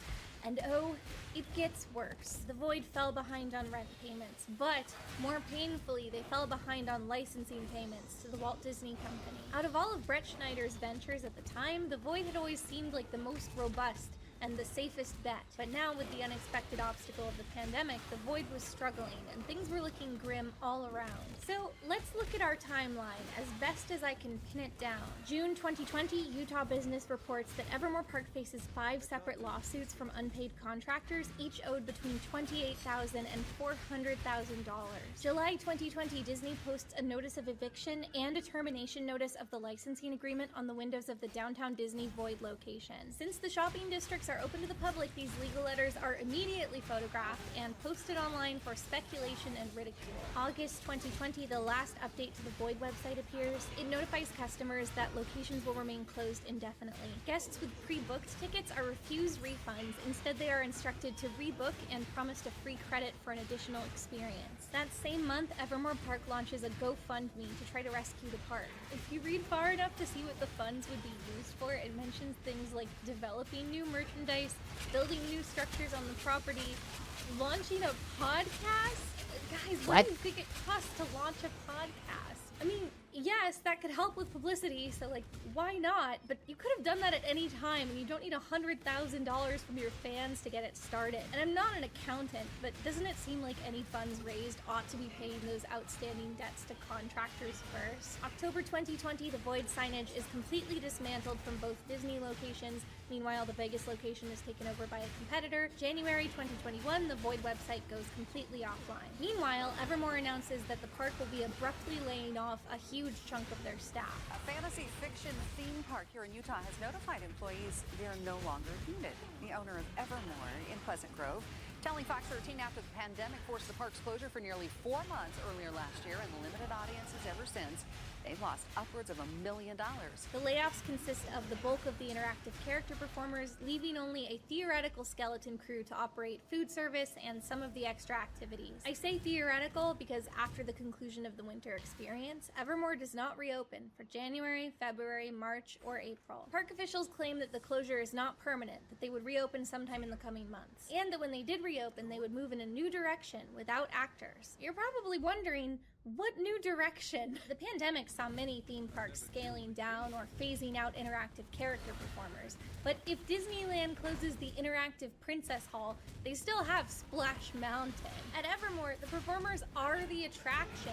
They're basically the only attraction. So at this point, pretty much everyone takes this as a death knell for the park, and I sit at home bitterly resenting my failure to go before its extinction. Meanwhile, fans of the park were outraged. Many of the same people who had donated to the GoFundMe campaign were past patrons of the park who had interacted with and loved the character performers. Part of the incentive to save the park was surely to ensure the continued employment of these people. So now, not only were the layoffs bad publicity, but they also felt like a deeply personal betrayal to a lot of the most loyal fans of the park. They all take to the fan pages on Facebook to vent their frustrations, and allegedly Ken Bretschneider and his wife showed up in the comments to argue with fans, which is never a good look. I say allegedly because a lot of the contentious content in those fan groups is swiftly deleted. Oh hey, speaking of Swift, Part 8, Evermore v. Swift. In December of 2020, Taylor Swift releases her 9th album, Evermore. Hey, that sounds familiar. So initially the park responds with good humor. Absolutely love that everyone online is talking about us. Hashtag Evermore. Thank you. Oh wait, it's an album? At Taylor Swift, anytime you want to come visit us, please let us know. Why, thank you for the spotlight. Hello, and thank you to our new followers. We'll assume that you were here due to the hashtag Evermore mix-up.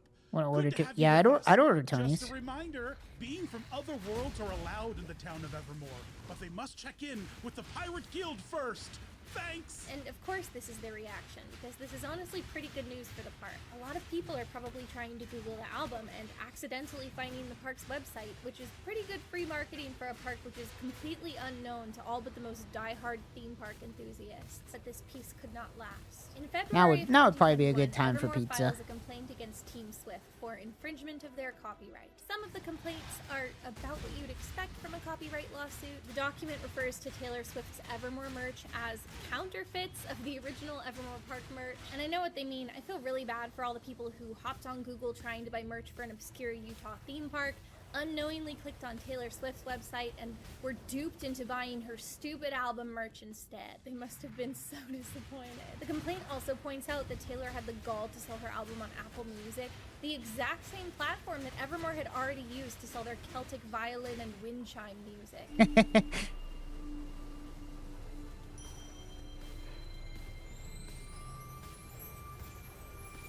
Back off, Taylor. Apple Music is theme park turf. Other grievances mentioned are frankly bizarre. The Evermore album includes a song titled Evermore and 14 additional Hey, I know that songs, voice. 6 of which include explicit It's that lyrics. other guy on The YouTube. explicit versions of the Evermore album are provided with the parental advisory warning shown below. Thanks for the picture of the label, bro. Prior to defendants' release of the Evermore album, numerous published descriptions of Evermore referred to the epic tales that play out at Evermore Park. Miss Swift writes in the What do you booklet want on that it? accompanies the I don't know. Evermore Get whatever album, you want. I'll be quote, happy. I love the escapism I found in I these like chicken, imaginary bacon, slash onion, not mushroom, imaginary tales. sausage. I love the ways you welcome the dreamscapes and tragedies of epic tales of love, lost and found. A copy of this booklet is attached as Exhibit C. The booklet!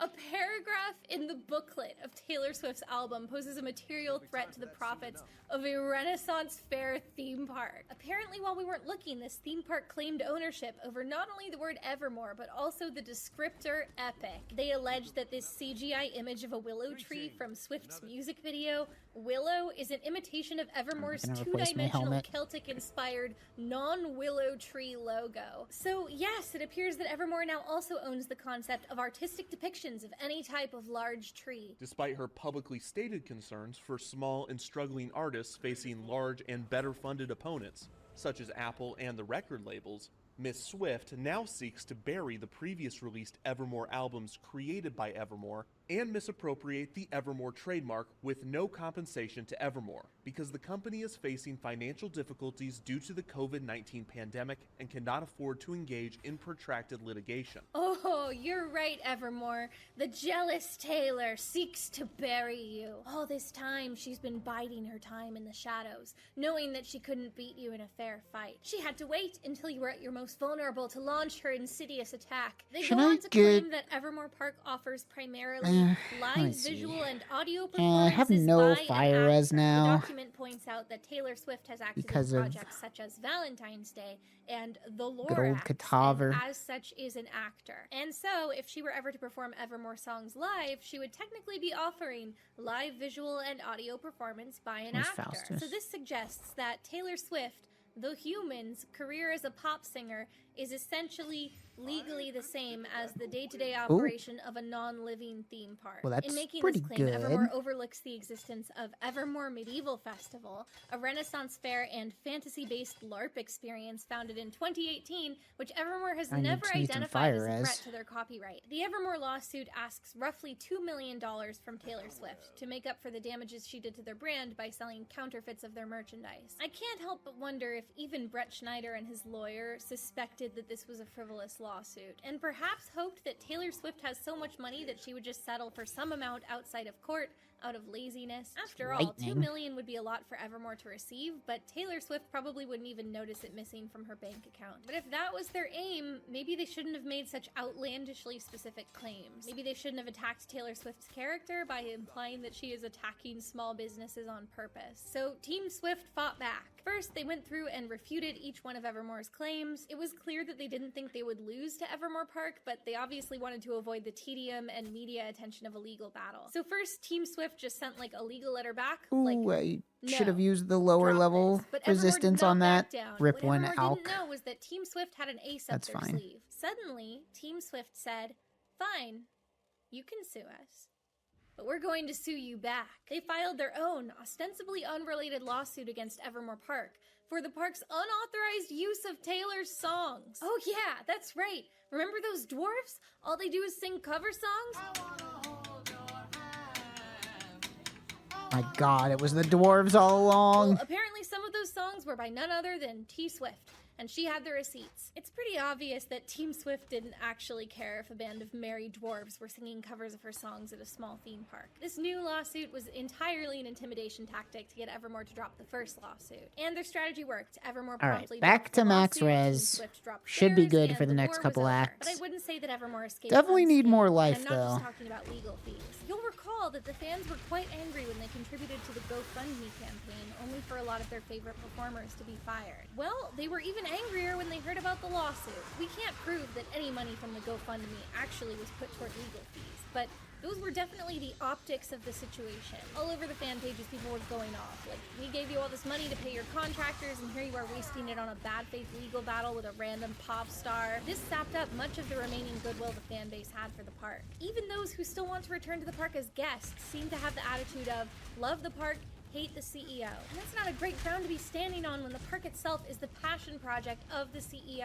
I don't know, I feel like if I was running the Evermore Park socials when the Evermore album dropped, I would have just leaned into it as much as legally possible, connect with a local bluegrass artist, record a cover of one of her songs, and then shoot a fanciful YouTube video with your park as the location. And then upload it to the band's channel so you have legal deniability, but promote it heavily on your socials. Bonus points if it's a tribute to iconography from her existing music videos, because then the Swifties will circulate it for you. And maybe then they'll want to come to your park to shoot their own TikToks and pics for Instagram. Be like, Swifties welcome! This month, anybody who arrives in a Taylor Swift concert tee gets half-price admission. You don't even have to worry that much about the legal end of it, because Taylor Swift's team is certainly aware of the optics of attacking a tiny theme park unprovoked. You probably have to really Wow, step on their ancient copyright or Greaves. like imply that you're owned by Taylor before they would even bother stepping in. And anyway, if they did anything, the first thing they did would be to send you a cease and desist, at which point you could just cease and desist. I think Evermore Park might have 100% assumed more that all currency publicity is good found? publicity, and they were wrong. You know what? On Sure. every public forum where the park has any kind of presence, their Why comments not? are completely overrun by furious Might as well Swifties. do the And league mechanic every once in a while your for critiques are funsies. correct.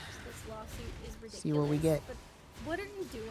I promise you, Taylor Swift will be fine without you defending her honor on Facebook against independent theme parks. Evermore had complained that Swift was damaging their SEO, but let's be real, they did far worse on their own. Now if you Google Evermore, the first thing you hear about is that they filed an unsuccessful, morally questionable lawsuit because they're going out of business. And I'd argue that delusional dying theme park tries to wring a few pennies out of Taylor Swift is not great publicity. So even though the case didn't go to court, they still wasted money they didn't have on a lawyer to file the initial lawsuit, only to win nothing, ultimately hurt the park's reputation and tank its social media. What I'm trying to say is that this lawsuit was not only a bad move, It was probably the worst and stupidest financial decision that could have ever been made. Its timing, its intent, its execution were all handled so embarrassingly poorly that they sank Evermore even Who knows lower what this will into drop. arguably the most precarious position it's ever been in since it opened.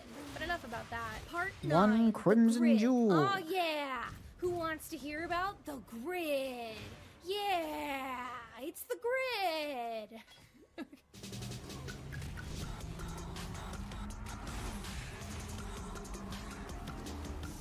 The Grid is a radical new business venture by Ken Brettschneider. It opened just across the street from Evermore in August of 2019. The Grid was announced as a diverse entertainment venue. It would feature an electric indoor go-kart track, an arcade, a restaurant, a bar, VR experiences, and something called the Loft Music, which I imagine is either a club-style dance floor or just a lounge. Honestly, it sounds pretty similar in concept to the Air Center project. Insiders claim that the Grid has totally paid off all its startup costs and is now operating at a profit. While Evermore was in the midst of its mass layoff scandal and suing America's sweetheart, unproblematic fave The Grid was apparently just chugging along across the street, having a grand time and minding its business. So I'm gonna be real with you, The Grid kind of sucks. It's a cool vibe. I feel like if this was closer to the road, I would drive by and be like, what's that? But it's not. You walk in and are greeted by this weird, creepy, unfinished hallway. Oh, and wait, what is that? Why does it? And also, like, well, yeah, why does the entrance door lead directly to an exit door? And also, like, why is the entrance not finished? It definitely is a new building. And then you enter the lobby, which is kind of Great Gatsby meets industrial. The lobby is massive, but there's nothing to do in it but purchase your go-kart pass. I also expected more of the go-kart. For some reason, I had gotten it in my head that the reason it's indoors is to give it some kind of like fun disco lighting. I was picturing some cross between Tron and Mario Kart's Rainbow Road. Whoa. Actually, I say for some reason. The fuck? The reason I 3 think Chaos that is Orbs. that's totally what the initial ad made it look like. And then Brett Schneider and his co-creator described it on a podcast as a holodeck, capable of simulating different video game-esque environments as you race. We basically are bringing all of these kind of digitally enhanced or digital experiences and creating kind of probably the most advanced kind of virtual entertainment center in the world right now. Really gotta get a new There's several shield. components going into from Damage starting to simulation, fall off again. various types of simulation that has interconnectivity between it, so you can do like air combat together, you can do off-road racing or some kind of sci-fi thing. And then directly compared it to Mario Kart and Tron. One of the most advanced and largest indoor race tracks that is a three-dimensional track, and then we're creating an environment within that driving track, and I can't give you all the details on it because it's still kind of a top. I was just gonna say, can you give us any juicy details yet? Yeah, I mean, I can say that it's going to be basically like a holodeck environment that you're racing in, so it's kind of almost like, It's gonna be just like the holodeck. Yeah, bro. Good luck pulling that one off. Tech and entertainment and fun, with, Tron and all that kind of stuff. So the idea now that we're building, this grid of an entertainment center. If you look at the maps of the track layout in the area where the riders gear up, you can see remnants of this original concept. One map shows a fantasy vibe with dragons flying overhead, and the other depicts an erupting volcano. We're going to be creating different genres and themes that will exist for the races. But no, it's a pretty visually uninteresting go-kart track. I guess the only benefit of it being indoors is to operate year-round, which is still pretty impressive. In fairness, I don't know go-kart regulations. It's possible that it would be a huge safety violation to put this in the dark with disco lights. Maybe they set out to build their holodeck and then found out they legally couldn't, or maybe they decided to cheap out at the last minute. It's honestly anyone's guess. But the fact that it wasn't a holodeck made me personally not interested in doing it. It's cool that the karts are electric and thus can be indoors, but they're still horrifically loud. There's an indoor go-kart place around here. Soundproofing in the building. It was like really solid. We walked into the arcade, which was right next to the track, and it immediately got much quieter. And I'd imagine the muffling would have been complete if they had closed the doors, but they were permanently propped open, presumably because no one was in the arcade and they were trying to get people to go in there. And I'd imagine that's because the arcade is pretty sparse. The machines inside feel more geared toward being aesthetically dazzling than being popular games people want to play. When we went, the track was bustling, especially for a weekday, but every other part of the grid was a ghost town. There were also inexplicably these like little tables all throughout the center of the arcade room. Honestly, they might have been there just to try to make it look more full. I was thinking at first it was like for people to bring their own board games or maybe do D&D, but there was a little too much noise from the go-karts for that to ever be appealing. It could be a board game hangout if you want to play D&D in a really loud building. And then I thought maybe they were for food, but like, what food? We're making it just kind of an easy decision. There'll be really great food and beverage integrated into it. And, you know, we make it so that it's just a really fun kind of like date night out. You know? The lobby had a little snack bar counter, but it just sells chocolate bars and soda. And actually, I'm not confident they sell soda. I saw a soda fountain, but that thing might be empty back there. The promised bar and restaurant are nowhere to be seen, nor is there any indication that they still plan to add them. Same goes for the dance floor, the VR, basically everything but the Controlled? I picked up this brochure at the counter Controlled and it boys. advertised free attractions. Yeah, I don't think I've ever equipped that The support go-karts, ever. the arcade, and the lobby. Yeah, the lobby is meant to be an attraction in itself. There was also a sizable merchandise display, which I was very tickled by. I guess I have to get it.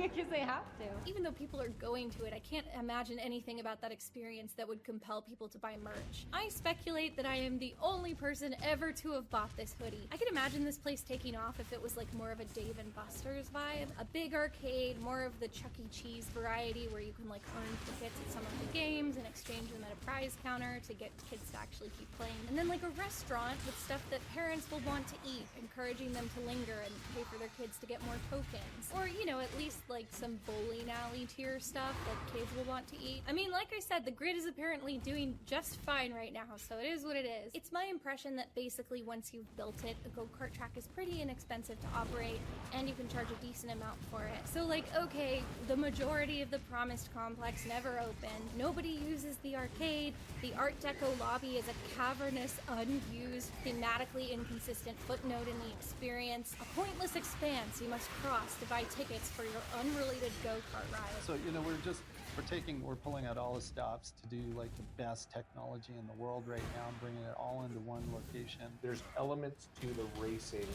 that isn't just hopping on a track and speeding around, you know, bumper tires. It's actually a mood and an environment that you are racing. But the go-kart part is doing so well, the grid can just kind of languish in its mediocrity and be just fine. Good for grid. Anyway, let's get back to Evermore, shall we? Let's see how things are going over there. Part 10, the marketing. Things are going bad. It's come to my attention that in the big firing of 2021, Evermore's then PR manager parted ways with the park. It's unclear if this was voluntary or if he was one of those fired. So it's difficult to tell at this point whether Evermore even actually has a dedicated marketing team or a social media manager or anything like that. I know that if you're struggling to pay for tangible things like buildings and materials, hiring a full-time worker to update your website and Twitter might feel like an unnecessary extravagance. But for what you're spending, you truly will see the biggest return in value by having someone competent in this position. You know in children's fantasy movies when the old king is like, I will confer with my most trusted advisor. And then it cuts to this skinny, weaselly man wearing all black and purple, and he's like, yes, your majesty. And you, the audience, are like, that's the villain! Your Grace, he means you harm! Anyway, that's my headcanon for the current Evermore marketing team. Every aspect of this park's marketing right now is so poorly handled that it truly feels like an act of sabotage by someone who seeks to kill it. After the Taylor Swift debacle, Evermore's social media comments were entirely overrun by angry Swifties saying Guess I could mean start things, investing into at which point Evermore charges. seems to totally abandon ship. I'm exploring this in June of Well, I can 2021. grab this. As of now, let's see what we've got on the socials. Instagram, silent since January 5th. Twitter, silent since December 29th. Hasn't liked or engaged with any tweets since January 6th. The announcement of the park's reopening was made on May 5th. only on their Facebook page. This is presumably just start because grabbing on Facebook, charges, I unlike guess. most other social media, admins can delete disparaging comments. And the only drawback is that no one finds out the park is open. Evermore also created a TikTok account in April 2021, presumably because it was the only social media that the Swifties hadn't found them on yet. I think this is a good site to make Zoomers aware of your park, and we've seen a lot of success from businesses, museums, etc. on the app. Their TikTok hasn't really taken off yet, though. I'd also argue that even if it did, the TikToks on there fail to really promote any compelling reason to visit the park, as they usually focus on close-ups of character actors without showcasing what TikTokers might do themselves if they were to visit. Once I traveled to Evermore, I landed at Salt Lake City Airport, and on the drive over to Provo, I saw a ton of billboards along the route, mostly for MLMs and restaurants, but I'm sure you'll be very shocked to hear that I didn't see any billboards for Evermore. The first and only physical advertisement I saw for the park was hanging on the outside of the grid. The banner just says, Evermore Park, tickets on sale now. It might occur to you that if you look at this Vine banner orb. and you don't know what Evermore Park is, The game is it's not really saved. going to give you any clues. In the logo, the word Evermore is really big, and the word park is really small. You can see that the font is kind of rustic, and maybe that will pique your interest. So that's okay. If you're curious, you can just Google it and find out what it is. Oh, they tried to sue Taylor Swift and appear to be going out of business. But perhaps you will persevere. That'd be and go to cool if their there was like website. anything Now, I websites wanted. can evolve all the But- time, but I would like to explore together what it looked like when I bought my tickets. So you go to the homepage and you see a banner with a few rotating images. None of these images are real photos of the park. They're just pieces of concept art of varying degrees of detail.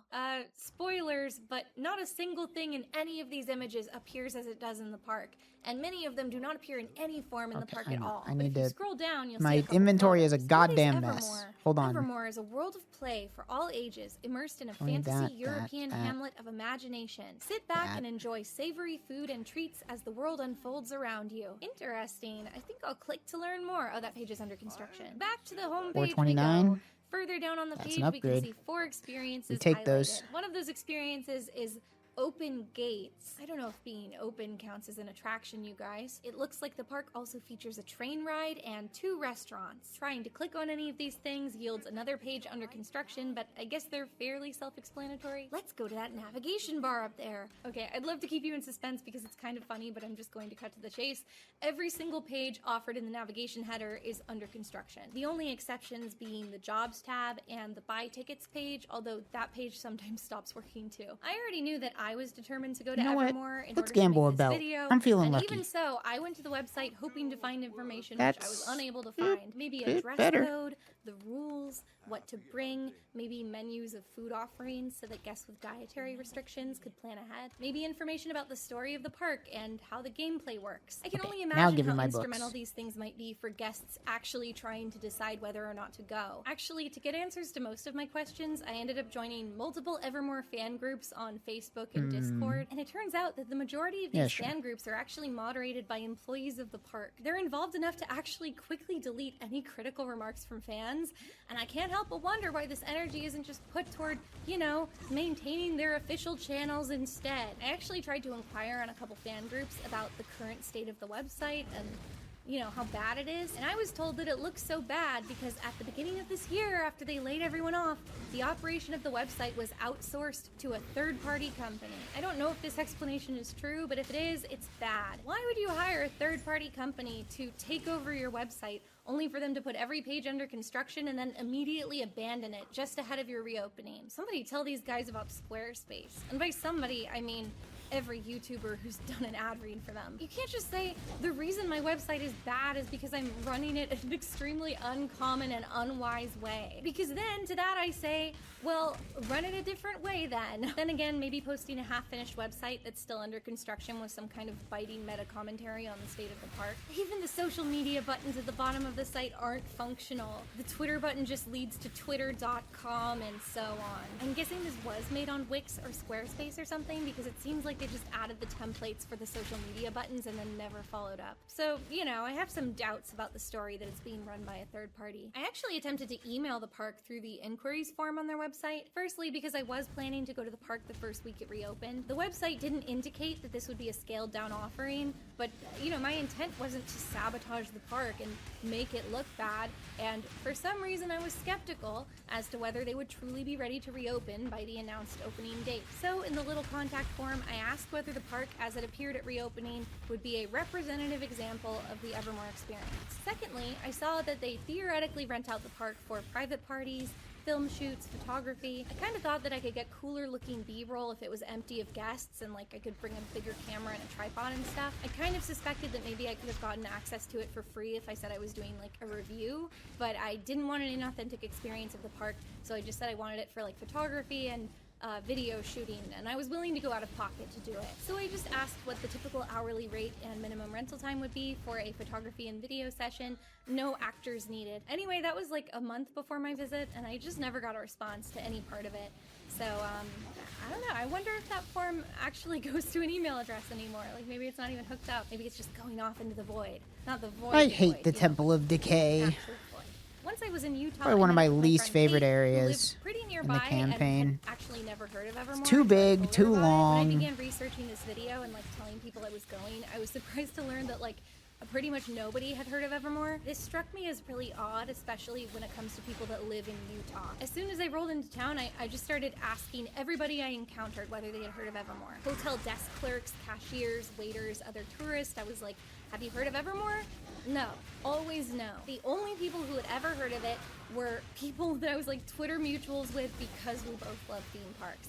And even then, a lot of them hadn't heard of it, including like theme park journalists. So obviously when it comes to your typical consumer, they absolutely have not heard of Evermore. I stayed at a hotel in Provo, the closest city to Pleasant Grove. Oh my god. On the way into the lobby, I saw one of those typical big brochure stands advertising local tourist attractions. There were brochures from places as far away as Idaho, but nothing promoting Evermore Park. You'd think they could just print out a couple brochures and put them in the lobby. Unfortunately, that was foreshadowing. Anyway, seemingly against the evil Royal Vizier's best efforts, I did in fact book a trip to Evermore. So I guess now it's time to have a look around. Join me. Hooray! Woo-woo! Okay. Part 11, the park. Suddenly, on April 28th, 2021, Evermore announced that they would be reopening June 4th. And by announced, I of course mean that they posted about it on their first ever post on a brand new TikTok account with no followers. It's fine, I've been watching them like a hawk, so I caught it. And rather than redirecting to a broken page, their ticketing link quietly started working again. Great marketing, guys. Initially, everyone assumed the park would return in its restructured format. I Remember, cannot the kind with jump no over actors, it. because that's what Evermore had said when they fired everybody. This left fans with a Whatever. pretty reasonable question. Then what is there to do? The actors, after all, were the park's main attraction. But as we got closer to the park's opening, Evermore did start replying to questions in the Oh, I comment think our sections of pizza's their here. Facebook and TikTok pages. So specifically people who were obsessive like me and willing to sift endlessly through their pages were able to glean a little more information. Again, great marketing, guys. Evermore said that they would in fact be bringing back character interaction and had hired a cast of roughly 30 character performers. Some of these actors would be returning previously fired employees, presumably all the ones who hadn't scrambled to find other jobs, moved back in with their parents because they couldn't afford rent anymore, or been disillusioned by the park and didn't want to come back. Having already thought once that I had permanently missed my chance to see the park, and considering the ongoing precariousness of the operation, it seemed I'm gonna have to go get my pizza after I kill the evil Aracali. End of the reopening at the beginning of June. The reopening season was a mythos, the summer season, originally conceived as a lantern festival celebrating fairies and dragons. I love Halloween, but I thought it made the most sense to go in the summer season because then I could see the park in its most neutral state. I basically just wanted an unthemed look at the characters, the architecture, the ambiance, without temporary holiday decorations distracting me or scare actors jumping out and frightening me. For Mythos of 2021, Evermore would only be open Fridays and Saturdays from 6 p.m. to 11 p.m., so not very long. Apparently this is actually normal for this park. It appears on archived versions of their website that the Halloween season would sometimes operate on additional days, which makes sense, it's the most popular. Past seasons might have also had slightly later closing times, but it doesn't seem like the park has ever really been open in like the afternoon, which is a little strange. So that was another appeal of the summertime. I would have the most daylight that I could. I knew it was a small park and I figured I could probably do it in one day, but I just went ahead and booked Friday and Saturday to be safe. I'm glad I did, more on that later. So I went online and I bought 8 tickets total for my whole crew, as well as 4 tickets so we could all ride the train, all in one transaction. I would actually like to caution you against doing that. It seems that when you purchase anything through the Evermore website, it emails you a single QR code with your whole purchase and the dollar number that you spent, but there's no kind of like itemized receipt proving what you bought. So when I got to the gates on day 1, the system had bundled my whole train ticket purchase together, and they were like, you only have 1 ticket. And I was like, but I'm certain I bought 4. And I'm like busting out my calculator app, like trying to itemize it myself, like, yeah, that's 4. And they were like, oh, well, you'll just have to buy them again. And Evermore doesn't have a guest relations department, so you're just completely out of luck. And then we went back on day 2, and I showed the same QR code because remember I had bought 8 tickets, and the system showed that all 8 of my admission tickets had been scanned on day 1, so now I had no tickets. This actually says that it's for the 4th, but you bought them for today. Oh, yeah, no, I bought them for the first day, What's but When you buy them on the site, you do select what days you're buying 3 tickets fusings. for. So I don't actually know how this could happen, like from a technical standpoint, but it did. So I didn't have any tickets. So there were 4 for yesterday and 4 for today. You just got the 1 QR. Yeah, they only sent 1 for the whole order. Yeah. Okay, thank you. Okay, thank you. This ticket taker was way more understanding, and she let us in on the honors system, and she even gave us our missing train tickets, which was super nice of her. But, you know, she didn't have to, and if she had decided not to, we would have had no recourse. So I guess what I'm saying is don't buy anything in advance, don't buy anything digitally. Just like walk up to the ticket booth, buy your tickets, get them physically handed to you, because if you don't, you just might never see them again. For what it's worth, the ticket prices are low, so this isn't like super high stakes, but it's still kind of bad, you know, to buy stuff and then it's gone. Anyway, at the time that we went, admission was only $15 per adult. It seems in the past it's been as high as $34, which I still don't think is a lot, but also I'm from California and everything's really expensive here. My perspective is skewed. Even a movie ticket here is like $20, which I understand is not the case in other states. So from what I've heard from Utahns, Evermore is considered very expensive for what it is and where it is. Not to mention if you're a family with children, the kids aren't buying their own tickets. So if you're bringing multiple kids, your experience could easily go over $100.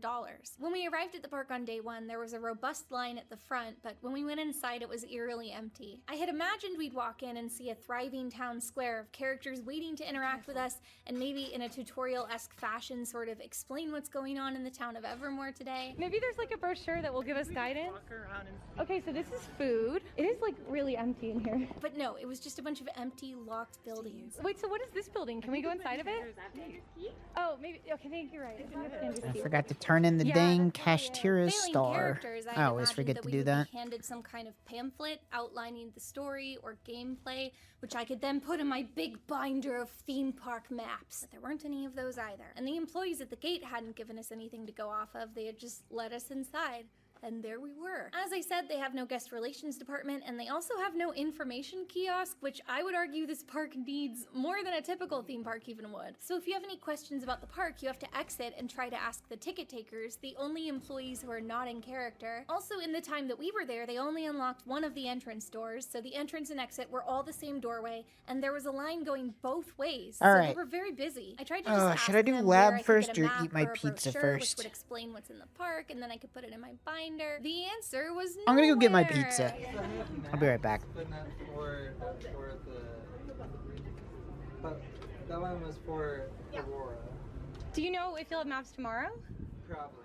Okay. They had, in their words, some kind of map fiasco, so there were supposed to be brochures, but there weren't. Some theme parks I've been to, even if you don't pick up a map, they have like a large, permanently affixed map on a sign that you can consult, but Evermore didn't have anything like that, so we were off down the trail. We almost went west, but we were seduced by the sound of a train whistle to the east. We go right or left? Let's go clockwise. There, now you can see a little bit more. So we headed east instead, which was a mistake, as it's certainly the less finished side of the park. When you walk east, you pass, in this order, the closed gift shop, a closed concession stand, an unfinished chapel, this maintenance building where I believe the trains are stored, it's off limits to guests, a closed building with some chickens! Chickens!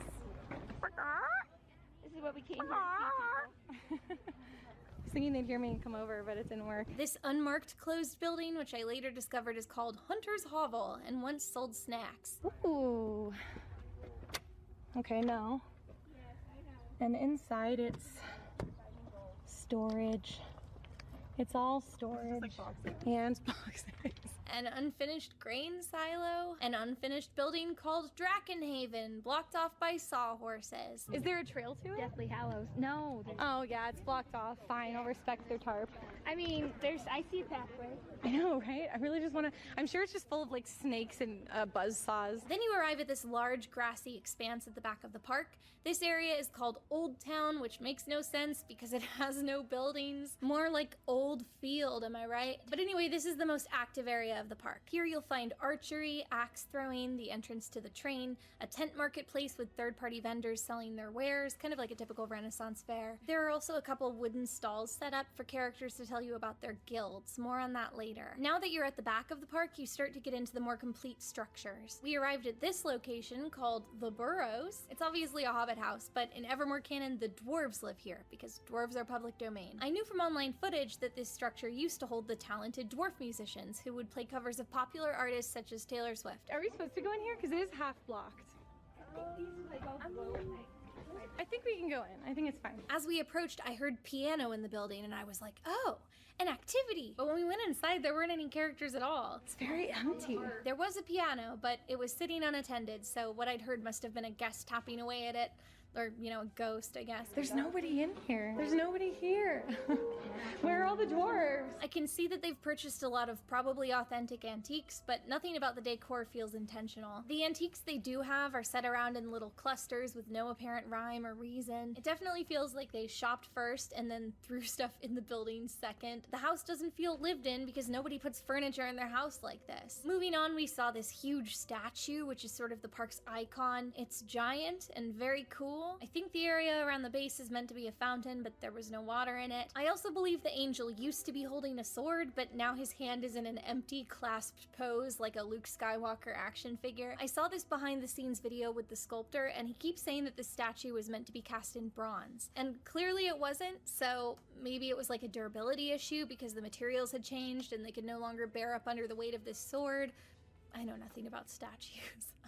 I'm just guessing. But to my untrained eye, it definitely looks to me like the sword was too heavy, the whole hand fell off, and then it was reattached without the sword. The next structure we passed is this crypt. When we got there, it was locked up tight, but we'll circle back to it later. Next, we encountered the Slanting Shanty. I guess the in-universe story of this building is that it was once stomped on by a giant, and it's been a bit crooked ever since. It's very whimsical. I've been told by employees that the shanty once served food, such as soup and bread bowls, which sounds delicious. When we went, the shanty was yet another locked up building and was also in a state of disrepair. Wait, what do you think this usually is? It's got a window? Maybe a... It's like a service window and a hole in the wall. Somebody got angry at us. I want to join some kind of guild. I've gained no insight from that. So, word on the street is that when the shanty was being used for food All right, I'm going to service, eat my its pizza whimsically now. Slanted chimney was Thank you for functional, waiting. and actual smoke and heat would go up it. Allegedly, a hairline crack in the metal infrastructure of this chimney led to a lot of hot gas hitting the wood on the other side, and it started to smolder, and then the whole building started to smoke. And allegedly, guests had to be directed away because the park was open and the fire department had to come, and it was a whole big mess. I don't think the building ever actually caught fire, and I'm not saying any of the holes I saw in it were from that. I think they're from disrepair and like weather and stuff. But anyway, I thought it was an interesting story, and now they don't use the building anymore. It just sits dark and actors gather around outside of it. Next is the Nettleton Mill. This is actually my favorite structure on the property. It looks so cute and fanciful, like a Thomas Kincaid painting or something. I think Snow White would live in a cottage like this. And it has a water wheel and this little pond around it. The water feature did result in those little clouds of like hundreds of gnats that try to fly into your mouth and eyeballs, so I didn't can't love that. There's so many bugs. So many bugs. I just walked mouth open through a cloud of bugs. Hey! I just swallowed a bug. But I guess I consider it a decent trade-off for how lush and iconic it makes this area of the park look. The water wheel wasn't turning during our visit, which I consider very lame. It's the little things, you know, they all add up. But I do know the wheel is at least capable of turning because I've seen it in other vlogs. In my opinion, standing at the base of this structure and looking over at it, the total package of the structure and the landscaping makes it the single most lovely and complete visual in the park. So you're probably wondering what's in the building, and the answer is nothing. Again. I looked in and it's all electrical panels. Wait, really? Yeah. No! I'm sorry, it's clearly not intended for anyone to ever see inside. This is a cabin I would live in. Yeah, you can see in this hole. I knocked first. There's a cute knocker. But yeah, but look, it's literally just like electric panels. Oh, that's really sad. If you back up and look at the upper level windows, it looks like there's a loft, and that's full of trash or something. It's like garbage. I think it's just garbage. Great. It reminds me of The Grudge too. The Grudge 2. So it kind of appears as though this building was never intended to be open to guests, and that's crazy to me. Anyway, next is the Crooked Lantern Tavern. This building has big, permanently open doorways on either side, which definitely cuts down on the tavern vibe. I feel like a tavern in a fantasy story is always a dark, enclosed, mysterious place with hidden corners and booths at which crazy characters sit. This tavern honestly has the shape and layout of a barn, or one of those covered bridges in Amish country. I mean, the path really goes directly through the middle of it. All that open air really kills the ambiance, but unfortunately doesn't clear out the body odor of all the guests inside. I'm not trying to be mean. It was honestly very overwhelming. I tried not to notice, but we didn't stay there that long because it smelled really bad. That's not the park's fault, but it was the case both days we were there. So like, I feel like I have to mention it. Like maybe you'll see pictures and think, people in maybe I would Utah hang out at don't the use tavern. soap. And no, you wouldn't. The acoustics of this building are also pretty unbearable. It was so noisy and echoey, and they didn't have any ambient music or like draperies hung around to try to cut down on that. It was truly an assault on many of my senses. I think the tavern is one of those locations where frequent visitors like to linger for hours at a time. There were only a few tables in there, and they were fully occupied at all times, and every time we walked through there was like a really loud guest-led sing-along happening. I'm sure they were having fun, but you know, as first-timers that might have wanted to go in and talk to the characters, it just didn't seem like a good place to do that. And that's a shame, because I think some of the important characters of the game hang out in there, but they were also pretty monopolized by the regular guests, so we were just like, whatever, let's just leave. I'm gonna just get out of the way. I do think the tavern has cool decorative elements entirely up on the walls. The area behind the bar looked nice, and there was this great taxidermy dragon head up over the door. That was fun. Moving down the trail, they have this greenhouse. Well, they call it the glass house, but it's like a greenhouse. When I heard there was a greenhouse, I was immediately excited because I imagined all of the cool things you could do in a fantasy greenhouse with a relatively limited budget. I imagined, since this was once planned to be a botanical garden, that the greenhouse could showcase displays of visually weird pizza and consumed. exotic plants. Let's go. And then sprinkled among those, you could put in fake plants made by the in-house sculpting team that are totally fantastical. Like they have tentacles or teeth or whatever. Perhaps a tree with a face, just throwing it out there. You could even put in a few plants out of the reach of the guests that have very simple mechanical elements, like plants that breathe or wiggle back and forth. Just a very basic single motor animatronic, again, could be made in-house. And then you could pipe in background noise of chirping or buzzing to give a fuller impression of life. And there could be actors inside playing alchemists or whatever who could tell you about both the real and fake plants. So it's still edutainment, but it's also whimsical. Maybe there's like a workstation where one of them is brewing a potion and you can snoop through their notes for clues to the story. But no, the greenhouse is mostly empty with benches inside because it houses a bird show. I'll put a pin in that. Moving on, we arrive at the Copper Confection. Externally, this is another of my favorite buildings. Standing in front and looking up at it, the way it nestles into the path, it makes me Don't know why I decided to just tank that. Specifically a cute Santa's Village type experience. Not a good idea. Quaint little Halloween town with stone confectionaries and pumpkin-headed citizens waiting to greet me. Anyway, let's go inside. I'll cover this more in my food section, but this is an eatery with not much furniture inside. The standout piece of decor is Tip Top the Automaton's desiccated corpse. Oh fuck, I forgot. Tip Top! No, that's not tip top. Because everybody cares so much about my gameplay. Yeah, supposedly the costume including fell me. apart, and rather than repairing or replacing it, they retired the character. So, you know, that didn't last long. Okay. Your sunglasses. My liege. Across the path is this little garden that's supposed to have fairy vibes, which looks very nice. Ooh, it has rocks please. with faces. I love when things like rocks have faces. I was hoping to see some trees with faces, which I like even more than rocks with faces, but alas, they didn't have any of those. Then we arrive at the bathrooms. I didn't get any footage of those. Sorry, it seemed weird. I heard they were just normal bathrooms.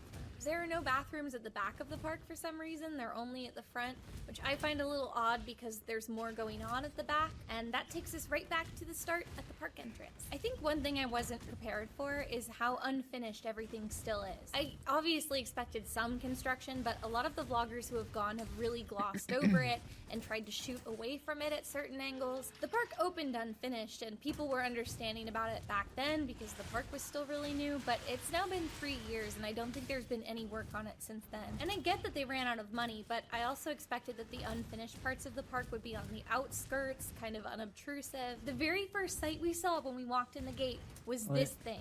From what I can tell, this dry expanse of concrete, straw, and exposed wires is intended to be the dancing fountain. I imagine that the swirly pattern on the ground is where a track for fountains, bubble jets, something like that would go. Maybe the necessary equipment is already When there, all this was under for a those patches stupid of dry straw. chest. The safest place Fuck for me. electronics to be. Honestly, if that's the case, this park needs to ship in a lot more dry straw because there's a lot of stuff that's just out.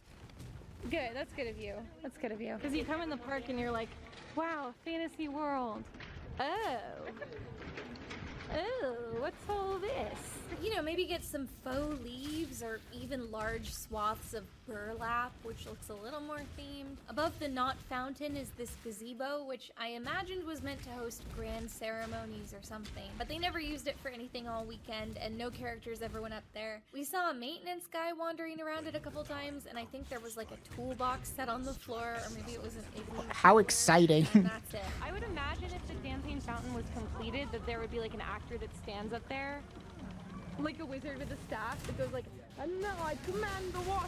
One of the tallest and most eye-catching structures on the property is this grand chapel. It's currently unfinished, so where all the windows would be, it has big sheets of plywood like it's weathered a storm, and the exterior walls still have the supply company logo on them. I would think even if they can't afford to finish the building, they could at least make short-term cosmetic improvements like whitewashing the whole thing. Again, I'm not trying to dump on this park for being broke. The unfinished state of it is what it is, but what frustrates me is the seeming lack of foresight or planning. A business doesn't just run out of money as a surprise. The state Evermore is in now is more or less the same as it looked when it opened. And in the early stages, they must have known that the money they had was all they were going to have until it opened and started turning a profit. So I don't understand how they didn't know exactly how many buildings they were going to be able to build. One ought to prioritize the buildings in the most centralized cluster near the front gate. Then you could have all that empty land at the outskirts of the park to finish when you can afford it, if that ever happens. But guests visiting the unfinished park will still feel like the park is finished because the parts that they're in and interacting with are. That is not at all what Evermore did. The construction sites are very visible. And this is compounded further by the fact that, of the buildings they do have, most are sitting empty and locked. This park purports to be an immersive world, but you can't even explore anything. What was even the point of building a town at all when the majority of the action is just people wandering around outside? Here, I have taken an old promotional Evermore map that I found online and put a star on all themed structures. I'm discounting things such as bathrooms and walk-up hot dog windows and understandably backstage buildings like the train barn. And as you can see, I've come up with 13 themed buildings. A green star represents a building you can enter, and a red star is closed to guests. As you can see, at the time of my visit, we've got 5 green stars and 8 red stars. I feel like the locked buildings could at least be made into tableaus that the guests could look into through windows, kind of like the ghost town at Knott's Berry Farm when they don't have the actors in it. Instead, they're either unfinished or externally finished, but totally closed and shuttered, begging us not to notice them. Okay, what's in here? Yeah, put in the ball lightning. Yeah. What do we got? X-Blast, nothing in it. Stormbind, So and functionally, Raise this is a Zombie park of with 5 Slamming. buildings. If we Great. think about the ticket price, that's $3 Yeah. a building. And arguably only 3 of those buildings have actual activities for guests to do. And as I said earlier, sometimes it's the little things, and all around the park there are these little cosmetic details that have never been completed or have been let go. Random planters will have garbage strewn inside. Oh, it's snacks. Ew. You can see coolers set around abandoned construction sites, and the theme of the day was really exposed wires. Yeah, you'd think they would think this is a trip hazard unless the balcony was blocked off. Oh my god, those are just loose wires dangling. Oh my god! Oh my god, and it's raining! It's raining, we're all gonna die. It's a trap. Whoa, some more exposed wires. Oh my god. With it threatening to rain constantly, that just doesn't seem like a good situation. And they're on every column. It's power cord. The beautiful, beautiful power cord. I just noticed those ones too. Oh yeah. God. All right, time to do Act 8. And there's also a huge fish. The park does look much better in the dark, which is a compliment I receive a lot too. Firstly, you can't so easily see all the stuff that's wrong with it, and the construction sites aren't illuminated, so they escape your notice. But also the ways they've chosen to light it are really nice. The placement of lights pointed at buildings is very strategic and flattering, and they use a lot of different colors of light. Most of the buildings are evenly bathed in blue light from the outside, but they have the cheerful yellowy light pouring out through the windows. Other little outside features are accentuated with green, purple, and red bulbs. It's such a cool vibe. Whoa! It is really nice. Whoa! Whoa! We did notice that a lot of the lighting is not directed at the paths, which can become a little treacherous to navigate as the night wears on. Some of the walkways are twisty, sloped, uneven, and there are long stretches without footlights where you truly can't see where you're putting your feet. My vlog camera naturally brightens up dark environments, and there were multiple points where I was using the viewfinder to see by. The park bills itself as being ADA compliant, which I think must be actually legally true, and they don't have any stairs anywhere. But I think in execution, the lighting could probably pose a real problem for accessibility, which I think a lot of people forget is not entirely people in wheelchairs. One thing the dark can't disguise is all the neighboring office buildings because they have lights of their own. Like I said, Pleasant Grove is mostly office. I had 10 stacks of corrupted blood there. Several of them. I was not gonna live. At all parts of the day. Honestly, I don't care that much about that. I mean, I care about it. It's very obtrusive, but I'm not mad about it. Supposedly, Evermore was supposed to be enclosed in a big high wall, and then they ran out of money. They have a little bit of a berm, a big earthen donut. They made this fucking genie impossible to click. Their secondary plan is for the trees that they've planted around the perimeter to grow in, which takes a long time, and buying adult trees is expensive, so I get why they did what they did. I think for their resources, this is the best they could have possibly done, other than maybe picking a plot of land that wasn't next to office parks. It kind of is what it is, but I also thought I should mention it because if you're going there to take cosplay photos or wedding photos, they're gonna be in all of them. I think the biggest issue here is that the office buildings are their own thing, but then we've also got the construction that's inside of the park, and together they form a huge 1-2 punch to the ambiance. Between the two, there's no one section that feels complete and immersive. This park is theoretically rentable as an event venue, photography, or a filming location, but it would be almost impossible to use it for any of those things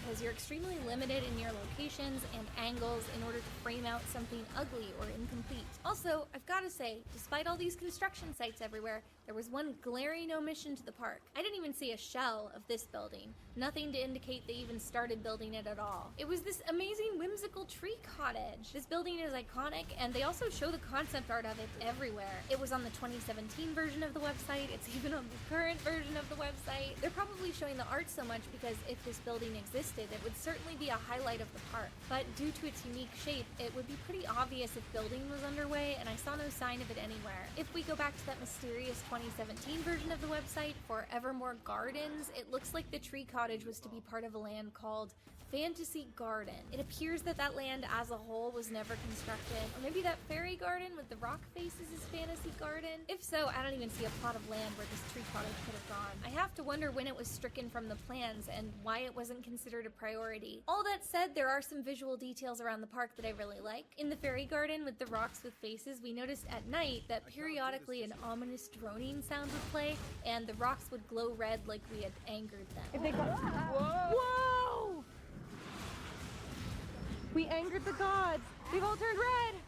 That's fun. They had a couple fire pits scattered throughout the park, which I imagine you're meant to sit at and converse with characters or other guests. Nobody was really doing that, but in theory that's nice. They also had some enclosed fireplaces, and those had these lovely bespoke dragon grates in front of them.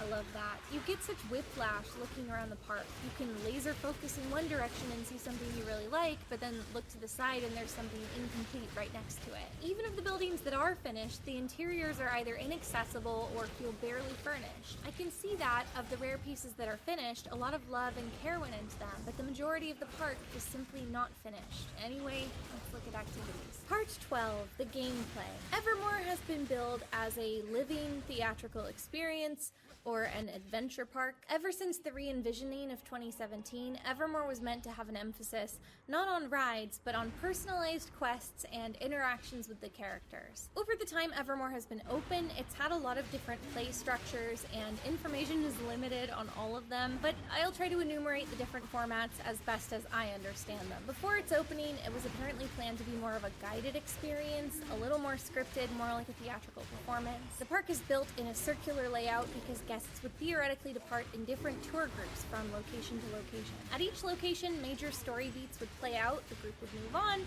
then they'd play it again for the next group that came through. I have to assume that that covered bridge layout at the tavern, where the path goes right down the middle, was a holdover from this format. I believe that this format would have still been loosely interactive, but certainly a lot more structured. This seems a little closer in spirit to things like Sleep No More, one of the most famous interactive theatrical productions. In fact, according to some former employees, Ken Bretschneider has cited Sleep No More as an inspiration for the interactive elements of Evermore. Some of the opening season actors say that they were prepared for this version of the experience throughout the majority of the rehearsals, and then it was abruptly scrapped when it became clear that many of the park's buildings would not be finished in time. Instead, at opening, characters as well as guests would be free roaming throughout the park, and there was a greater emphasis on guests completing tasks Can he be stopped? and challenges. And then from there, from season to season, the gameplay has seen a lot of different changes from major to minor. I found this review from fall of 2018, the park's opening season, which mentions kid quests. Evermore basically handed out this little worksheet to the young park guests, guiding them through various activities. It challenges them to interact with characters, play beanbag toss, walk through the catacombs, and look for a handful of themed objects in like an I Spy kind of game. If the kids handed in their worksheet at the end of the night, they would receive a little drawstring pouch full of items like plastic gems, a coin, a key. I think this is a good level at which kids can engage with the park. It reminds me of scavenger hunts that the local museum would host when I was a kid. Although, without rotating challenges and prizes, I can't imagine it would incentivize many families to come back Oh, another again. exile. That's its own problem. As for adults, there have been two major objectives which seem to have remained pretty constant throughout the park's operation: completing quests and joining guilds. The same opening season review explains that in 2018, adults could try to win the Evermore Champion Challenge. Look, you lot. Evermore is looking for a new champion, and one of you could be it. There are a few rules. First, you need to be in Evermore before the portals close on November 3rd. And you need to collect all four tarot cards and make sure that You're not wrong, though. And make sure you send in a video submission. The instructions are sort of vague, but it seems that you could essentially earn tarot cards by completing tasks given to you by characters. It's totally unclear whether the tasks were the same for everybody or whether the tasks and the cards could just be handed out randomly at the discretion of the characters. This was a real contest though. Only one person could win, and they would get free tickets and a backstage workshop tour. So, not to sound like a pessimist, but doesn't that kind of make the tarot quest feel like an exercise in futility for the majority of the guests that go? And the park producers did seem to notice that, if a little too late. Our strategy for making the audience the heroes has gone back and forth multiple times across the seasons. In the original Lore 2018, we had the Champion quest line, which allowed a select few world walkers to become named Champions of Evermore. This was excellent for capturing that idea of being a hero for those specific guests, but was actually disastrous for every guest in the park who didn't happen to complete that quest. Quite a few guests left the park furious about it. So we redirected from that, but unfortunately overcorrected and caused guests to become flat out bored in Aurora 2018 and Mythos 2019. We found a decent middle ground in Lore 2019 and have attempted to perfect the idea from there. So let's look at some quests from Mythos 2019. YouTuber Ginny D attended during this time frame. It looks like for her visit to Evermore, they had a system of quest cards. So you start with your first quest card printed in a little pamphlet inside your park. It's very funny to have like This system no longer exists. an amusement park where you're like, yeah, somebody can win the amusement park, but only one person.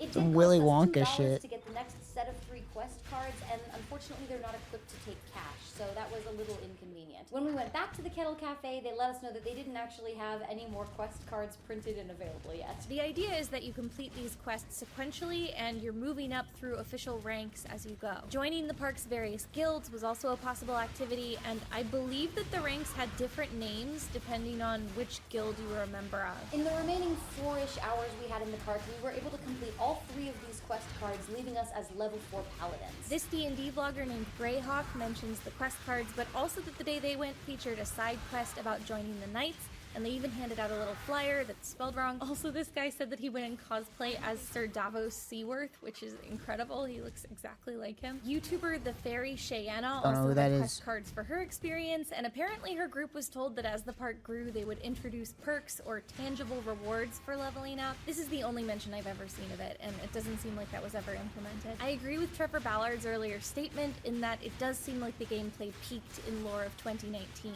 And handily, a lot of the most complete gameplay footage I have access to is from that season, so let's take a look. One of the subsidiaries of BuzzFeed put out a video like, "You need to go here," promoting Evermore Park. This video was shot in Lore of 2019, and it provides probably the clearest picture I've ever seen of a typical day at Evermore. The host enters the park, a character welcomes her and shows her around, and then she decides to join the Blackheart Hunters Guild. They give her 3 tasks to complete. First, she must get 3 bullseyes at the archery range. Once she succeeds, the ranger at the station stamps off her little passport. Next, she must brave the mausoleum and return with a black stone. The mausoleum is basically a little haunted house walkthrough with vampires, plague doctor looking things, and other ghouls. Finally, she has to go to the fortune tellers so they can determine the purity of her heart, there to give her a code phrase which she can take back to the hunters. When she returns to the hunters with proof of all her quests, she's inducted into the guild. So, a neat and tidy adventuring structure. I mean, it's only 3 activities once you think about it, but the tasks feel like some thought has gone into them. You can see that there's other entertainment like fire dancers around, and the host speculates that she's probably only scratched the surface. I was just so overwhelmed because it feels like I only picked at one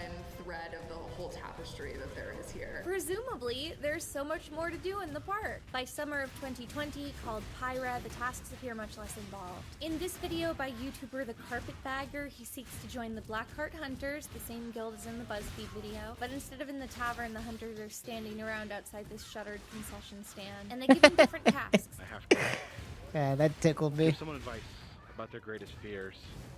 I have to get a killing shot at the archery, and then I have to solve a riddle.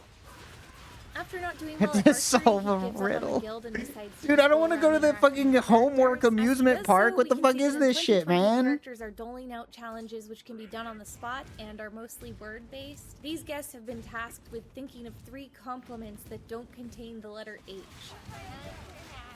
What?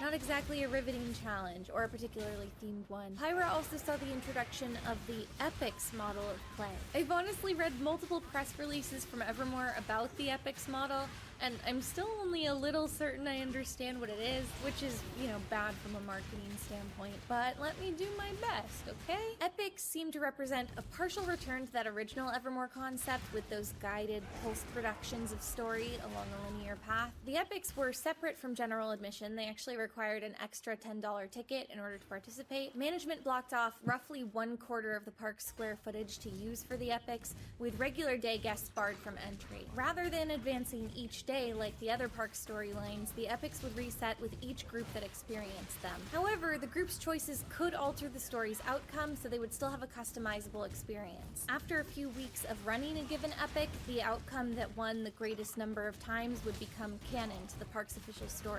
This model meant that guests willing to pay a little extra would be guaranteed to see major story beats on their visit, and I assume action scenes of some kind, and they'd get to see decisions that they made make an actual impact on the storyline, at least for the night they were there. Meanwhile, to try to make up for the portion of the park that was inaccessible, they did drop the gate price, so at least it wasn't full price for a partial park. However, a lot of customers were still angry to see an upcharge for part of the park after they had already paid to get inside. And remembering my map of accessible buildings, it's worth noting that the corner of the park that was blocked off was the most structurally complete portion of the park by a wide margin. So looking at that map, the Epic's concept was actually blocking off 2 of the 5 complete structures in the park. Not to mention the most visually appealing incomplete structures and garden walkways. Another issue is that the Epics were intended for a group of about 25 guests at a time. Since story beats were seen as a group, decisions were also made as a group, meaning that guests would have less individual agency. Less assertive participants might even be left as passive observers for the entire night. From what I can tell, the Epics model only ran for 1 season, maybe because guest response was such a mixed bag. January of 2021 saw that mass firing of the park's character department,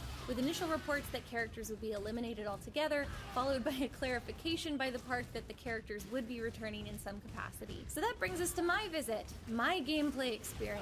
At this point in our timeline, it's June of 2021. It's hard to explain what my experience of the gameplay was like. A quest is just a fancy word for a task. So you approach any character and ask them if they have a quest for you.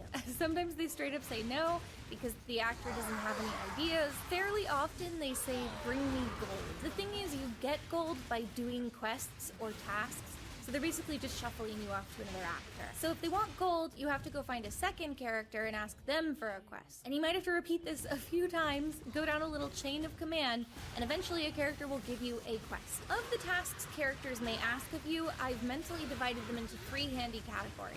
First, concrete tasks. These tasks involve a physical errand and require you to bring back tangible proof that you've done it. This would apply to every task that was asked of that BuzzFeed host. Hitting the bullseye and getting a stamp, tangible proof. Going to the crypt to retrieve a black stone, tangible proof. Visiting the fortune teller and being told a clearly pre-written code phrase to bring back to the guild. These are, in my opinion, from a gameplay perspective, the strongest tasks and should be the only kind of task in the game. Okay, secondly, we have vague tasks. These are things which are intangible, function on the honors system, and thus give very little sense of accomplishment. Sneak behind a character without them knowing for 30 seconds and then go back and say that you did that. Find out something about the rival guild, except in actuality none of the actors have consulted with each other about their secrets, and it's impossible to know whether you're just making something up off the top of your head, so you don't have to actually do it. Finally, number 3, we have nonsense tasks. These are the things which a character can just make up for you to do in front of them on the spot, which aren't difficult and fulfill no in-story role. Do a little dance, pay me 3 compliments, tell me a joke. These are awful, they offer no sense of accomplishment, and they don't even make in-universe sense as to why this character would ask you to do it. They have nothing to do with the plot, and they're too easy, even for children. These need to be eliminated at all costs.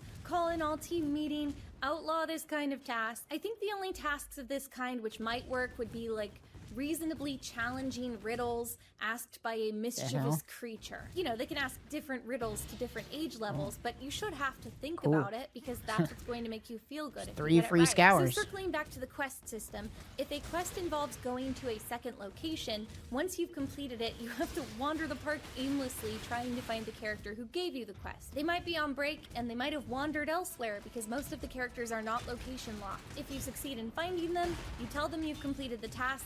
They believe you and give you a piece of gold. The pieces of gold are just little spray-painted rocks. I'm not mad about it because if they looked cool, they would be stolen. But the fact that they are just rocks that anyone could make indicates that the gold can't be that important in the story, or else dedicated players would counterfeit their own and bring it in to influence the story. But they don't because they can't, because the gold doesn't matter, because the system is broken, because the game doesn't work.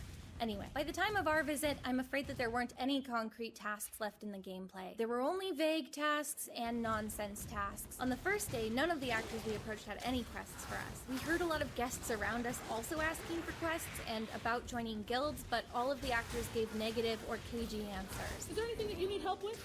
You know, at the moment, I don't. Very well. Wait, so then what's even the point of going to this stupid place if all the actors are just like, I don't feel like doing anything anymore. Collecting my paycheck. I'm gonna go with the answer being no. Great. Sounds like that. Yeah, alright. It seems to me that at the beginning of Mythos 2021, none of the actors had been instructed on quests or guilds. We did walk past this one family who I guess had been instructed to look for unsettled dirt.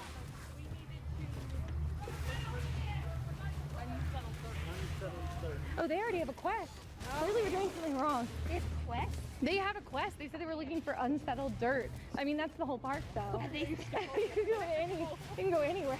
I'm still unsure as to whether this was even intended as a quest, or if the character just sent them on a fool's errand. By day 2, the quests and guilds were tentatively back in the game. The quests were still stupid and vague. Pretty much every character just asked us for gold, and then the gold would be earned through nonsense tasks.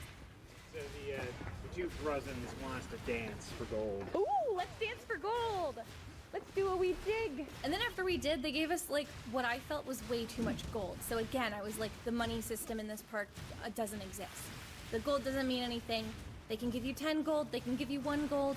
It doesn't matter. Each guild had a little home base where they set up a chalkboard with the guild requirements pre-written out. So like to join the Pirates Guild, you had to make a bet with somebody and win, make a fool of yourself in front of What a the fuck is crowd, happening? and take pictures in the You have to be stocks. more So, specific. you could probably get through all of that in like 20 minutes. To join the Rangers Guild, you had to get a bullseye at archery, sneak behind a character for 30 seconds without them noticing, and learn a secret about another guild. The archery station no longer has stamps, so even that has been demoted to a vague task. It's not like we were going to cheat at these challenges, because like what's even the point of that when there's no prize other than a sense of accomplishment? But knowing that lying is totally indistinguishable from succeeding is just demoralizing. Once you've done the tasks, you just walk back to the guild and go, I did it, and they're like, great, you could join the guild. That's all it takes. Also, because a lot of the tasks are made up on the fly, there's a margin for human error which can render the game unplayable. I have one moment from my visit which I feel illustrates this pretty well. We were in the Old Town section of the park when a character told my friend David to look for a man in a wide-brimmed hat in the tavern and beat him at a staring contest. If David succeeded, he could then come back to this first character and say that he won and they would give him gold. So this is again just operating on weird honor system rules where we could have just walked away for 10 minutes and then come back and been like, we won and gotten gold. But we were trying to play the game on its own terms, so we went off to the tavern. All right, into the tavern, I guess. Are we gonna try and win this staring contest? Yeah, let's do it. We spent a while circling the room, looking around, and there were no characters matching the description. I bet that is him. But the guy said he had a hat. Oh.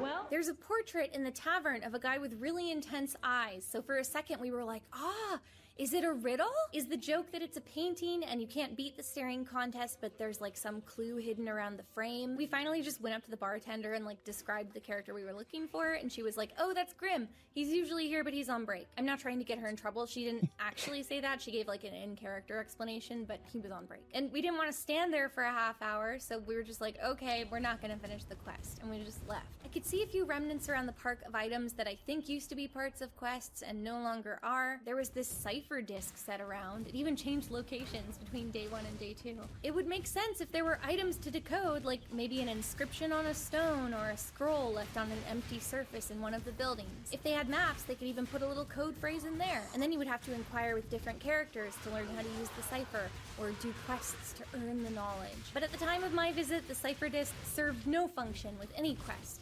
It was at best a decoration, and at worst a red herring. I asked some longtime fans if it had ever served a purpose, and they said that there did used to be little scraps of paper around with phrases to decode. But apparently even then, the phrases were just like vague story teasers, like, beware the Fae King. It was nothing that had like an in-story consequence. I think the most critical failure in the Evermore gameplay is that they can't seem to find a substantial way to involve the guests. They seem to advertise an experience where the actors are NPCs in a video game and you are the hero. That's why you're paying for the experience. The employees of the park are here to facilitate. Yeah, this just seems like you're paying a lot of money to have a worse experience than just playing an RPG. Characters are fighting and the guests are standing in a ring around the action, watching, maybe recording on their phones. When a character dies, they gasp in horror.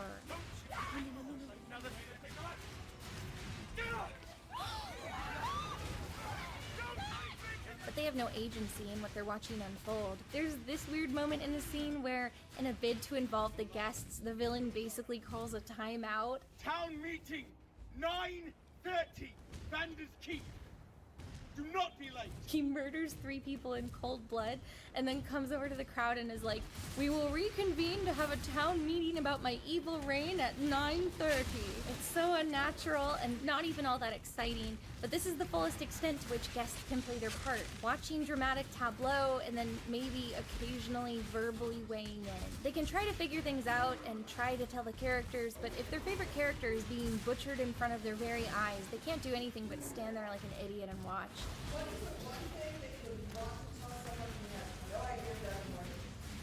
The only way to actually pitch this is by asking a question that you yourself answer. If you ever wanted to go on an adventure with Gandalf, I wouldn't say Evermore is like going on a quest with Gandalf. I would say it's more like you show up in Middle-earth and wander around making awkward small talk with the characters, and you can't fight anyone or do magic. You have little or no in-universe money, none of the characters know you well, and you can never fall in love or form deep bonds. You have to stay in one town, can but never also fall a lot of the in buildings love. are locked or half-built, Sad and story. the interiors you can visit feel unfinished. Also, instead of the interesting food you see in the movies, it's like hot dogs and nachos, and it's next door to an office park. To make matters worse, this game has a lot of artificial gatekeeping baked right into the loaf. In some ways, first-time guests are inevitably excluded from the most interesting activities. I've discovered 3 separate fan podcasts for Evermore, each representing a group of fans who go nearly every day the park is open. So these have given me better insight into what one might experience if they lived locally and were able to do that. The first component I learned about was something fans call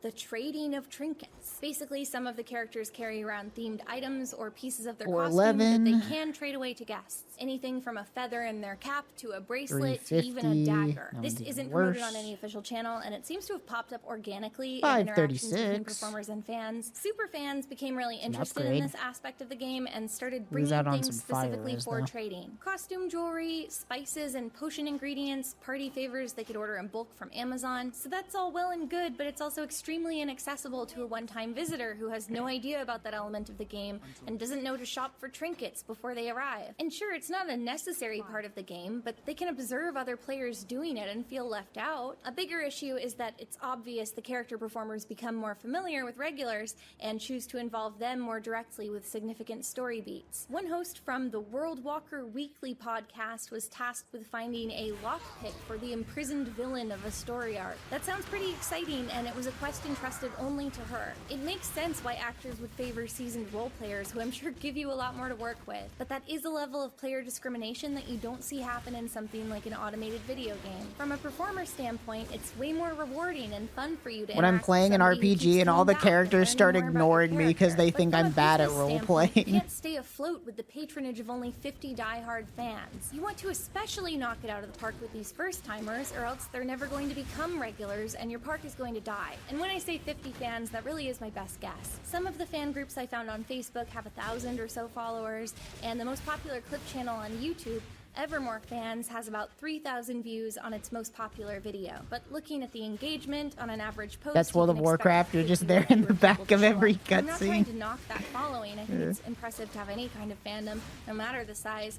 But Evermore is far from at a place financially where they can afford to languish with their existing loyal following. They need to bring more people in or they're going to die. I keep saying that. They're gonna die. The hosts of another podcast, World Talkers, were similarly invited to complete an exclusive quest. This culminated in the podcasters following characters out to the cemetery and physically digging to unearth an enchanted sword. That's, to a comical degree, way more tactile and emotionally rewarding than any other task I've heard of within the park. And it was a bespoke experience for like 3 podcasters. Supposedly, they were told that this special quest was a beta test for more elaborate quests that would be open to all. But obviously, that kind of quest would never surface for the general public, because, like, how could it? If you set a precedent for digging on the property to inexperienced players, you're going to have all these overzealous kids digging all over the landscaping, unearthing pipes and power cables. And here at Evermore, the only power cables we want kids playing with are the ones that we already left out in the open, lying all over the ground. So if I may, I'd love to circle back to that BuzzFeed video. I've already said that it was from 2019, so it's understandable that there are some differences in gameplay structure, but the differences don't end there. I don't mean to say that the BuzzFeed portrayal of the park was biased. They went a couple years ago and the park was run differently then. I mean, the host channel, BuzzFeed Bring Me, gets clicks specifically by presenting visually interesting activities for people to share and tag friends in on Facebook, whether they ultimately visit or not. And then of course BuzzFeed's videos are monetized, so the cooler they can make a montage of of a food or destination look, the more they'll be paid for that video. But just because they have a financial incentive to present a flattering impression of something doesn't mean they would intentionally mislead their viewers. And they don't disclose in the video description whether they were comped or paid by Evermore for the feature,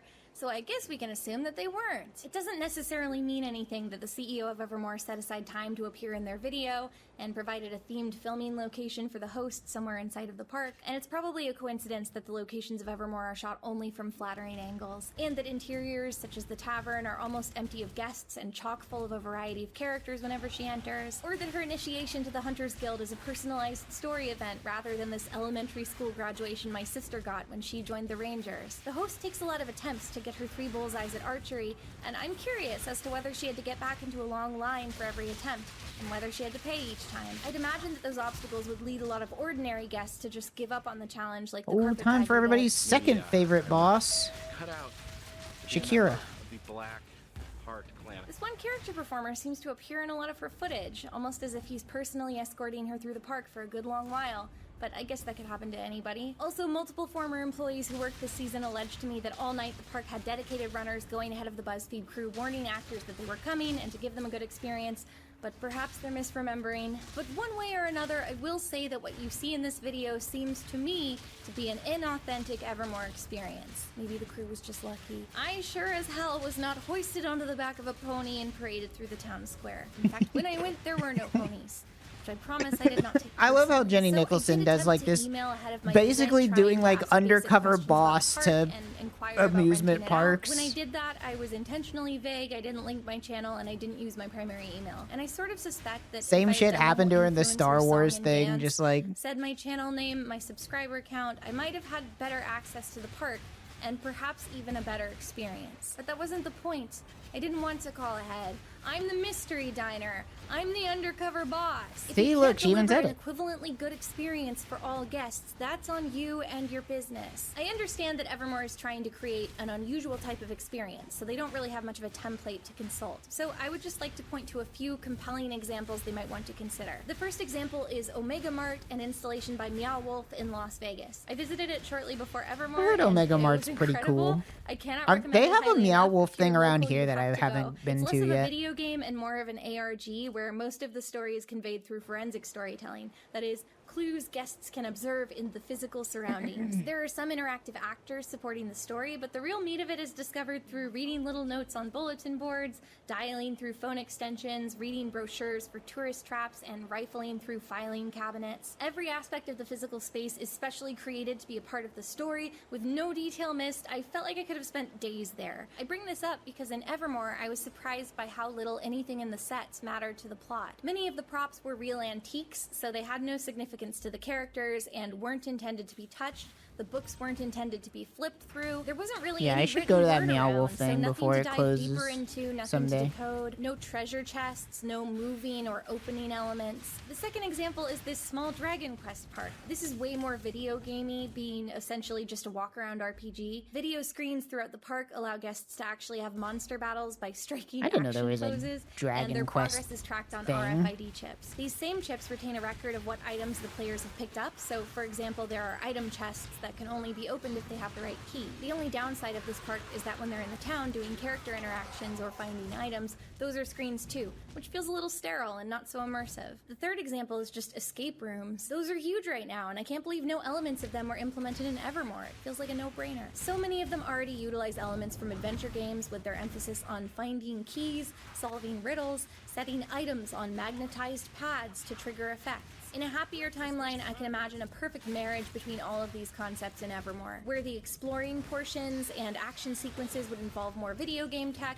maybe even that promised integration with the Void technology. All of the sets and props would have details to explore and puzzles to solve. And then you can unlock items which can be collected digitally by tapping them or scanning a QR code. And finally, human actors would provide hints necessary to quests and make the park feel like a real town. Part 13, the attractions. I'm going to play fast and loose with the concept of attractions because Evermore doesn't really have any in the traditional sense, but here we go. In the large grassy area at the back of the park, there are a few physical activities on offer: archery, axe throwing, and the battle arena. Archery and axe throwing usually cost extra, but on this occasion they were free, which was nice. However, on the day we were there, nobody working could figure out how to get the signs down that said they cost money, so we only found that out by approaching. I would imagine that many visitors assumed it cost money and just didn't do it for that reason. Both activities were cool. They're kind of just designed for you to do each one once, but it's a unique and cool activity. I will say that the archery range felt super unsafe to me. I've taken a handful of archery classes throughout my life, and in my experience, anytime you have a class involving any kind of weapon, you get a whole long pep talk about safety, what to do, what not to do. Like, usually everybody is lined up with bows and arrows, and you're firmly told not to point it at anybody for any reason, basic instructions about how to shoot, and instructions I've never about shot a when bow you're and allowed to arrow shoot, before. because I usually bet that everybody shit's pretty shoots at fun. once, again, for safety, so no one gets shot with an arrow. So usually in like a group archery setting, somebody shouts that you can begin shooting, and then everybody does, and once everybody is done, you all physically put your bows down before anyone is allowed to go and retrieve arrows. Again, so you don't get shot with an arrow. When we did it, it was kind of just like, okay, here's a bow and some arrows, and you start shooting whenever you feel like it.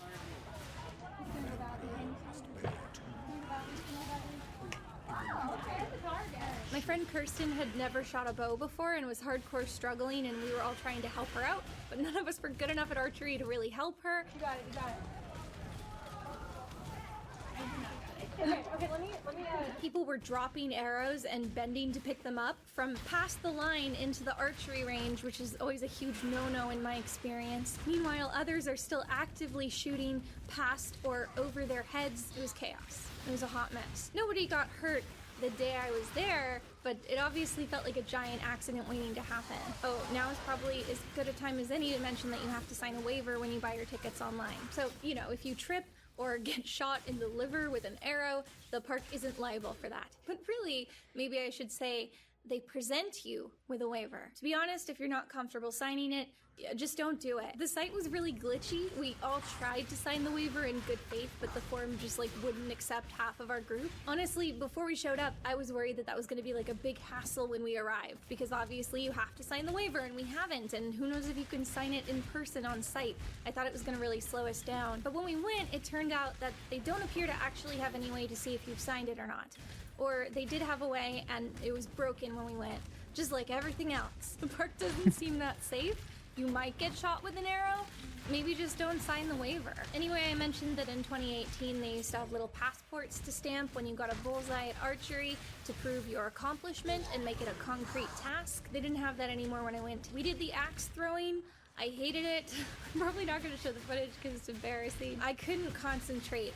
The whole time I was just thinking that I was going to accidentally cleave my skull in twain. Oh yeah, and Kate wasn't allowed to do the axe throwing because she wore open-toed shoes, which is fine and makes sense, but again, that would be a good reason to put a dress code on the site. I did specifically ask before I went if open-toed shoes were okay on the fan page, and everybody said yeah, probably. And it turns out they weren't. In the wintertime, Evermore advertises an extra attraction, an ice skating rink. The rink, like everything else, costs Dude, I want to go extra, ice skating. But according to online reviews, the skating rink is not an actual ice rink. It's a synthetic rink. So a sheet of greasy, slippery plastic. Okay, well that doesn't sound fun, but I want to go real ice skating.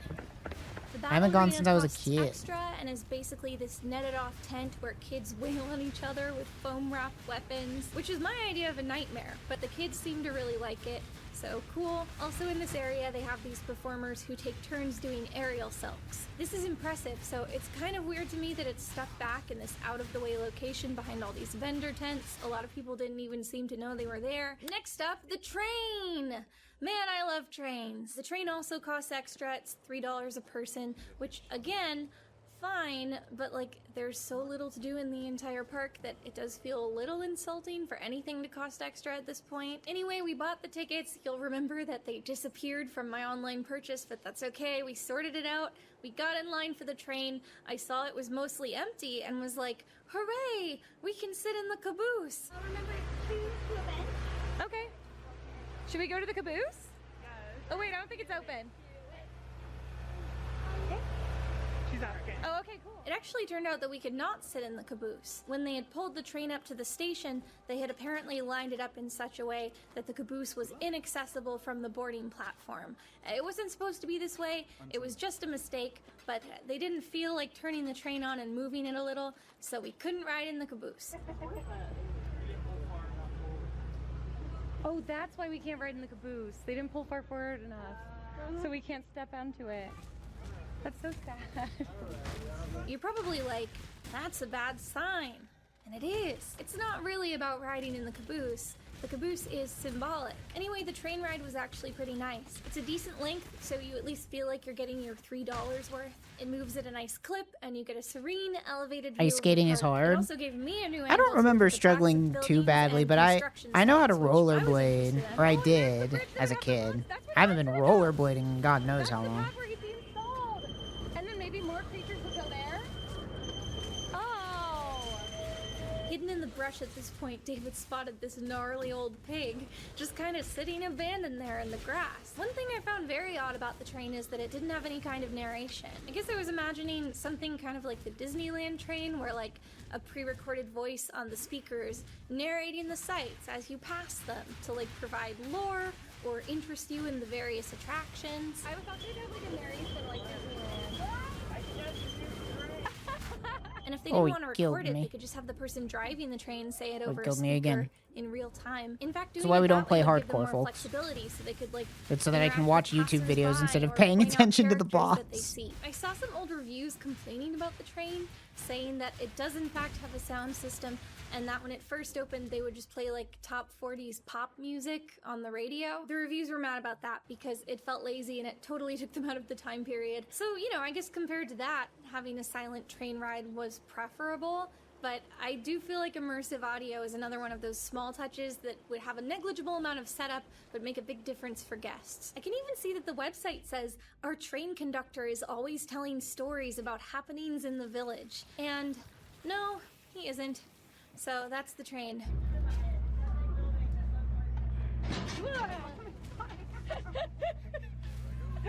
It scared me. There was a small workstation in the tavern where you could pay extra to assemble your own potion by layering different things in jars. I guess that kind of counts as an attraction. I didn't see anyone doing it. I might have tried it if it was more bespoke vessels or ingredients, something with Evermore branding on them, but it definitely seemed like a craft that one could do at home. There's the bird show, which is included in the price of admission, called Wings of Evermore. Here you've got a little edutainment for the kids. They bring out a series of cool birds and reptiles and tell you interesting facts about them. The Wings of Evermore actually used to have a late-night counterpart called Monsters of Evermore. That sounds so cool, and I thought it would take a fantastical spin, like showcasing puppets, animatronics, maybe statues of fantastical beasts. But I was only half right. It appears to be an entirely skull-based show. Some of the skulls and other bones are of fantastical creatures, and I assume they were made in-house by the sculpture team, but then they're mixed in with real bones from things like hippos and lions. I'm very charmed, though, by this concept of an edutainment format applied to fantasy creatures. Our hunters go off the beaten path out in the forest, and they've been attacked. Nobody's been seriously harmed or killed, but the Black Hearts tonight asked us to warn you of these creatures. So if you're near bushes, make sure you're always aware of what's around you. So I love this guy, like, who just sounds like every tour guide ever being like, I'm from the fantasy village. Animals and real facts Yep. into the same mix. And surely, if they're making There probably was a stuff guy in-house that sounded anyway, like they that could do back better in than just fantasy clones. times, I right? feel like they could even have a lot of flexibility in that they could keep the creatures in cages, say that they're too dangerous to bring them out, so the views of them are partially obscured. Anyway, I really liked the bird show. I thought it was well presented, well paced, and a good bite-sized length. I like to look at parrots and big lizards as much as any American. I do think calling it a show and putting wings in the title is a little misleading because most bird shows at theme parks, zoos, and wildlife rescues involve basic tricks like flying and hunting behaviors. In this one, they really just carry out the birds and let you look at them.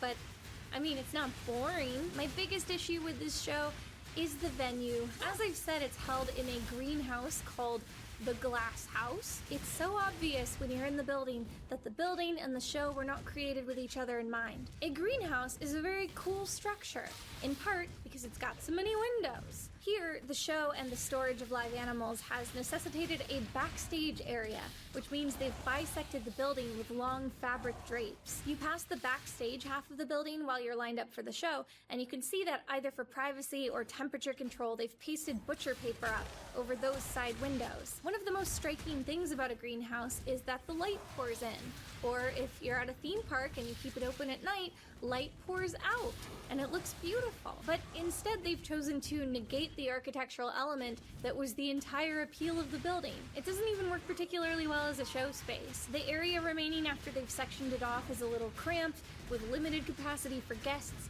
and they've just thrown a few rows of benches in on the floor. The building has air conditioning and heat for the animals, but it doesn't seem like it was built with that. It seems like they've just brought in like a swamp cooler and kind of permanently affixed it inside. And it's very loud, so they run it between shows and then have to turn it off whenever they have people inside, or else they wouldn't be able to hear the show. So the whole time you're in there, it's like a ticking clock where you can feel yourself slowly cooking. So if this bird show was always in the cards, I don't understand why there couldn't be a purpose-built location with a dedicated backstage and place to store the animals, better temperature regulation, maybe a place for actors to change. A venue like that wouldn't just be for the show, it could be useful for a lot of reasons. You could use it as a space for important story events, maybe guild meetings in character, I don't know, whatever, employee training, whatever you want. Anyway, finally, I'd like to talk about my favorite attraction. Well, favorite is misleading. I mean the one where I think the story is the funniest. Actually, favorite was misleading, but attraction is also misleading.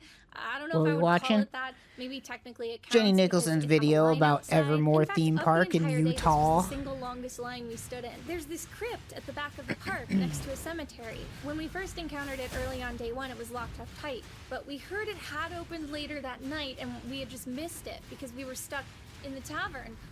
I'll get to that later. So anyway, on day 2, I was determined to go inside because I couldn't miss it. So we first rocked up to it on day 2. There was already a generous line. The setup seemed built to accommodate a line. The building had a one-way flow of traffic with one entrance and one exit on the other side, and leading up to the exit was a narrow, winding pathway.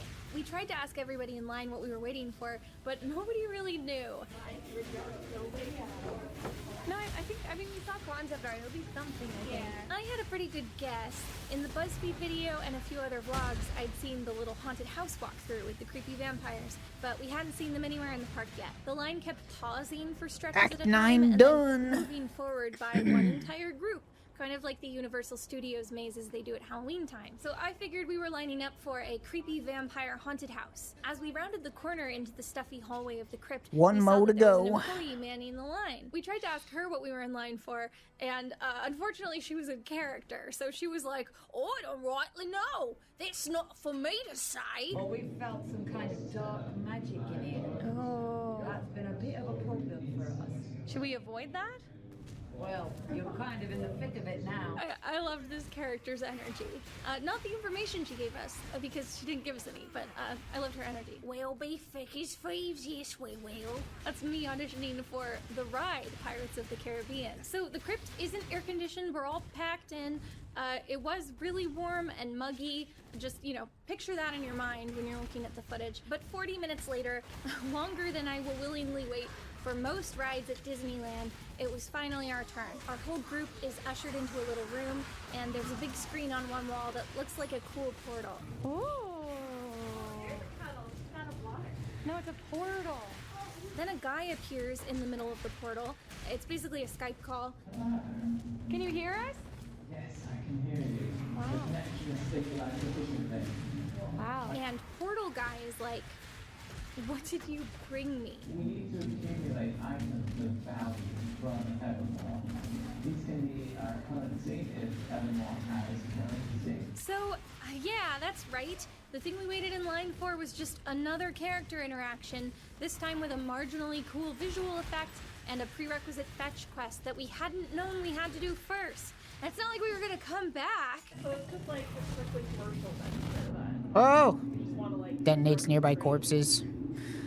I wasn't reading. Classic.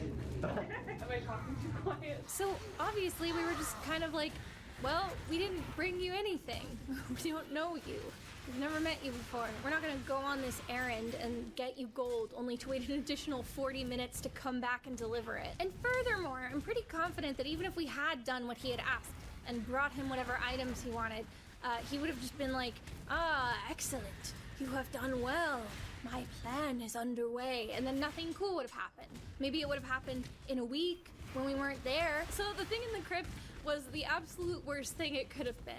It was comically bad. It just drove home all of the things we were already noticing about the gameplay and how it was bad. I later asked around and found out that this room in the crypt had once held the statue of the sleeping dragon, and in other seasons a creepy meeting hall for a warriors guild. Also, the vampire haunted house I thought we were getting was apparently closed up in the lower level of that same building. It never opened to guests during my visit. And according to some employees, the reason it was closed to guests is allegedly that the technical setup for the portal guy effect has been placed in the vampire crypt. So yeah, the guy in the Skype call was just standing down there in front of a green screen. Because of that, they can only have one or the other attraction at a time, and for some reason they picked this one. Because, you know, God forbid they put the green screen in one of the other 10 vacant buildings around the property. That's like Disneyland shutting down Pirates of the Caribbean because they put the only corn dog fryer in the center of the ride. We don't know why we did it that way, but that's just the way it is. And you might recall from my coverage of the seasons that Mythos, the season I visited, is billed as a fair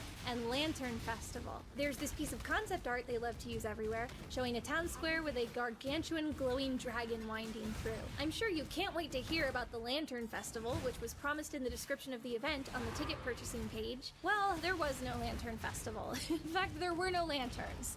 It was unclear if there ever had been. On day one, we spotted this jellyfish sitting in a corner, which looked like the jellyfish hanging from the trees in the concept art. Oh, every time I do PoE campaign, I always feel so exhausted by the time I'm at Act 10. Those in the big glowing dragon at night? I don't think so. I'll probably finish up Acts and then wrap up the stream. But I do think I'll beat it before this Jenny Nicholson video ends. How much time we got in this? Oh yeah, we got plenty of time in the video. I'm almost done. So we saw that and we're like, I guess that was meant to be the dragon from the concept art, and they haven't finished it. But in fact, it's actually even sadder than that. I found out via one of the fan pages that this dragon was allegedly made by fans of the park to sell their crafts in the vendor marketplace. One woman posted a video of herself sewing the skin for the dragon. They were inspired by that piece of concept art. It is unclear whether they were compensated for their labor. I also wonder if they made that jellyfish that I saw. It feels possible. Finally, I had seen indications online that Evermore would have fire dancers, as they've had for previous years of Mythos, or fortune-telling tents, which tied in somehow to the quests. They didn't have either when I went. Okay, one more thing.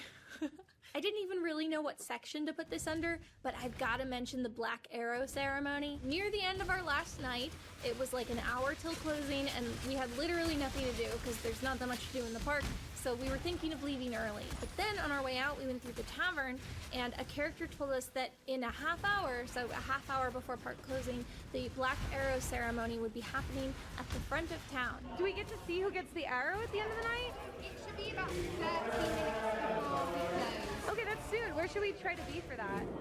Front of town, I believe. Okay, cool. The Black Arrow was like a MacGuffin that all of the guilds wanted, and yeah, I guess at the end of each night they would say which guild got it. So I was like, okay, some kind of story moment. Yes, I had filmed nothing story related on the trip so far, so I was like, okay, I gotta stay for that. Sorry, friends who wanted to leave. So we went to the front of town to wait for a half hour. She said it happens at the front of town, so we'll just hang around. I guess this is probably a good place to be. While we were there, a modestly sized group of other guests formed around us, and like a couple characters came by and remarked upon the upcoming ceremony, so we were like, okay, the event is happening, we're in the right place. He's prepping for the Black Arrow show. It's gotta happen up there. Well, no, he's not in costume, but you think maybe he's setting up the sound? But we were all sitting there, and the time for the ceremony came and went. We figured it was just running late, which seemed like a very Evermore thing to have happen. But then a character ran up, frantic, out of breath. How did I didn't grab the waypoint by the square. How did I not? So the ceremony how did I couldn't happen manage here. that? It was actually moved to the opposite side of the park without warning. Oh. The tournament champion, they're at the stairs. Oh. Other side? Oh no. I would say this way because we're gonna miss it. Oh no. No. Oh my god. And it actually started on time in the new location, so we were already missing it. Yeah.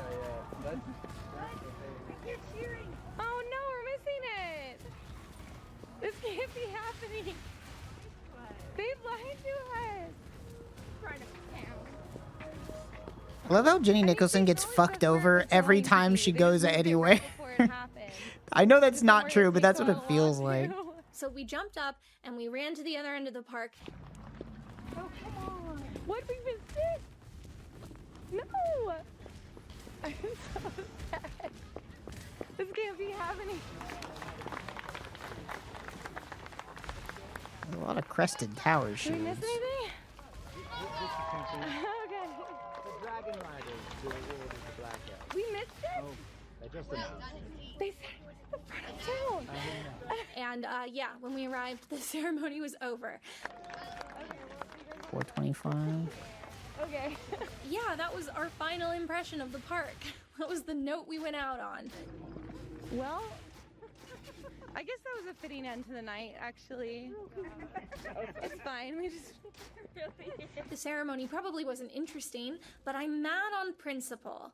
Part 14. The Ooh, characters. 783. Nearly all of the gameplay that can happen Holy in Evermore shit. The are yielded God the park's Shield? main attraction hinges Look me on its up. cast of characters. Let's fucking go. Every character in And the triple park is an res? original Bro. creation for the storyline of Evermore. And I can Guests craft are allowed to life come on in it? costumes, so park character employees are distinguished by their glowing green Evermore I'm crests. coming. So let's go over a few that I encountered. The first character we met was named Gambling Goblin.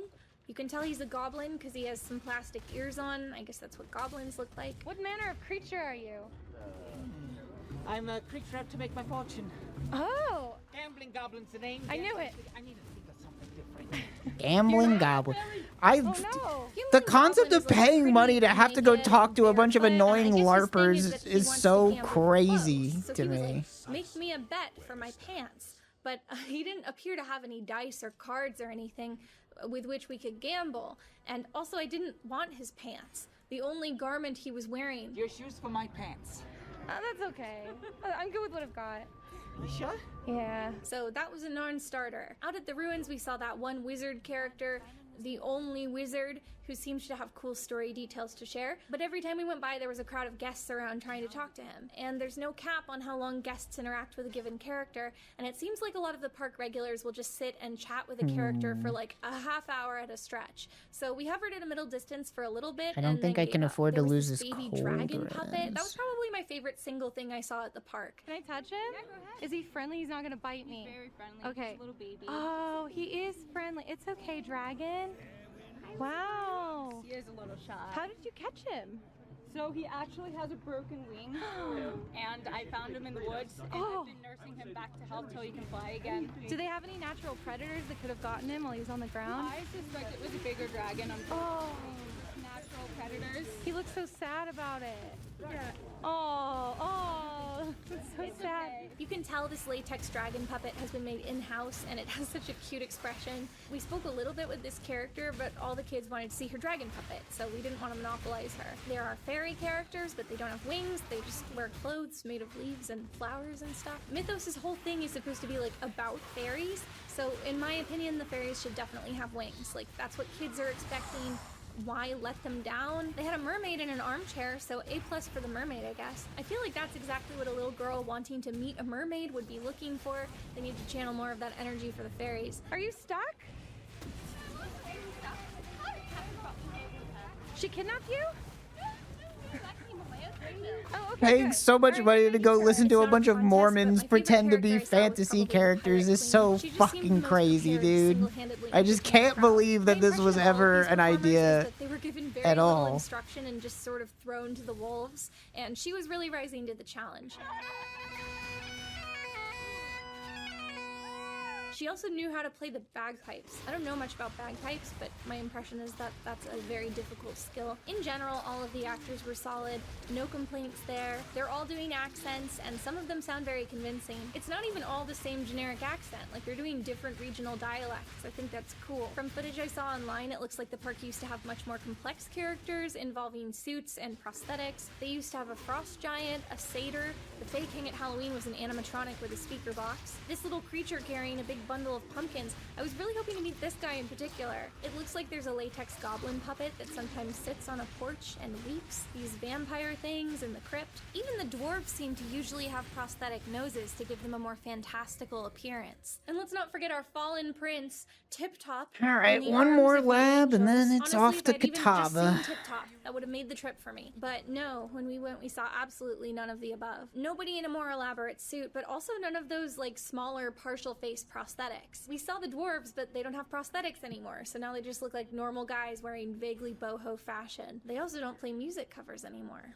For some reason. One of them sits at the out-of-tune piano and plays jazz scales, but it's not like a performance anymore. From what I can tell, Evermore was conceptualized as having two different play modes, both utilizing the characters. The more gamified play mode was going to them to ask for quests, as we've covered in the gameplay section. But the more advanced level of I can play, feel my probably the more brain interesting melting. one, was You can't play essentially a LARP PoE for mode. too If you haven't long, heard of at it, least not LARP is campaign. live-action It roleplay. gives me a It's headache. kind of a hobbyist I love the activity. game, Basically, don't get me people, wrong, like, but play pretend in costume, and then sometimes they'll weave an element requires a of little games too like much Dungeons and focus. Dragons. Evermore did, in fact, have an ever-evolving story. So if one looked closely, they could see that individual characters had their own arcs and storylines, which guests could influence. Ominous air quotes. Since the park was open for such limited hours and limited days every week, most characters would just be portrayed by a single consistent actor every time they appeared. I think the only exceptions for this would be the characters that were in full face prosthetics. So this meant that if you visited more than once, a character you met last time would remember your conversations from the time before.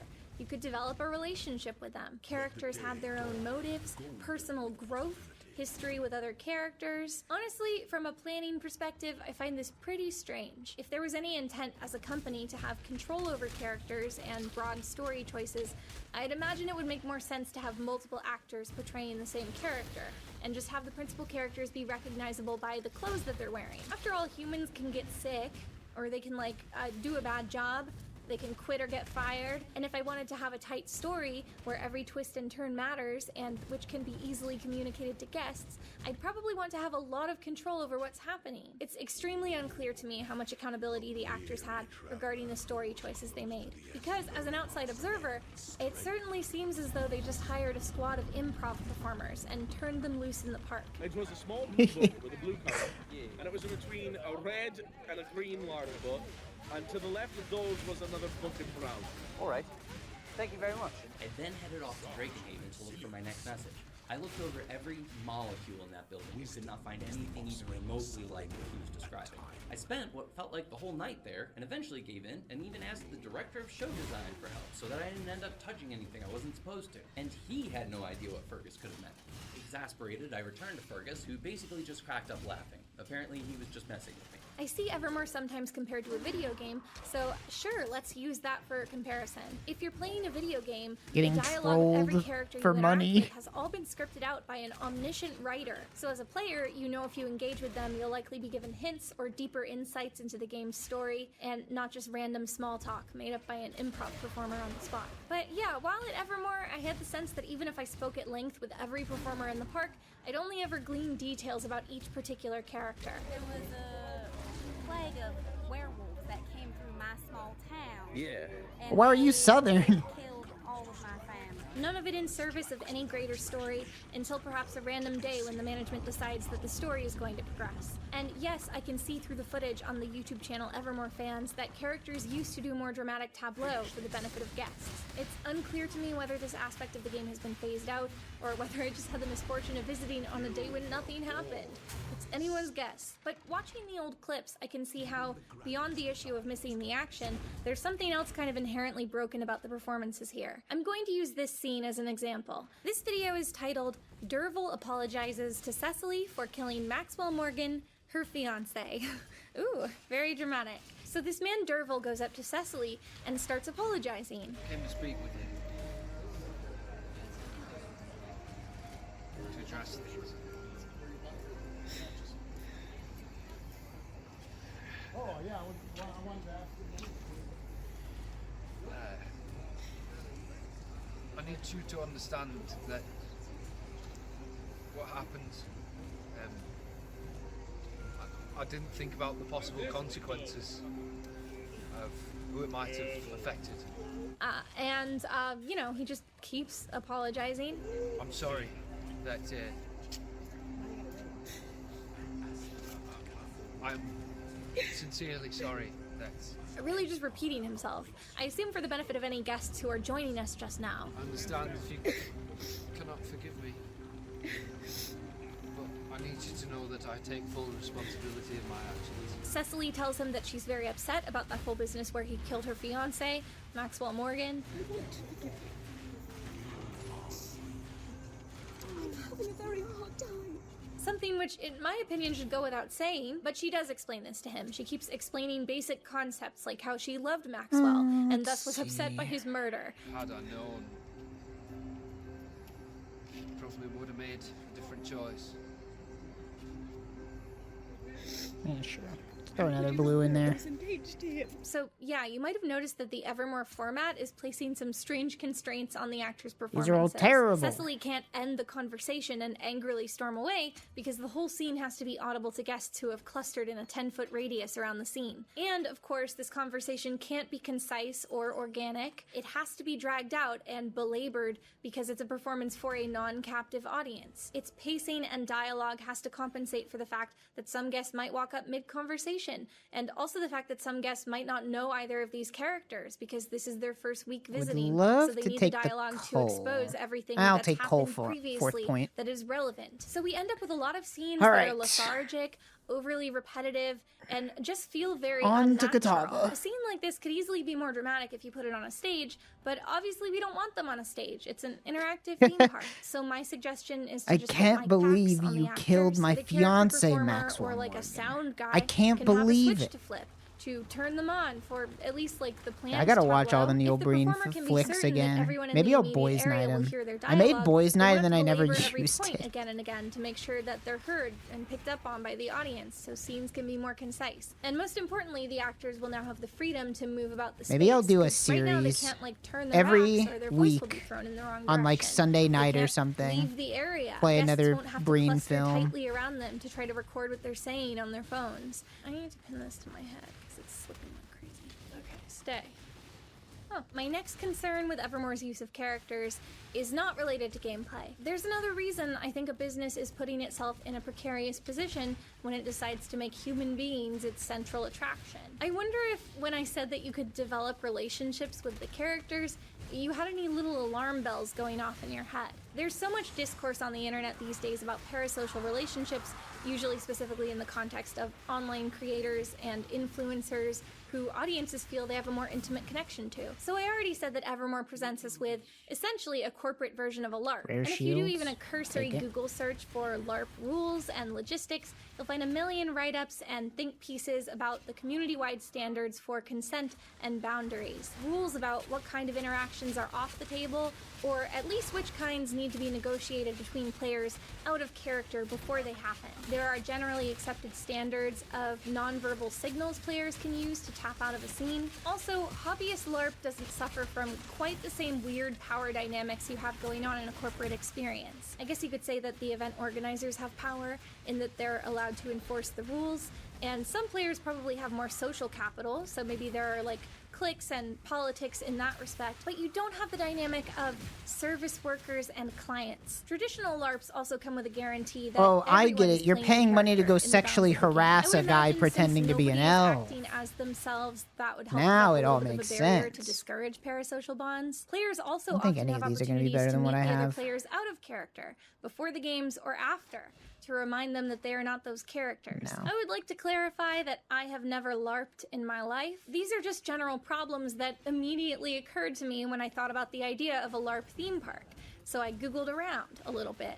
Didn't take that long. I'd like to think I would have done even more research into this if I was running a theme park full of employees whose job it is to LARP. So anyway, in Evermore, the dynamic goes like this. Most players will be guests, who may play as characters, or themselves, or any gray area in between. Meanwhile, other players, in the minority, are paid employees expected to facilitate the guests' experiences and stay in character at all times. This means that while interacting in character, they are also providing customer service, and necessarily must be more patient, more obliging, more tolerant of anything guests throw at them. And we see this issue in many professions, not just the ones where you're dressed as elf maidens. The most obvious example is probably the wait staff at restaurants, who are expected to banter and be personable with customers in exchange for high tips. But at Evermore, the potential intimacy of all of these interactions is turned all the way up. I've actually heard multiple accounts from Evermore fans about how they were depressed and contemplating self-harm and went into the park and told this to the character performers. And then they had hours-long conversations wherein they were comforted by these performers who were, simultaneously pretending to be a wizard. That's who hands crazy out to be quests. I like, don't want to instead of diminish the therapy, positive I'm impact buying a these ticket moments to have the for these Utah guests, theme park. But I have to ask, Let's is go. this an appropriate position to put these character performers in? Are situations like this covered in wizard actor training? And that's saying nothing of the parasocial relationships these guests might form with these characters. I mean, think about it. Guests see the same character performers always playing the same character every time they go. The characters remember them on repeat visits. They are free to converse with them for hours at a stretch. Places like Disneyland have character hosts, which are basically like the bouncer for Mickey Mouse. They help form a line, but they also make sure the performers are comfortable through a series of signals and make sure that the line keeps moving at a reasonable pace. Evermore doesn't seem to have a position like this. Guests can visit and share intimate details about their real lives with these characters, and then see the characters put in a lot of highly emotional,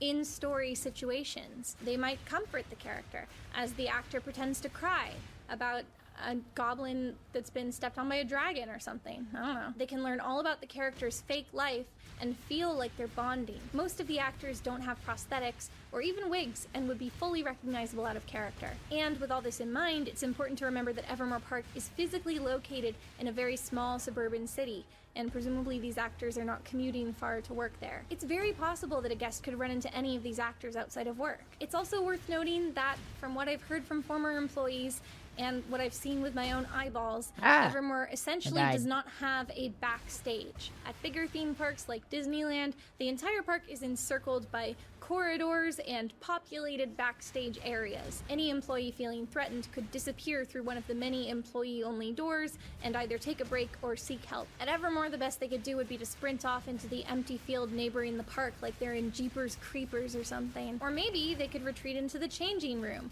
which is apparently located in one of the incomplete buildings on the east side of the park. And that's assuming a guest can't successfully just follow you inside into this remote, empty building in a dark corner of the park. It honestly gives me goosebumps to even contemplate this after physically being in the park, because it definitely seemed like there were no fail-safes. It gets so dark at night, most of the buildings are unpopulated, but characters go off on their own, and the park isn't that crowded. It would be very easy to corner someone where no one could see. The park has some security staff, but not enough that their presence is felt throughout the park. They're mostly just young guys clustered around the front entrance gate. And allegedly, the performers have no way to signal these security officers from afar if they actually need That's them. time. And even ignoring How long any did it take me? potential physical dangers, what might the sub emotional 5 impact hours. be of Not forming bad. a parasocial relationship with a guest? Or a guest forming one with you? What recourse do actors Not have when they notice this is becoming a problem, or when a guest makes them uncomfortable? Especially if said guest is acting a little too familiar but is not technically in violation of any laws or park rules. I would love to know if any of Evermore's team touched on any of these issues in the planning process. Did it occur to anyone at all?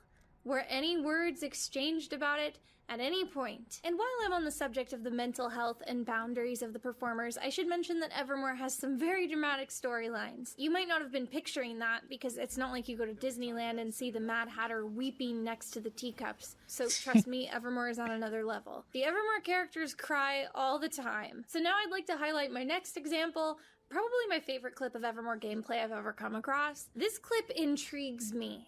It haunts me. This video is titled Conflict at the Ruins. Don't worry, you don't need any context for this clip, or rather, you really do need context for it, but you don't have it. Time to run my and first neither map. do I. Here we get a character With- tableau without wherein capped a residence. character named Wen Weaver is very upset. When worse comes to What? worse, How do I use this? I am at my limit, and I have nothing left to give, and I Oh. have no more any. I I don't see. even have gold left, Kirsten. There's nothing left. We don't know exactly why, Promenade. but I gather it has something to do with this one guest, Kirsten, a podcaster and frequent visitor to the park, who appears in a lot of the footage I've seen. We can tell this by the way that Wen Weaver tries to prompt Kirsten to give input into the scene. And how many times, Kirsten? So, Kirsten. Kirsten. I'm done, Kirsten. So, Kirsten, what do you want me to do right now? This is on you.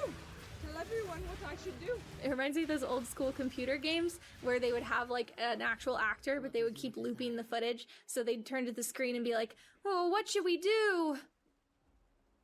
And then after a while, they'd Oh, just that's again how be it like, works, "Oh, huh? what should we do?" I am asking you. What they want.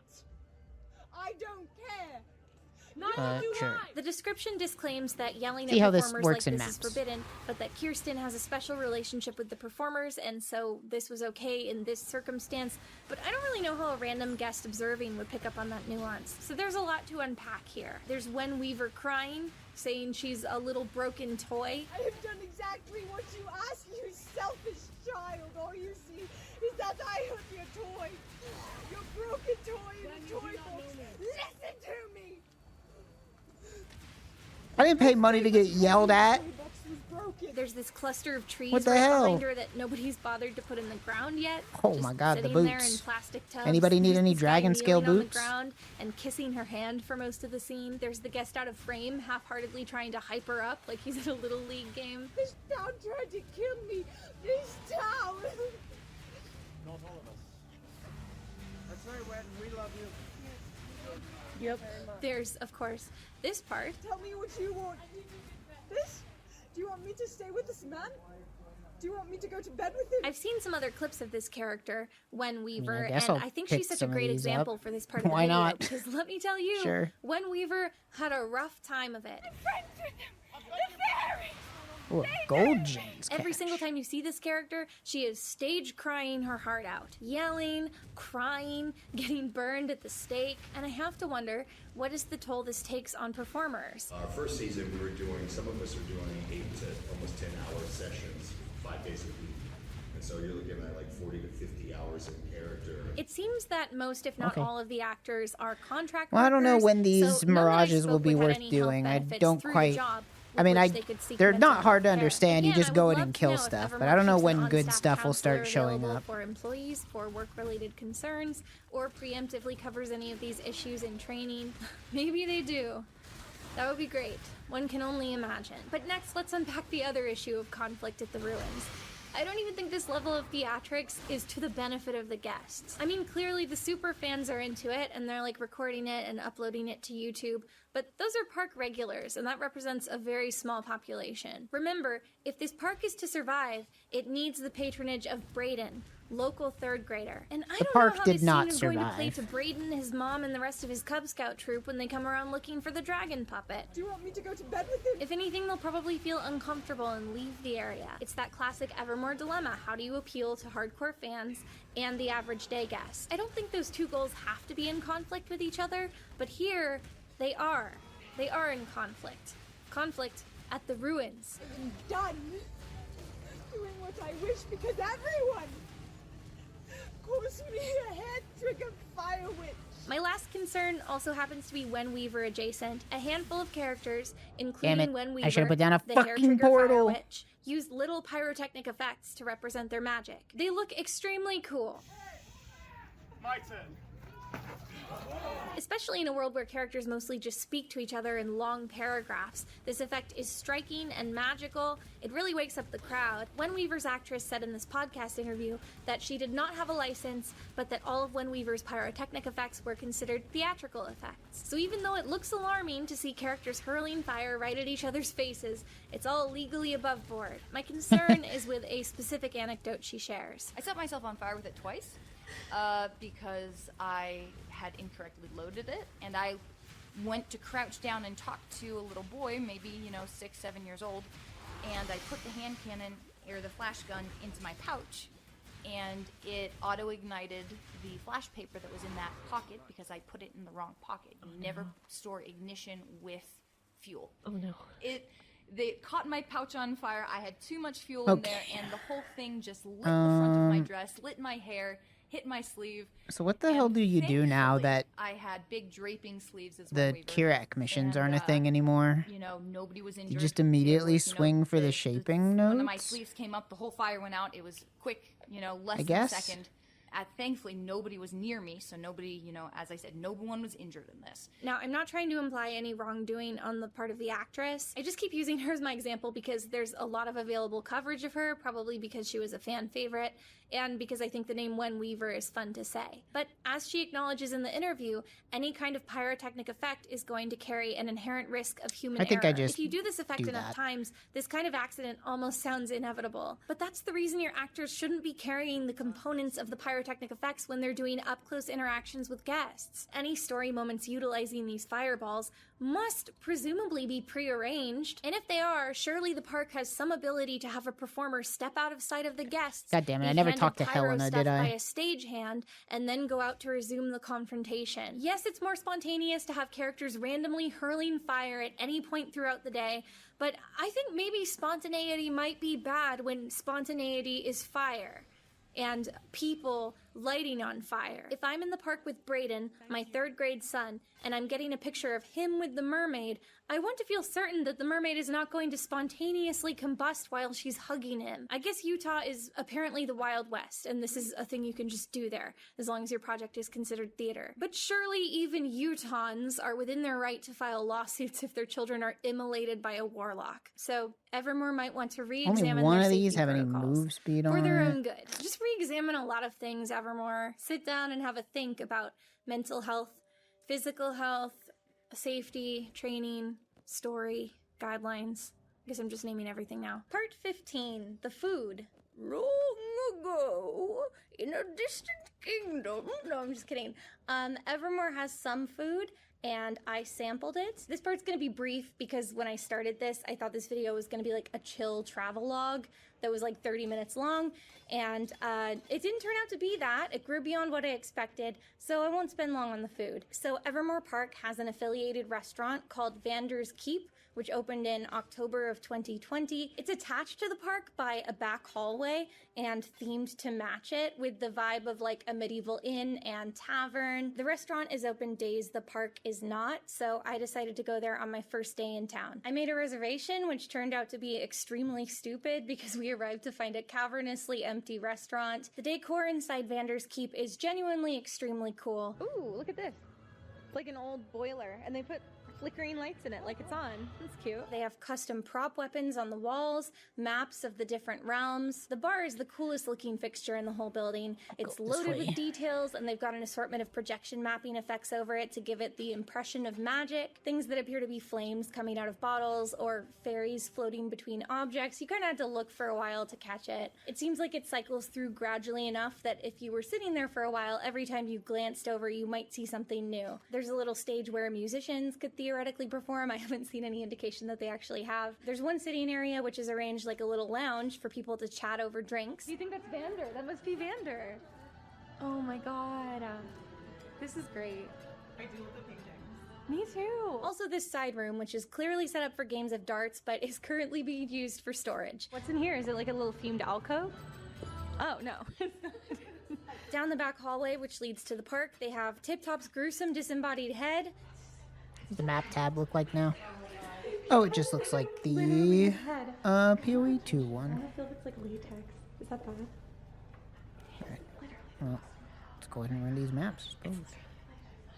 So how's this work? So I can put a tier 1 map into a tier 2 And also a lot thing, of great concept art right? and even some scale models of fixtures for the park. Or no, I'm not allowed to.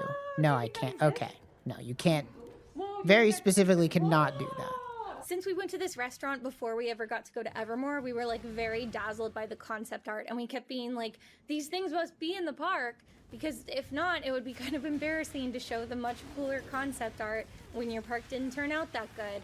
That's why I'm like, it's blowing my mind. That's why I'm thinking like maybe we will see these things in there. And yeah, we all know how that turned out. I keep forgetting that beards don't go over your nose.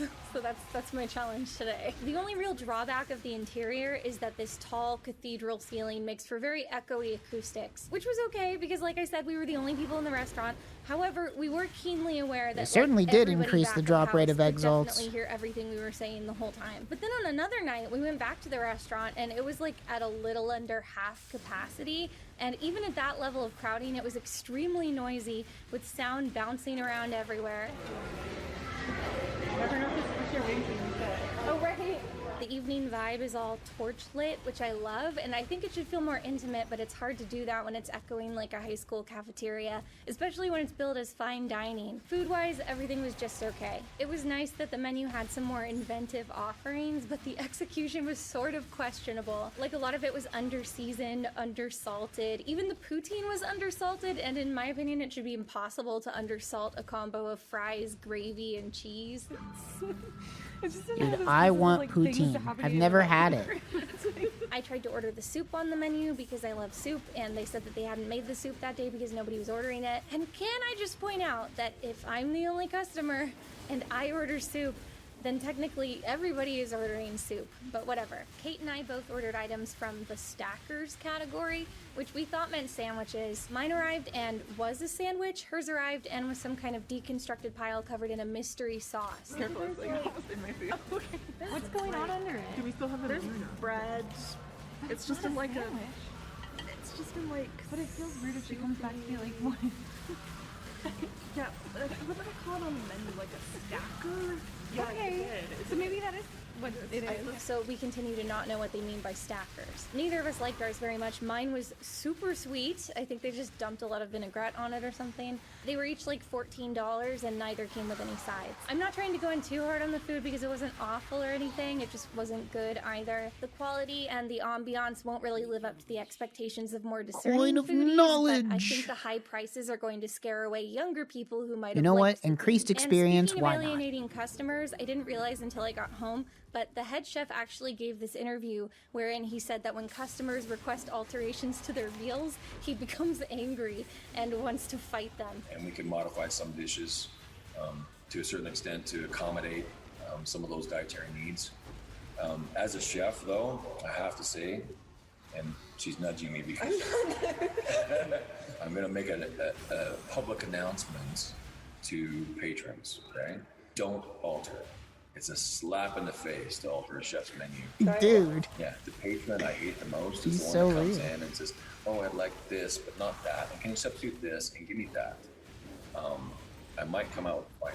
So my hot take is that you can't be a commercial chef in a theme park restaurant if you're going to take things this personally. I actually found a Facebook post from a customer who said that he wanted to order more, but he didn't want to eat anything cooked in alcohol. He saw the same interview I did, and it scared him away from asking, so he just didn't order the food. I didn't request any alterations to my meal because I didn't want any, but had I known of this in advance, I would have done it just to see what happened. Tell the chef that I want a craft single draped across my grilled Atlantic salmon like a blanket. And if he doesn't like it, he can meet me in the parking lot. Also, I have to say, we ended up returning to Vander's Keep on our first night in the park because we were thirsty and wanted to sit in the air conditioning because the rest of the park isn't air conditioned. We literally just wanted drinks and appetizers. We waited 40 minutes for a table, and then we put in our order, and then we waited another hour and a half for our Oh my drinks. God. And then another half hour for our baked potatoes. That's because insane. they don't really have like appetizers. We had to just get baked potatoes. So it was like a 3-hour experience, and it wasn't even a full How does meal. it take an hour and a actually half one to of the get coolest visual drinks? features is that big themed bar. Well, in general, the drinks are the real star of Vander's Keep. Many of them are the bartender's own creation. He's dressed in character.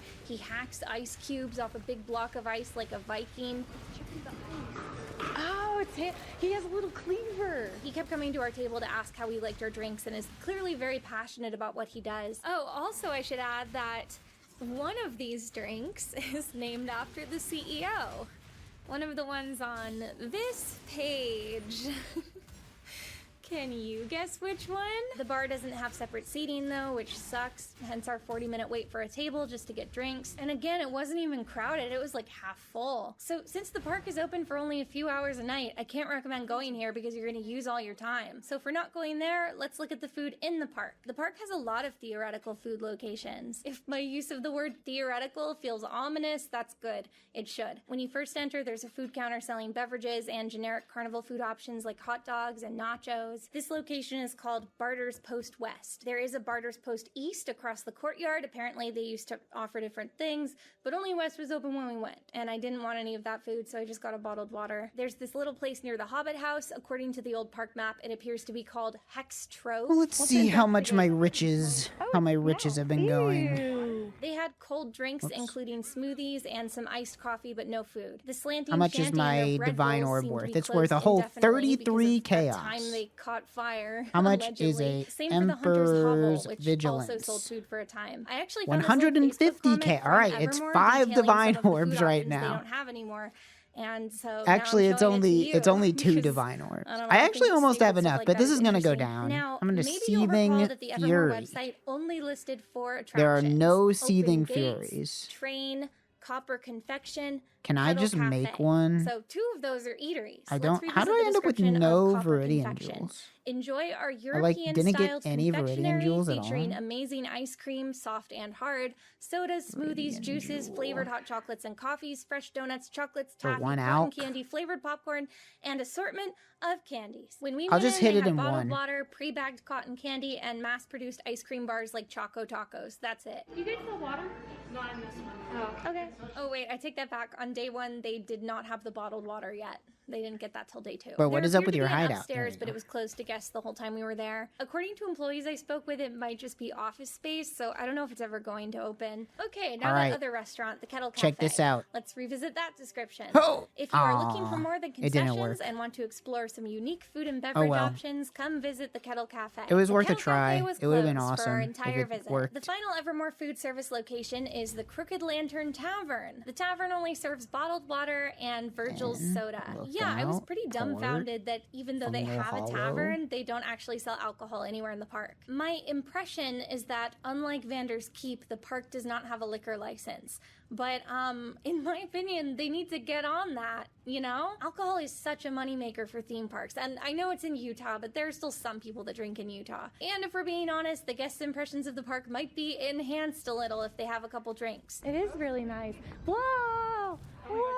So anyway, if you are going to Evermore, my recommendation is to eat first and not plan to buy any food in the park. And that's bad that I'm recommending that because that means Evermore is not making money on food sales. When I say that Evermore needs better food options, I'm saying it for their own good. A lot of theme parks get free advertising by offering gimmicky and aesthetically appealing foods, which people then post to Instagram and TikTok. While I was in Pleasant Grove, I went to this highly recommended chocolate shop called the Truffle Cottage. This place makes in-house all these visually interesting chocolates, and they already lean heavily on geek themes. I was chatting with them, and they said that most of their business comes from custom bulk orders for corporate events and traveling to Comic Cons. Anyway, their treats could have gone right in that empty display case at the Copper Confection. One of the employees at the Truffle Cottage actually told me that at one point they had been in talks with Evermore about a collaboration. But before anything came of it, whoever they were talking to from PR got laid off or quit or something, and they never heard anything anymore. So I just feel like this is another illustration of how the ball is being dropped, and how there's a high employee turnover rate. But don't worry, we'll get to that. Part 16, the merch. The first building you pass on the way in is the Kettle Cafe. I already mentioned that this Breaking is a the astral restaurant, train but it's reward a also the main gift 5-linked shop. body On day 1 armor? of my trip, the Kettle Cafe Let's was go. closed. Oh, look at this stained glass. Wait, so what is this building? Can we go inside of it? Oh, Copper Confection had about 8 merch items and was the only open gift shop in the park. Only 5 of those items were bespoke Evermore Park merch. A keychain, a commemorative token, a pin, some aprons which looked handmade with iron-on designs, and some daggers. Oh, also DVDs of Unicorn City, a terrible film from Deep Studios about LARPing. Maybe we need to buy this. Can your laptop play Blu-rays? I have a Blu-ray player at my house. Maybe we should watch Unicorn City. Do you think it's bad? If only. No.